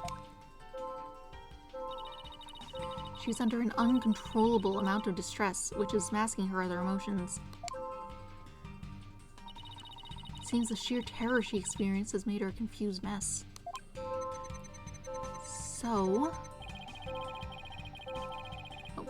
So all of those yokai she thinks she saw are a product of rampant emotions? Yes, that's right. Her fear is instilled in her hallucinations and false memories. She's seeing normal everyday objects as monsters in her mind. It's a form of schizophrenic hallucination brought on by emotional trauma. And the trauma in Jinxie's case is fear. So she was, and still is, seeing ordinary objects as yokai. We have to find the root cause of her extreme fear before I can treat it. Now, let's see.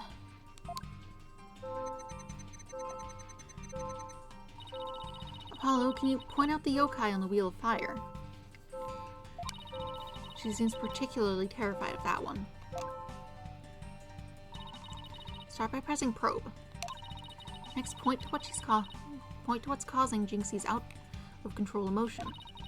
Finally, hit probe again to try and get to the heart of the matter. Okay, let's give this a try.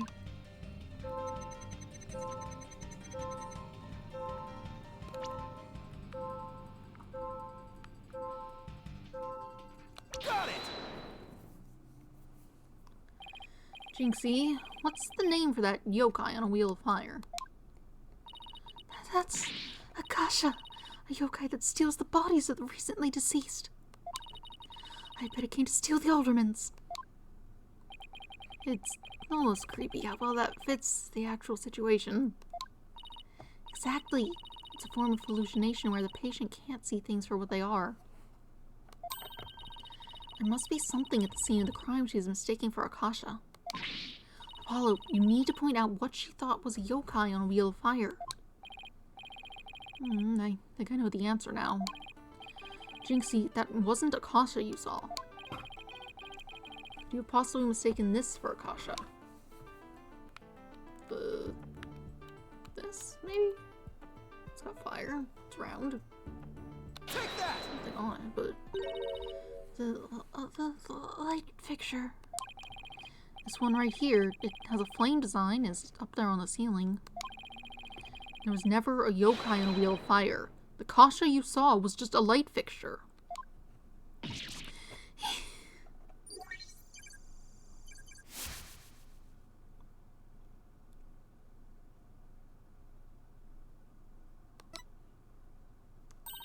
That's one memory back to normal. Nice job. Now that you've got the hang of it, it should be a cinch to point out the rest. Jinxie, what about the white wall-like monster? That's Nidikabe. It's a wall monster that blocks your way or leads you astray.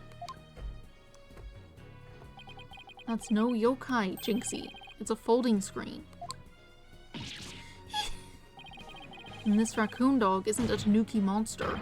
It's just the statue of one. And look, these are just coffee cups, and this right here is nothing more than a fox statue. I don't know what I was thinking.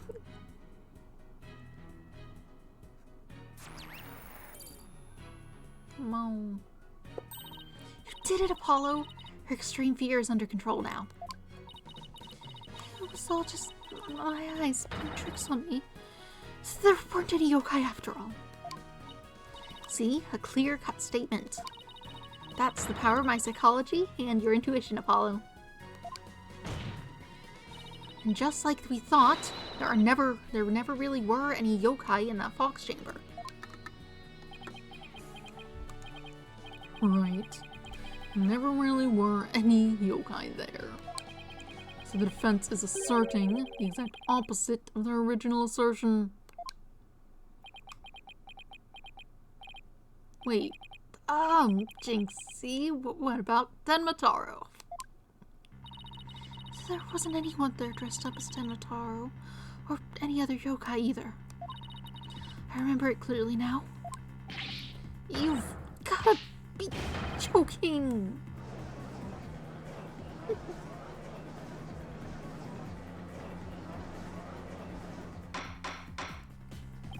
Order in the court. I think we just dug our own grave. Allow me to push you on in. It's the least I can do. No! Apollo, did I interrupt your freak out for a minute? I'm still making up some noise. It's an unexpected emotion. Does that mean Jinxie hasn't remembered everything yet? Exactly. We should be able to get something else out of her. I'll enter the new information we have and run an update.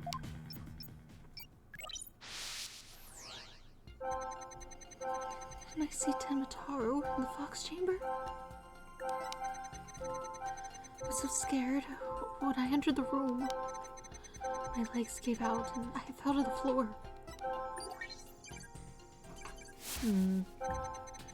There in the Fox Chamber, I saw the alderman dead on a table, and Papa collapsed in a chair. Nobody else was there, and that includes Tenmataro. Wait, what am I supposed to do? Try and find the emotions that contradict her statements. So if I find a contradictory emotion, I should point it out. That's right, but it's not just contradictory emotions you should look out for. You should also keep an eye out for sudden changes in an emotion's intensity. Emotions might get stronger or weaker as you move from statement to statement. It's important to compare how the same emotion changes throughout the testimony. Contradictory emotions and changes in intensity. Okay, I'll give it a shot. Alright, scared, a bit surprised. More surprised. Also scared.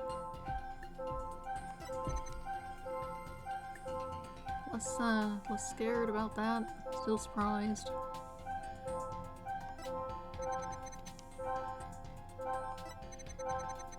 Seem about equal. Less shocked, but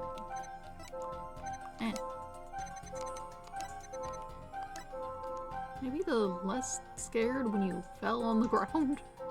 That seems odd.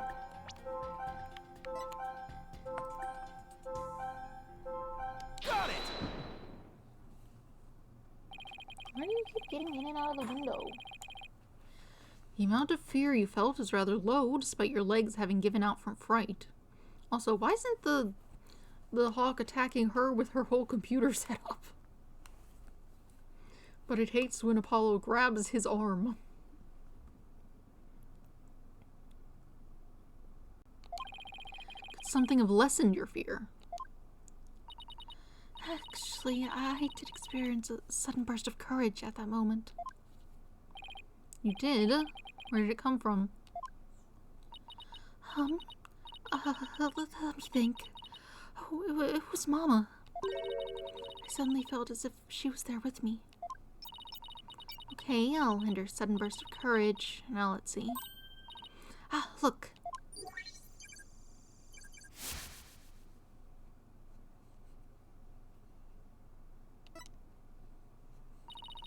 Apollo, the noise is all gone. Jinxie seems to have remembered everything now.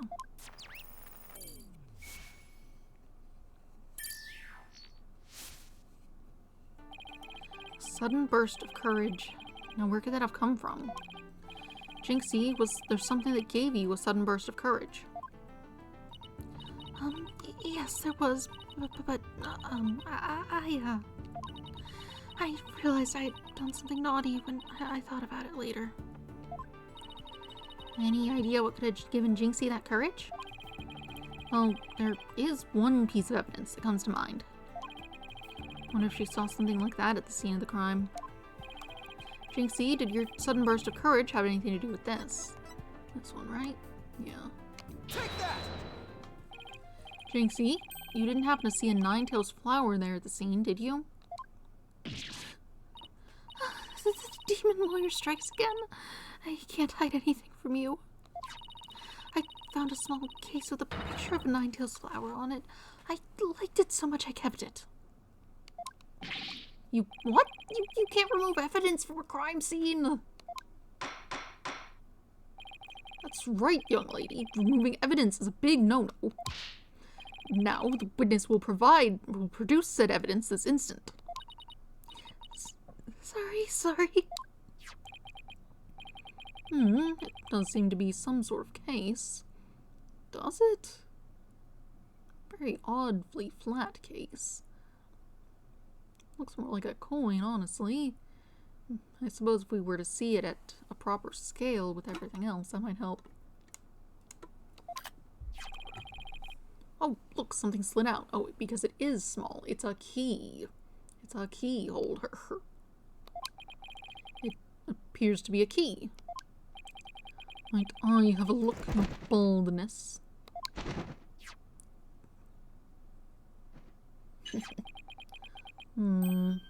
Huh. This is none other than the master key to QB Manor. Are you certain of this, Prosecutor Blackwell? Not just a serial number of the key that went missing after the murder. The master key went missing. Why don't I like the sound of that? A little scamp here stumbled upon an article of unimaginable consequence. That's a little melodramatic, don't you think? Heed these words, for I shall say them but once. The sole key to the Fox Chamber has been in this little scamp's constant possession. Ergo, she was the sole person who could use it before, during, and after the murder. Which leaves the master key as the only other key that could have opened the chamber. But this master key was found in a room that had been locked by this girl. And your point is, so Jinxie Tenma opened the Fox Chamber with her key. The room had been locked tight from the outside world. And there was no one else in there save the victim and his killer. I trust you have figured it out for yourself by now. A killer other than Mayor Tenma himself would be utterly inconceivable. No!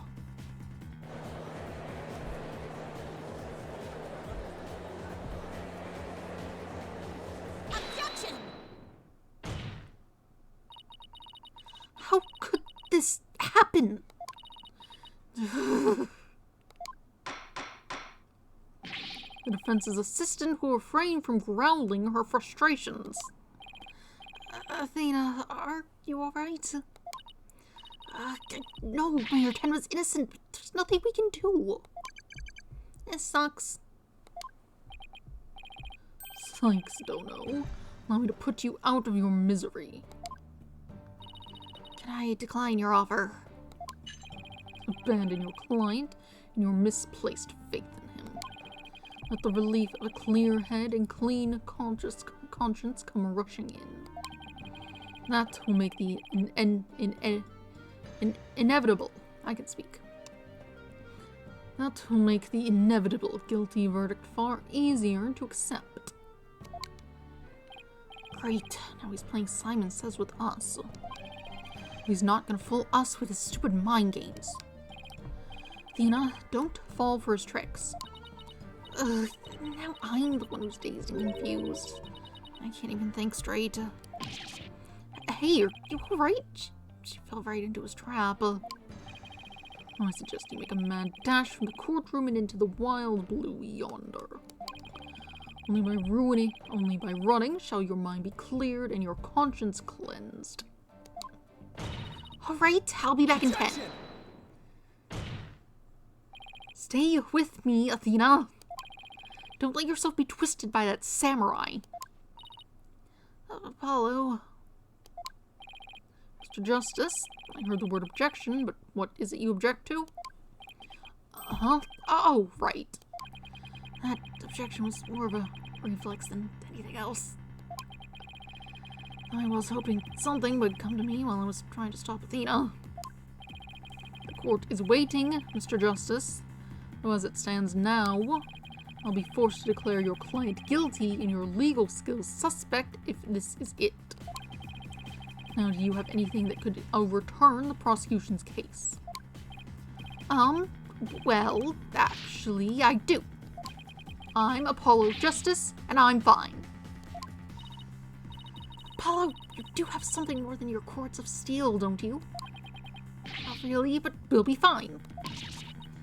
But... I've got absolutely nothing. That's never stopped me before. I have to explain how the real killer could have escaped that locked room. Because it's all over if I don't. Apollo, this calls for a new approach. Try to think outside the box. Or in this case, inside the box. And what a doozy that locked room is, too. Well, Mr. Justice, do you have anything else? Do you have anything that can counter the prosecution's argument? You bet I do. The real killer must have escaped from the locked room one way or another. My conjecture shall only earn you a taste of my blade, Justice Dono. It's time to do or die. Literally. The defense will now explain how it would be possible to escape the locked room. You sure about this, Apollo? Can you really explain what happened? I'm fine. We just need to think this whole escaping of the locked room thing over from the beginning. So, let's see. If the killer had escaped, how could they have done so? J-Bone. Pretty boy, loves to walk in the way all the time. I can't see. You're standing in front of my screen, little baby kitty. Please move. Yeah, you want to sit up there? That's a good place for you. The choices are pretty limited. The room has a window, but it doesn't open wide enough for anyone to get through, and there's a sheer cliff outside. As for the air vent, it's up too high, and there's nothing you could stand on to reach it. And needless to say, the forbidden chamber wouldn't open no matter what we did, so that's out. Yeah, that's why I've got to keep the solution simple. Like they say, simple is best. I say they did the murder, knocked the guy out, left the room, locked it with the key they had, just climbed in the vent and just kind of got over there and threw the key into the room. Just from the vent and then backed out of it, I guess. I don't know. Or I guess since it would have been open at some point, they could have dropped down again. Whichever, who cares? We need to rule out all of the absolutely impossible escape routes. Then whatever's left might just lead us to how the Fox chamber was compromised. Your Honor, the defense proposes that the killer escaped through here. The door. Take that! The hallway door. Oh, yes, I suppose that would be the only way out. Appearing you've already forgotten. The only available key until Jinxie Tenma came on the scene was within that locked room. I'm saying the key was put in there after it was locked. How would one exit the Fox chamber and then lock it without a key? I should have seen this coming. Remember, Apollo, keep it simple. Simple, right. I could understand if the killer had exited the room with the key, but Well, Mr. Justice, prosecution has some fine Japanese steel waiting, unless you want to explain yourself quickly. You're not supposed to agree with that part of it. That's a problem. I'm fine. I can explain myself. The reason the Fox Chamber's hallway door was locked was because... What if the room was locked from the outside? In other words, the killer took the key through the hallway locked out. Consider this. The master key was found inside the tightly locked Fox Chamber. Any assertion that the key was removed from that room is a blatant contradiction of fact. It's not, though. Exiting the room before locking the door would require taking the key outside.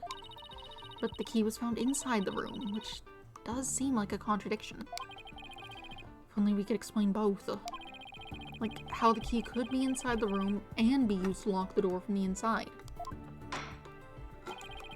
Well, let's see if the defense can respond before Prosecutor Blackquill draws his sword. Why does he have that? What has he even been throwing? It can't be swords. It's something sharp. Knives. Throw it in from outside. I didn't read the dialogue, actually.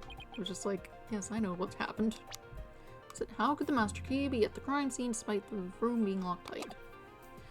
What if someone threw it into the room from outside? You know, something like go out the hallway door, lock the room, then toss the key back in through the window. That would explain how the master key could be inside the locked room. Where would you throw it from? There's a cliff outside the Fox Chamber's window. Throwing the key from there is an impossibility. The vent. Oh, right. I wonder if the key could have been tossed in from somewhere other than the window. Somewhere other than the window. Could the key have been tossed in through somewhere other than the window? Air duct. The air vent. Yes, the window may be out of the question, but the air vent's not. Oh, that's right. The Fox Chamber's air duct leads out into the hallway. That's right. The real killer entered the air duct from the vent outside the Fox Chamber, then dropped the key into the room through the vent inside the chamber. That's preposterous. Ooh, that explains how the key got in there after it was used to lock the door perfectly. Mr. Justice, I'm afraid I'm a bit confused. Don't worry. I'll explain it so even your honor can understand. First, the real killer, disguised as Tenmataro, murdered the alderman in the Fox Chamber. Then they fled the room through the hallway door and locked it. Next, they entered the air duct from the vent outside in the hallway. Finally, the killer tossed the key into the room through the air vent in the ceiling there. All that was left to do after that was go back through the duct and flee the manor. Well, Your Honor, could that be any clearer? Amazing. Even I could follow that. The judge seems really pleased. That explains everything. The real killer was someone dressed up like Tenmataro. And there was someone other than the Vic Mayor and the alderman in the room. Hey, looks like that lawyer's beating the jailbird prosecutor. Oh, that was a total turnabout. As a 4 out of him, he seems so much more attractive now. Order, order, order, I say. Now that I proved a possible third party, I don't see how our client could be guilty. Silence. Valiant effort, Justice Dono, but your final thrust missed its mark. Uh-huh. Both that little scamp and the tricksy Tanuki saw the yokai after it left the room. But then what? And that irksome yokai simply goes through the foyer and walks right out the front door. That's exactly what happened. The killer fled from... Ouch! And that's impossible.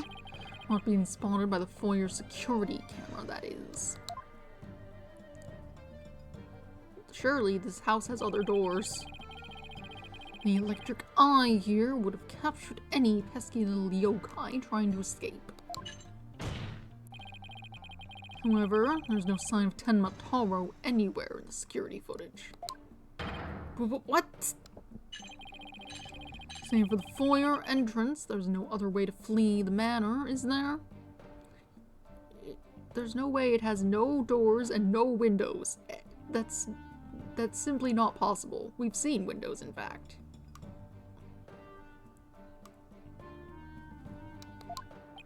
I don't feel so good. Hold it! Wait, I believe there is one other way to escape besides the foyer entrance. There's a large window in the foyer. It's possible to escape through there without being seen by the security camera. Hey, you're right. Silence! Must I point out every crucial detail to the defense? Seems you lack not only brains, but investigative prowess to boot. That is the cliff side of the manor. The only killer escaping that way would be a dead one. No! Wait, so the killer didn't escape out the foyer window. What the heck, right? Huh. Suppose your next proposal is the killer sprouted wings and flew off into the sunset. That would mean the killer really was a yokai. If only we had some sort of evidence that could point to a flying killer. Who's saying we don't? As completely far-fetched as it might be. What? You say you can prove the killer could fly?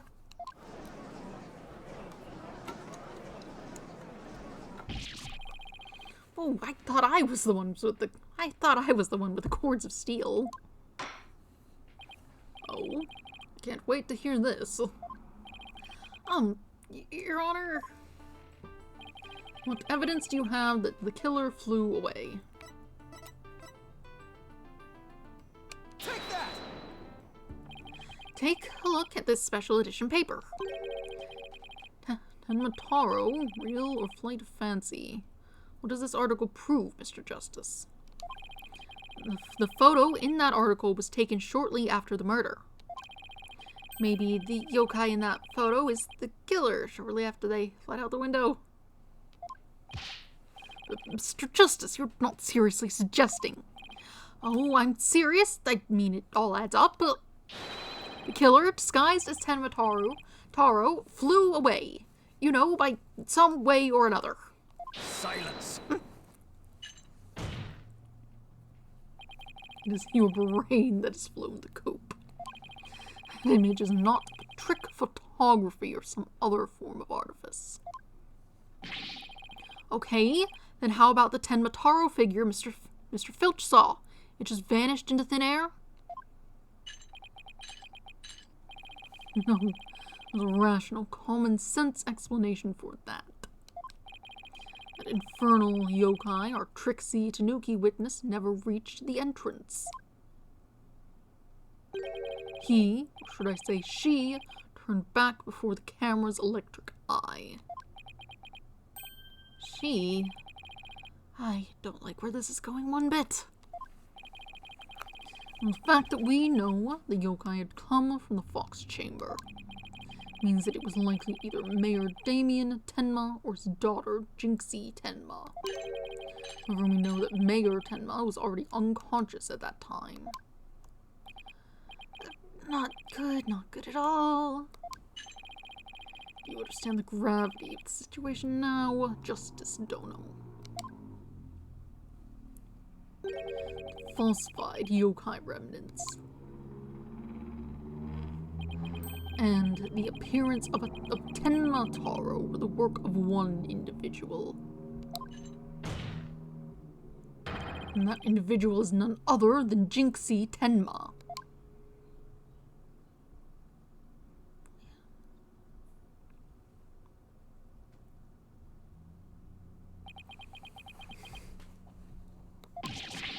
Ah, no!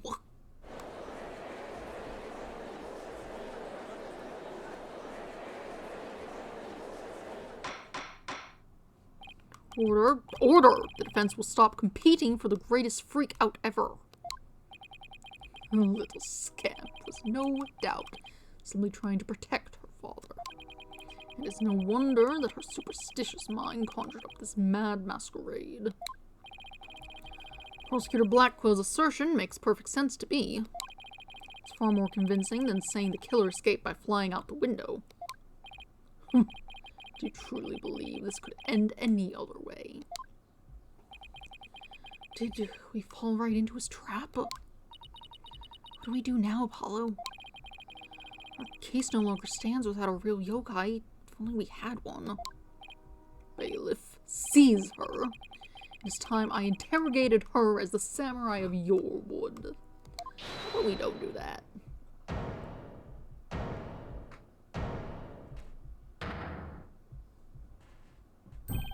Mayor Tenma.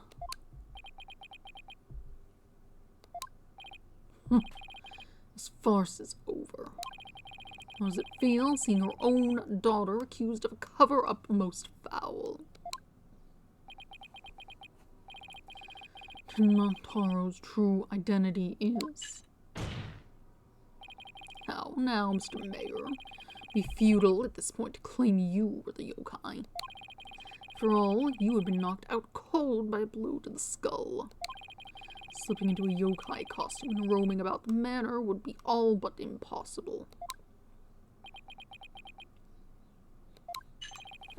Considering this well, as it stands, your daughter will be arrested for obstruction of justice.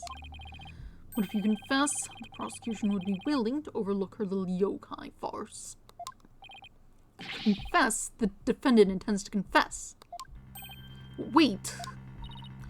Apollo, Prosecutor Blackwell's up to his mind games again. Mayor Tenma, no, don't fall for his twisted words. If you're sent away for murder, Jinxie will be left all alone. The real killer is...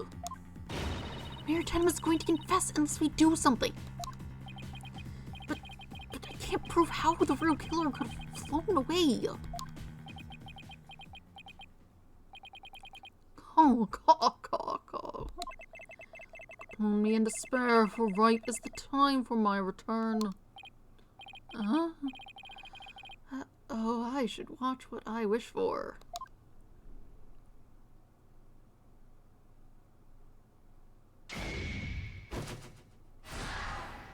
Normal.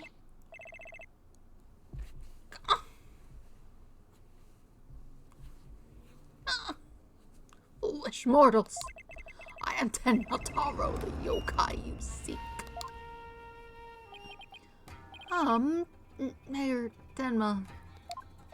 Silence! I am Tenma Taro, freed from the bonds binding me to the Forbidden Chamber. Behold, return of the Demon King. What the... Demon King? Well, then I think it's time for me to take vacation.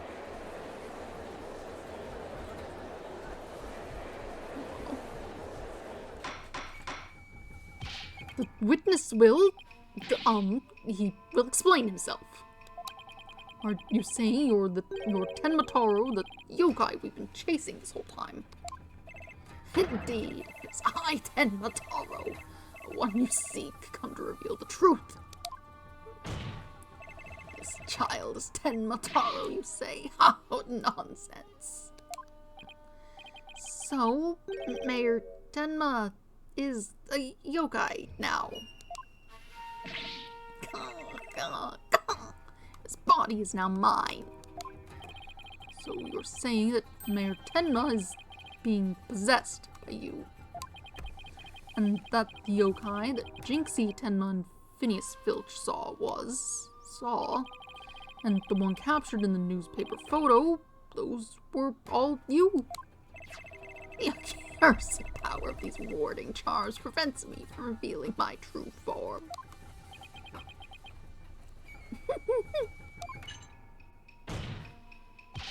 Your baldness can not be interpreted as an admission of guilt.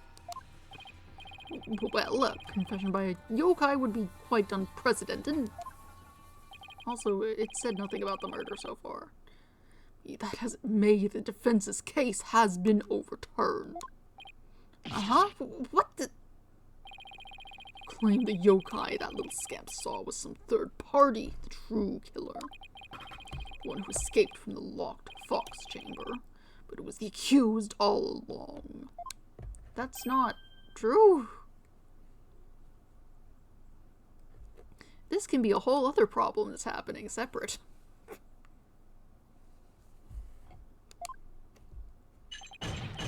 Ironic, it's not. Your yokai turned out to be real in a manner of speaking. The alderman's killer is none other than Mayor Tenma. And the yokai at the scene, that too was Mayor Tenma, or should I say, our dear Tenma Taro. Pieces have all fallen into place. How so, Prosecutor Blackquill? Seems I must spell it all out for you. Mayor Tenma killed the alderman in the fox chamber, which was locked at the time. He then removed the warding charms from the forbidden chamber's door, but then fell unconscious from the blow the alderman had delivered to his head. That's when his daughter Jinxie Tenma stumbled on the scene of the crime. Now, the little scamp fled in terror, whereupon the spirit of Tenma Taro, freed at last from the chamber, from the charm's warding effect, took possession of the mayor. The newly freed Tenma Taro then fled from the fox chamber. So you see, the yokai Jinxie Tenma saw was her father possessed by Tenma Taro. Objection! But when we arrived on the scene, the mayor was found unconscious. How is that possible if he was supposed to have flown out the foyer window? And what? Do you mean to say the maid of QB Manor, Jinxie Tenma, was Tenma Taro? Oh, duh. That too was easily explained. Flew about for a time, did I? Presently tired, I made for the forbidden chamber. Alas, exhaustion took me unawares in the fox chamber, and I knew no more. It seems the pieces are still in place. Is Blackquill up to his tricks again? I don't know what to say. The defendant, a real live. The rumor about Mayor Tenma's true. The new yokai were real. You mean he really did kill the alderman just so he could release Tenma Taro? Order, order! Now he's got everyone in the courtroom believing in yokai. It's Simon Says on steroids. He wants to convict our client any way he can, even if it means blaming a yokai. Proverbial ducks are all in a row. You should now have no qualms about finding the accused guilty, your baldness. This is one of the most bizarre cases in my entire career. Otherworldly, in fact. Can yokai even be prosecuted under our legal system? Objection! Mayor Tenma is just pretending to be Tenma Taro in order to protect his daughter. Plus, I already proved how a third party could have escaped from the locked room. A verdict at this point would be premature. Since both sides have raised valid points, I have no choice but to... Silence! Surely, you could just be like, and then he ran off to the other direction. Somewhere else. There's windows over there, surely. Somewhere. Like, there are not 2 windows in the building. There's surely more than 1 door. Something's just not right about their whole premise.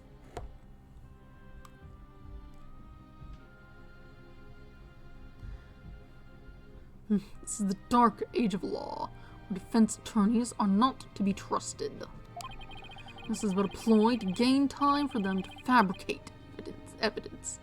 How will I sleep tonight? Knowing you will not let the sun rise on the mayor's day of reckoning, Justice Dono. Objection! I won't fabricate any evidence. Silence! Prove it by joining me. A night in the clink will ensure you will not succumb to temptation. How about I just promise not to succumb to anything? We have both evidence and a confession.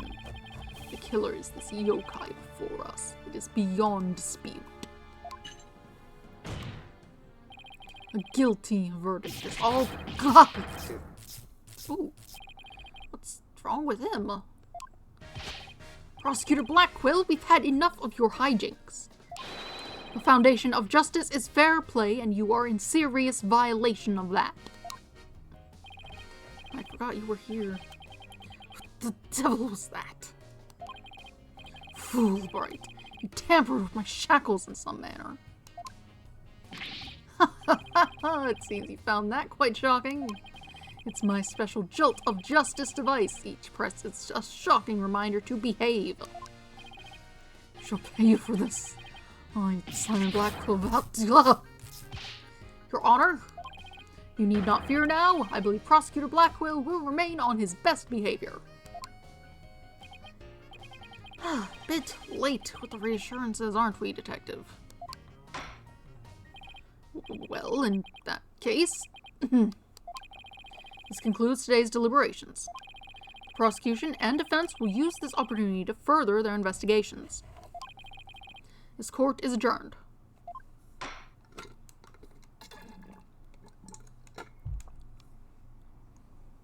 Be continued, but not today. Yeah.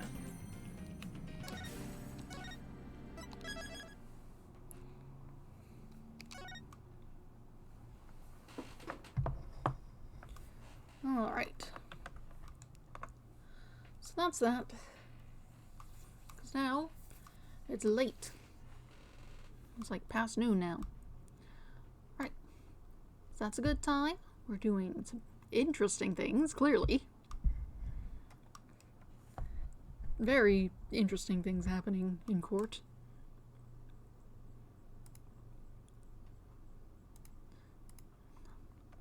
Why does that guy still have weapons? Where did he get them? Whatever. Anyway.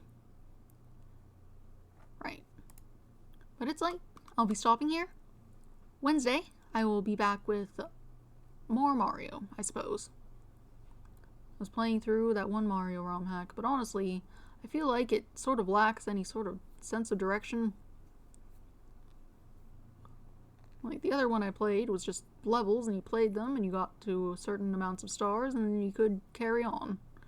This one seems less clear.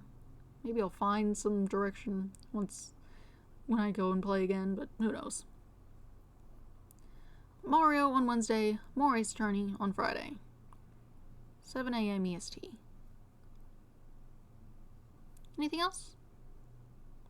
I think I'm good. At some point I'm gonna have to make some new, make some actual thumbnails for the VODs on YouTube, but I'll get around to that eventually. Yes.